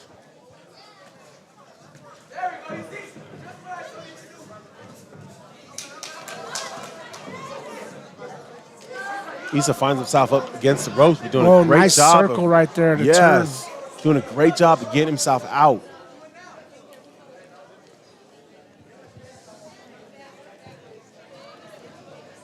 Fighters squaring each other up in the center of the ring, looking for their opportunity to strike. Good punches right there for Yeshaya. Hey, good job, Esau against the ropes. Mimi go across the string with her Fighter of the Night trophy for the ladies. Putting on a great show against Gigi early on before the intermission in fight number 16. Great little competition. Nice punch lands for Esau right there. Another good combo. Esau's crisp with his combos right now, man. He seems like the faster fighter for sure. He's not afraid for that action to come to him, almost like if he encourages that action to come. Does a great job of turning his power around and getting the upper hand. Good round right there for both fighters. I do think I lean towards the blue round with Isa in that round. He just seemed like he was a little bit more poised, a little bit more deliberate with his punches. Yeah, great round right there. Lots of action, man. A lot of good work in there. A lot of good work in there. Dom, as we get into the end of this, man, we're finally at the end of it. We're wrapping it up. Got this fight, one more fight after it. Man, I got to say, this has been fun. Man, this has been a blast. Again, this is the first time we've done this. We've been boxing fans our whole lives, right? But this is the first time we've actually commentated a boxing event. And it happens to be 30 title fights. Yeah. An amazing event put on by Icon Boxing. A lot of great fighters, a lot of good fights. I don't think there was one fight here tonight that I was disappointed in. No, man, they've all been solid. Shout out to matchmakers. Shout out to all the teams that come out here thick, man. It's not just one or two fighters; they come out here thick. So shout out to them as we begin round 2 action. Like Yeshaya is a little bit on the go. Knockdown. Scored a knockdown there. Esau scored a knockdown there, so that's big on the scorecards. That's big on the scorecards for those watching at home. Not only is he controlling the pace up to this point, but the score down. And it looks like knockdown knockdown may edge him 2 points in this, make it a 10-8 round if he could continue at this pace. And to be honest with you, it didn't look like a big punch. Maybe more Yeshaya being off balance, but nonetheless, it landed, and it brought him down to at least one knee. So, knockdown is a knockdown, and I'm sure Isa's not going to argue, and he's going to take that. Both fighters feeling each other out. Nice landing right there by Yeshaya. Isa definitely looking very confident right now. Good uppercut there. Ref warning not to hold.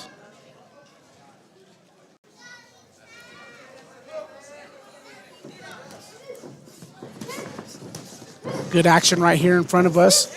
Right in your living room or in your car or on your laptop. Bringing it live to you. DNASportsDenver.com. Make sure you check us out. Good punches and bunches are being thrown in this ring right now. Well, and that's what Isa needs to do. I think he's trying to do too many single punches, 2-punch combos. He needs to mix his combos up a little bit more if he's going to break through the defenses of Isa. Isa's definitely the faster of the two fighters, I think. At least at the head movement. Ooh. There's a nice left by Isa. But, if you're going to break them faster, the fighter, you got to put them punches together. You got to do more than just one punch. Because you swing it one time and missing, it puts you off balance, and it gives your opponent a better chance to take that upper hand on you. Yeah, for sure. He's definitely, again, controlling the pace of this fight, creating the tempo, great movement, ducking underneath punches, throwing punches after he ducks and moves.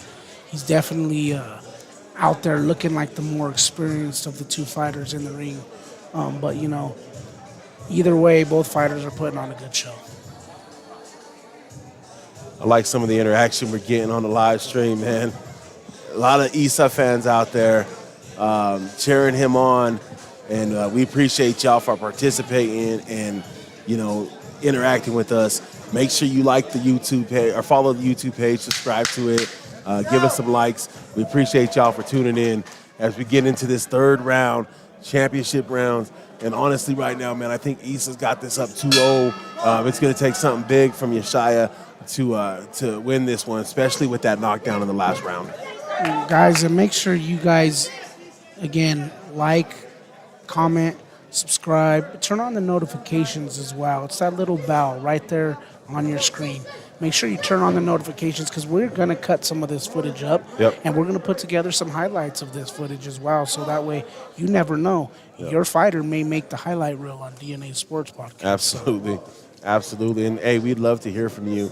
DNASportsDenver.com/AskDNA. If you want us to talk to a fighter, get somebody on, man. Let us know. Right there. Isa with the work, the footwork that gets him around back to center ring. Almost fishing Yeshaya into the ropes and then trying to turn it around on him.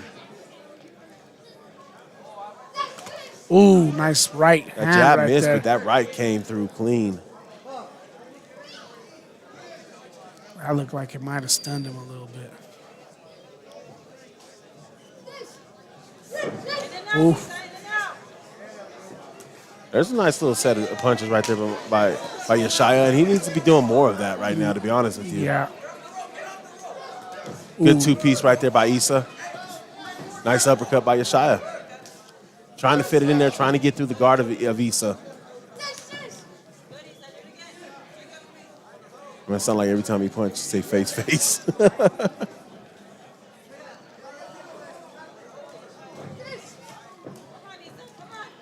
Yeshaya being a little hesitant right now, and I don't think he has the luxury to be able to do that. You know what I'm saying? What's this weight right here? This weight is 106.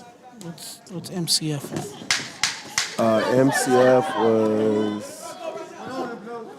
Oh, he's way smaller. Yeah. 72. Yo, I'll tell you what. Great round right there. Issa got some love in these comments here on the YouTube stream. Shout out to y'all for jumping in here and representing for Issa, man. We appreciate y'all, and I'm sure he does as well. Yeah, man. Probably the most celebrated fighter here in the comments so far tonight. Definitely. And hey, well deserved, because that kid was out there punching, right? Yep. And moving and really making some impact in there. Also gave us good sound bites as well with his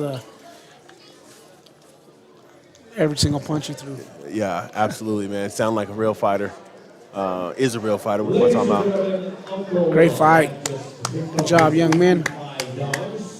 From the 50-50, so let's give him a big round of applause. Also glad. All of a sudden, he got a bunch of you. Dono is pissed at you. Yeah. That's all right, man. He's going to enjoy his time in Colombia. There they go. Man, what an event. It is nearing 9:30 p.m. Man. And we're getting ready to have the last bout of the night. Jeremiah Rios versus Markel Grant Alston. You know, I hate eating late, Dom, but it's going to be a late dinner tonight. Yeah, nuggets, baby. It's only a couple of days of the wait. Okay. So, ladies and gentlemen, here comes the decision. And the decision, ladies and gentlemen, is a split decision. Wow. Number 29. Split decision The split decision goes to the red corner. Wow. Yo. What a choice there. That has to probably be one of the most controversial decisions of this whole event, man. Yeah, man, that decision. Shout out to Esau. I think, and shout out to the other fighter as well. I just think, I think Esau definitely did enough to win that fight. And, the fact that it didn't go in his favor is pretty surprising there. Oh, man, I know the YouTube feed about to be pissed off, Yeah, son. I believe and, so. And rightfully so, man. I totally thought Esau did way more than enough to win that fight. And yeah, they are exactly how we feel too. And hey, I sympathize with you guys on the feed. No slight to Yeshaya at all, man. I'm like, no disrespect or anything like that. But right is right and wrong is wrong. Right. And I thought Esau did enough to win that fight. And it just goes to show you you gotta know what the referees are looking at. And Esau did drop him. So oh man. Yeah, he did knock him down. And there's a lot of people in the comments right now commenting on it that weren't even a part of the original people cheering for him. So that means that other spectators who were just watching this fight saw exactly what everybody else did, and the fact that Esau should have got that victory right there. And he shouldn't hold his head down. No, not low at all. He should hold his head high, knowing that he came here, he did what he was supposed to do, and unfortunately, the decision of the judges went the other direction. We were very excited that there was no controversy through most of these decisions. A lot of close fights, yes, and a lot of them could have went either way.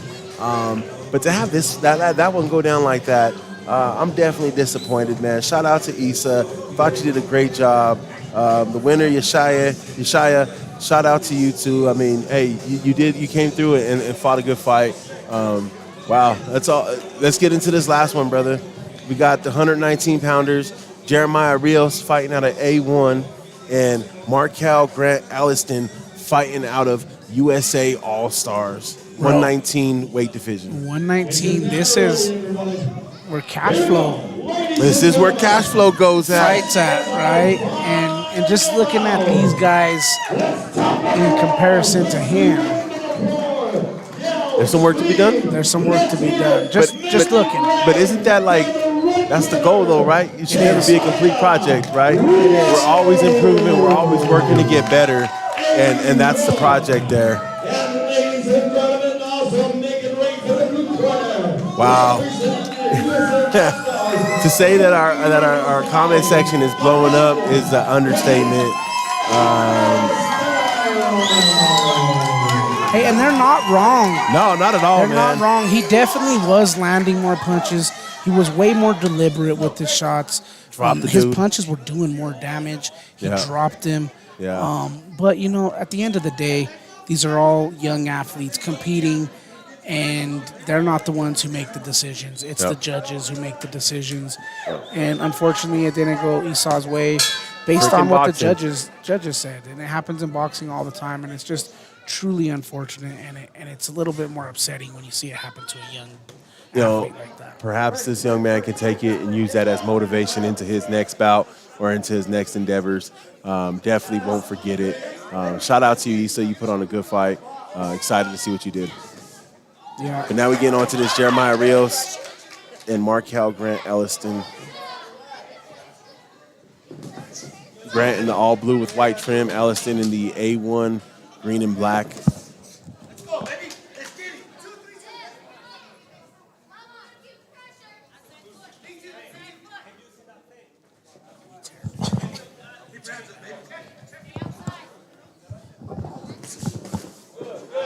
Great action here.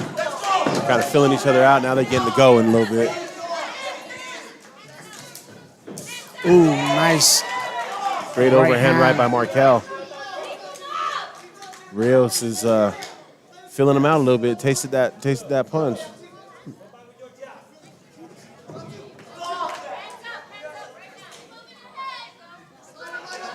I wouldn't be surprised if we lost majority of our viewers after that last decision. Nah, man, they're hanging strong. They're hanging strong, letting us know what was wrong. Yeah, I agree with you for sure, Vasib. Respect to both fighters, but everybody who was watching the fight really seen and probably shares the same opinion on who took that one. But again, respect to both fighters, respect to both corners, and nothing but best of luck and good wishes to both of the fighters going forward in the rest of their career. We got an exciting one here for the last one. Oh, that boy's exchanging the last 10 rounds. Here we go. Both of them trying to steal that round. Both of them throwing haymakers, letting it all go here at the final 10 seconds of round one, trying to steal that round. Great job there, man. That's close action. I don't even know who to think on that one. Yeah, man. You know, while I've been wrong before. while Rios was putting a lot of the pressure, I think Markel was a lot smoother and landed a lot more deadly shots there. Yeah.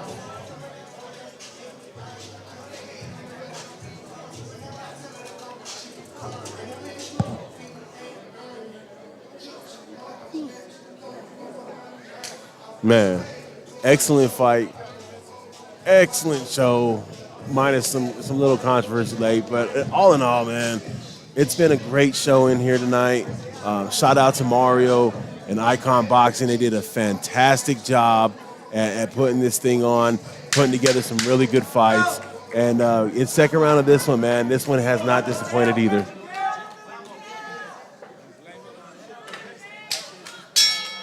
Here we go. Let's see what's happening. You know, that's why I just...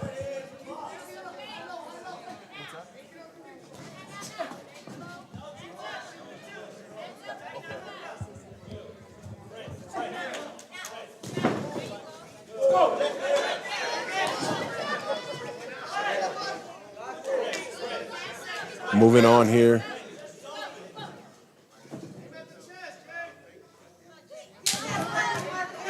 Good Markel's combo. very patient, man. He has quick hands. Ooh. There's a nice 1-2 combo there. Oh, there's a nice left that stunned Reels a little bit. Reels returns a right of his own. Look at Markel has that look on his face like he knows what he's doing right now. He knows that he kind of got Rios where he wants him.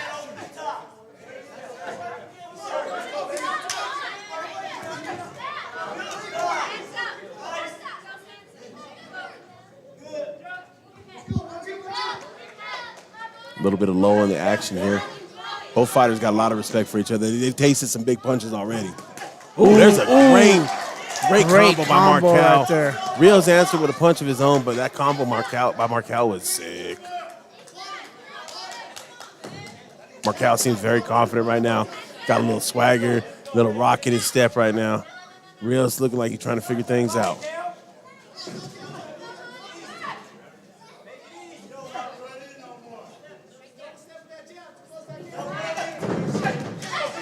Nice left right there by Markel.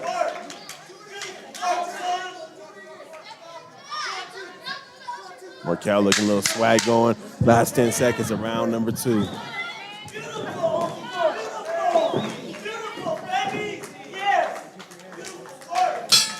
This is the championship round of the entire event. The Last round of the event. night. So let's see what goes down. We're at this point right now, Dom. What do you think at this point has been the fight of the night for the fellas? Oh man, I think I still have to probably stay firm at the the Isaac Alvarez and the Picasa fight. You know, I think that one was probably one of the better fights of the night. It's either that one for me or probably the one from earlier, which was the St. John one, Calvin St. John and Edwin Ramirez. Yeah, Calvin St. John. I think you're right with that Isaac Alvarez one, man. That fight had them fighters were the most crisp.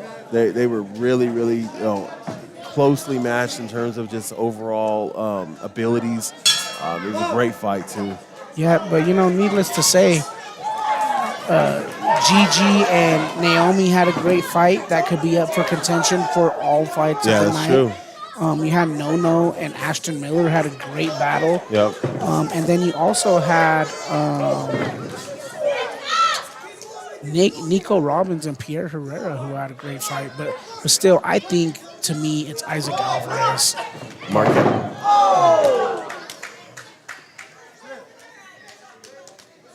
A little slip there by Markel. And punches didn't connect, so he's getting a little cocky there in the ring, and you could hear his crew telling him to chill out, just get the fighting. There's a nice left right there. Markel got some timed out really well, man. Rios goes in for a punch, Markel hits him with 2. He's doing a great job at countering everything Rios throws at him. Man, his hands are so quick. Yeah, he's definitely the faster of the 2 fighters.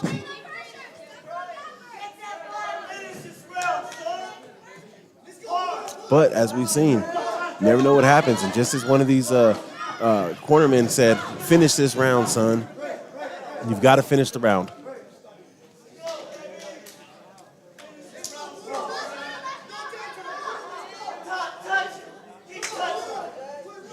Looks like Markel's content with just riding out his victory. Not trying to get into too much danger. Showing a lot of respect for what Rios can do. There's a nice punch right there by Markel. Right on the chin of Rios. Just above that right hand. Last 10 seconds of the round. Last 10 seconds of the fight. Last 10 seconds of the night.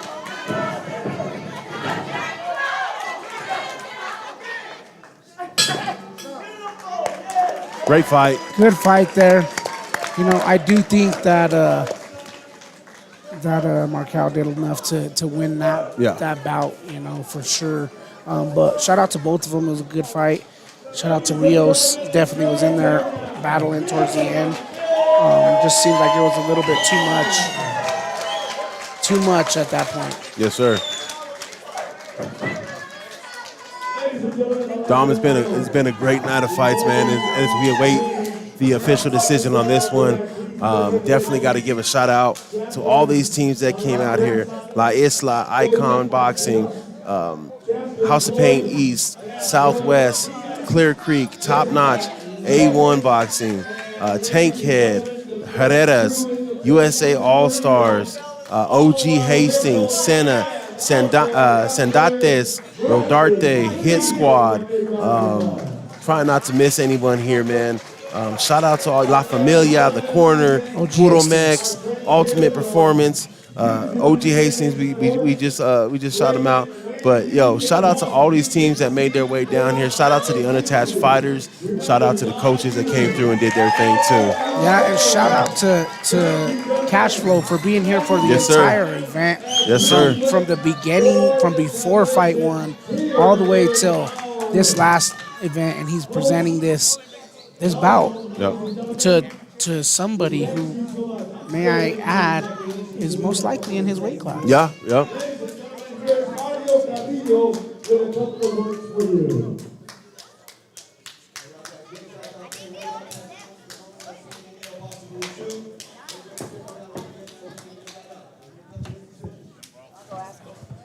The decision, ladies and gentlemen, when Clint Davis would you please give the three men up there a big round of applause. And also for ladies and gentlemen, this is bout number 30. See what's going to go down right here. We will also give you here in a couple of seconds the best male boxer. Now here we go. Bout number 30 is a split decision. Split decision. Wow, split Ladies decision. and gentlemen, Close one. the winner is the blue corner. Okay, man, I was about to throw my headset off, but that didn't happen. Yeah, You know, shout out to them fighters, but hey, Markel had that one right there for sure. I don't know if it was the split decision, but great fight nonetheless. Shout out to Jeremiah Rios for getting it in and fighting his tail off, and shout out to Markel for the victory. Looks like we're gonna get ready to hand out some Fighter of the Night equipment. Yeah, man, it was a great fight. Shout out to all the fighters who came out tonight. Shout out to all the fighters who maybe didn't have the fight going their way, but they still, nevertheless, held their head up high and walked out of this ring like champions. And every single one of them deserves to be celebrated like champions, because that's what they are. They came here today and they put on a show for everybody. So shout out to all the fighters, winners and the ones who took the lessons. Shout out for everybody, all right? Because everybody out here did a great job tonight in performance as far as boxing goes. Man, it really was a great night. There's no one should walk out of here with their head low or hanging their head, man. Seeing these fellas walk around with these straps, man, congratulations. Good job today, fellas. Great performances by all the way around, man. So based on your vote, what do you think? Guys, this is all for you. Boxers, We still think that it's going to Isaac Alvarez, yeah, right? yeah, for sure. I don't even see their team in the building no more, I don't think. not an easy decision. I thought I had it wrapped up, and then some new stuff happened. There was about 4 or 5 guys. But from our last Wouldn't be surprised to see No-No. chance here, I'd like to get David Chavira in the ring, please. Hey, there we That go. was also a great fight. That was a great David fight. also performed very well. And, you know, not only is he going back to Nebraska with the bout, but he's going with going a big-ass back trophy, with a too, big-ass boy. trophy as well. Hopefully that could fit in the car on the ride home. Someone gonna have to stay back in Denver and not gonna be able to fit that thing in the car, huh? Yeah. Hey, shout out to David. Shout out Chavira. to him, man. Hey, it's a great job done. You Hey, know, and that's saying a lot, bro, because there was a lot of great fights. A lot of good and for fights. me, you know, Isaac was still that dude who kind of was very, very crisp within that. yeah. But I will say, everybody probably thought David was going to not be victorious over Ty, Yeah. and he controlled the fight the entire time, and he deserved the trophy just as well. So, Dom, let's go ahead and put a bow on this thing, man. It's been Kisses, a great bye-bye. night of fights. Shout out to David Shavira. We're going to try to see if we can get him down here for an interview. But if not, man, shout out to the whole OG Hastings team for coming through and showing out. I know some of these decisions were kind of questionable, but you know, it's boxing, man, and there's always more. There's three eyes on it, you know, and you know, three people think the same. If you can go, me, you, and Donald right here, you can talk to either one of us, and I guarantee you, we've got three opinions about three different things, you know. So it's one of those things, man. Like, you live and die with decisions. You know, as a fighter, you just you shake it off and go out and get the next one, right? On to the next one, on to the next one, on to the next one. So shout out to all these fighters for killing it. You know, shout out to Floyd, man. He's signing them straps up for them boys right now. Yeah, that's what's up. He's out there giving them some love, right? They won a championship, but also got a future great in this sport. It's autographed right there in the ring, and that's what they do it for, right? That's what this is all about. It's about growing the sport and also just giving love to those, I guess you would say, underneath you, right? That aren't quite at your level. Just showing them the love and support that they truly deserve. And shout out to all of them. It's always dope to see someone from the professional ranks giving you some recognition, giving you a nod of recognition, like, hey, I see you. You know what I mean? Like, it's you know, amongst our peers, it's one thing. But when you get someone from the professional ranks that like, yo, I respect what you do, shout out to you, good job, congratulations, man. That's got to mean a whole lot more. Hey, good job, Issa. I thought you won that fight, man. You did a great job. Hey, good job, Issa. Hey, you had a big following on here on the live. You want to get up and say what's up real quick, Issa? Yeah, let's get this young man on this fight because I do want to see her on this right there. Take a seat over there. You can stand right there. Stand right here. Stand right there, Issa. Yo, we just gonna get Issa on the camera real quick because we thought he did a good job in that fight, Issa. Say what's up to your folks, man. You've got a big following out here, man. Let me show you something real quick. This is all for you, Issa. Thank you. These people fighting with the judges on our chat group right now, man. So say what you want to say to them and big shout out. I wanna appreciate that, all the support. I thought I won. It's all good. Next time I just need to train a lot harder, and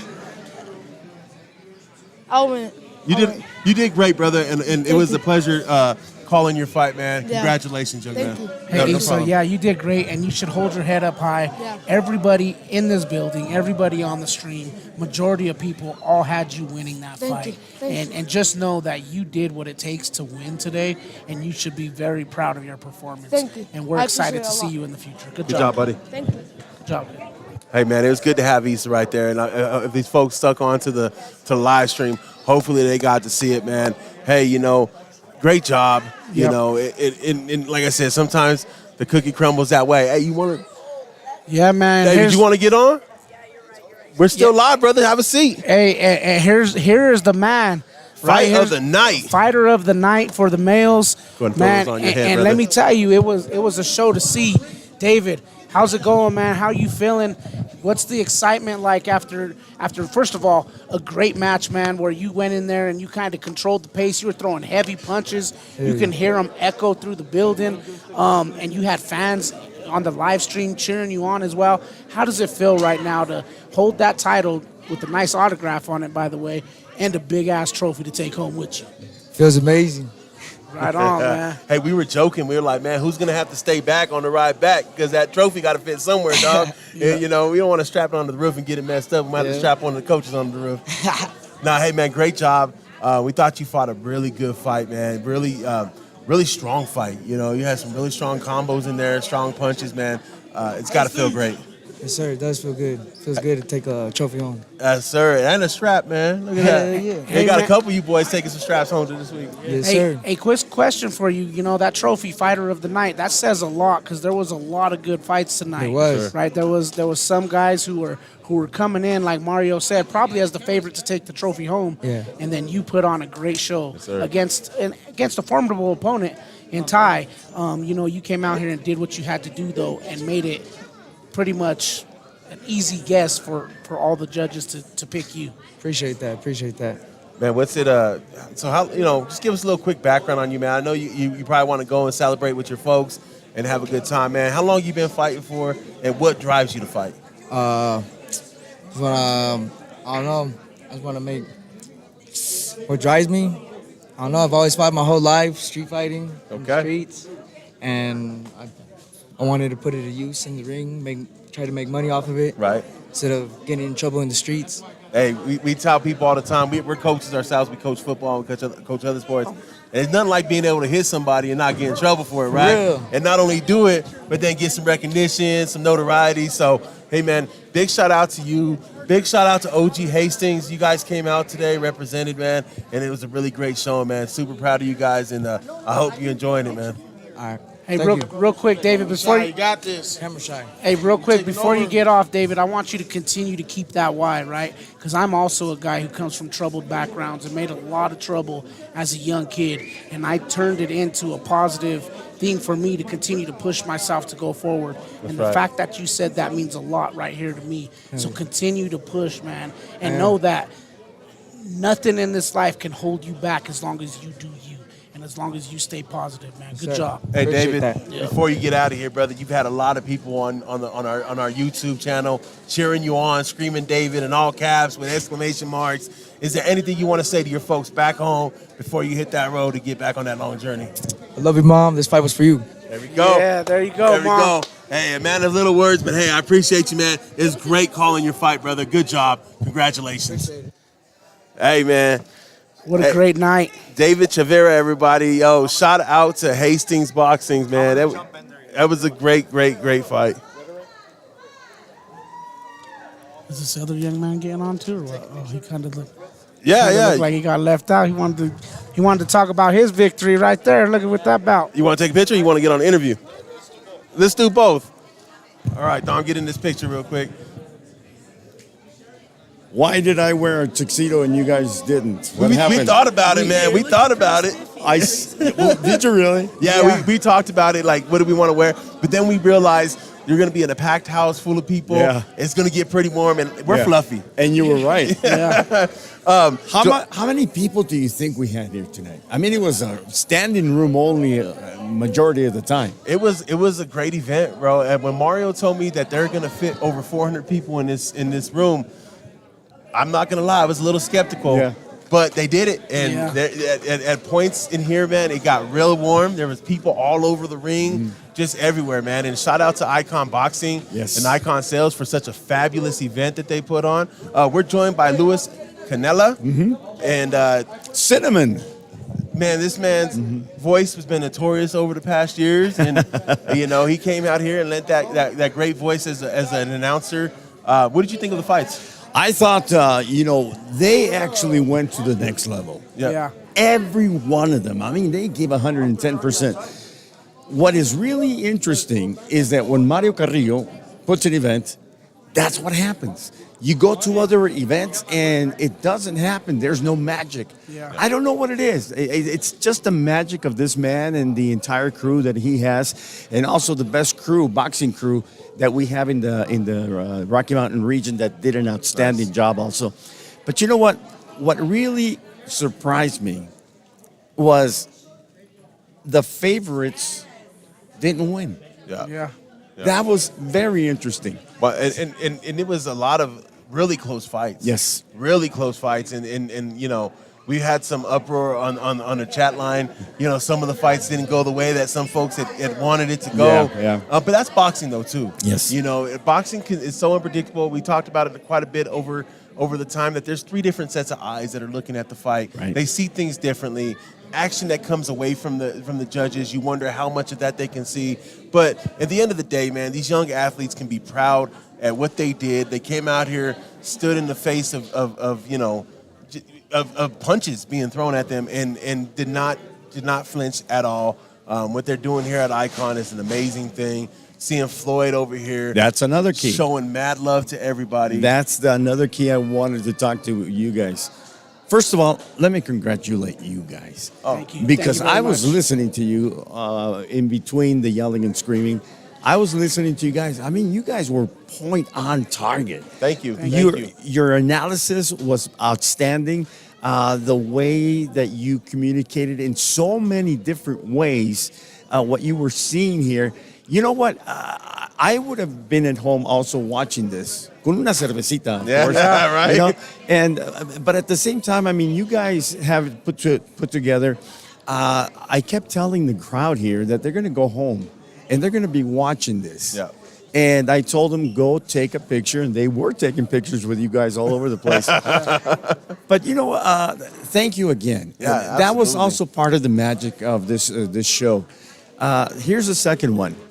You guys were talking about also what is a champion. Yeah. Floyd is Yeah. a champion. Yes, sir. Yes. And then Gonzalez is a champion. sir. All of these guys are coming up. Do you remember a couple of years when boxing was dead? Yeah. Dying sport. And these guys are now national winners. And they're the future. Yes. And they're the future for the sport. Yeah. And I feel like the sport's in good hands. Yes. Just seeing these guys in the ring right now and doing everything they're doing for these young people. And- Boxing is in good hands. And you're right. You know what was most impressive to me coming into today was Floyd, Yeah. his dad being in town, coming to Icon Gym, taking their time and telling and teaching Yeah. the young kids. And they were Yeah. here all day. Yes. All day, man. And they're this still is a long here. event. Still here, taking pictures, Look at signing autographs, bumping shoulders with the people. You know what was also great is Floyd and his dad both chose No, which is he still in the ring with them? No, he's not in the ring anymore. But No for one of the fighters of the Knights, and they said that his style emulates Floyd from when he was younger. And both of them at separate times chose him as one of the guys that stood out. So that's something that was also really special. 37 championships that Floyd has won nationally. Yeah. And now he's got three, he's got 9 victories out of 9. Yep. And he's working got, towards that title. And 3 have been from knockouts. Yep. Man, you're right. We are in good hands. Yeah. Caballeros, I'm going to let you go. Thank you so much. It's been an honor working with you. Yes, sir. I Appreciate hope it. I wasn't too loud because No, you You're did perfect. great. Are you sure? Because Yeah. I don't have a voice now, so I must have left it somewhere. Hey, it still sounds amazing to me, man. You were out there, and the fight wouldn't start without that great ring announcer, and you were doing a fabulous You got job. the pipes for it, Gracias, for sure. man. Hey, one thing I want to tell you, when we decided to do this, it was all by accident. We had Mario on a podcast. We're talking to Mario about Icon Boxing and what he does in the community, and then he brought up Cero Miedo, and he was like, "We're gonna have this made. We don't have a date yet, but we're having this." I was like, "Oh, we're gonna be there. We're gonna commentate it. We're gonna live stream it, and we're gonna make it go down." And we at the time maybe bit off a little more than we thought we can chew. Yeah. But then, you know how things go, man. Once you say things into existence, they happen. And we got the ball rolling on it. Mario's been great to work with this. I've had the pleasure of growing up with Mario. We lived across the street from each other when we were kids. And to be able to take our platform to this platform and combine it, it's truly an honor for us. And it's truly an honor to have worked with you, Mario, and all these great boxing clubs today. Thank you so much. And one last thing, I just thought about when you were mentioning this. It's very cool to have your role models in front of you. Yeah. These guys, I asked, one of the questions that I had asked talking about them, what's their favorite food? Everybody said tacos and spaghetti. And one guy said macaroni and cheese. Another one said anything. Pero one of the last question I was asking is, who is your role model? Yeah.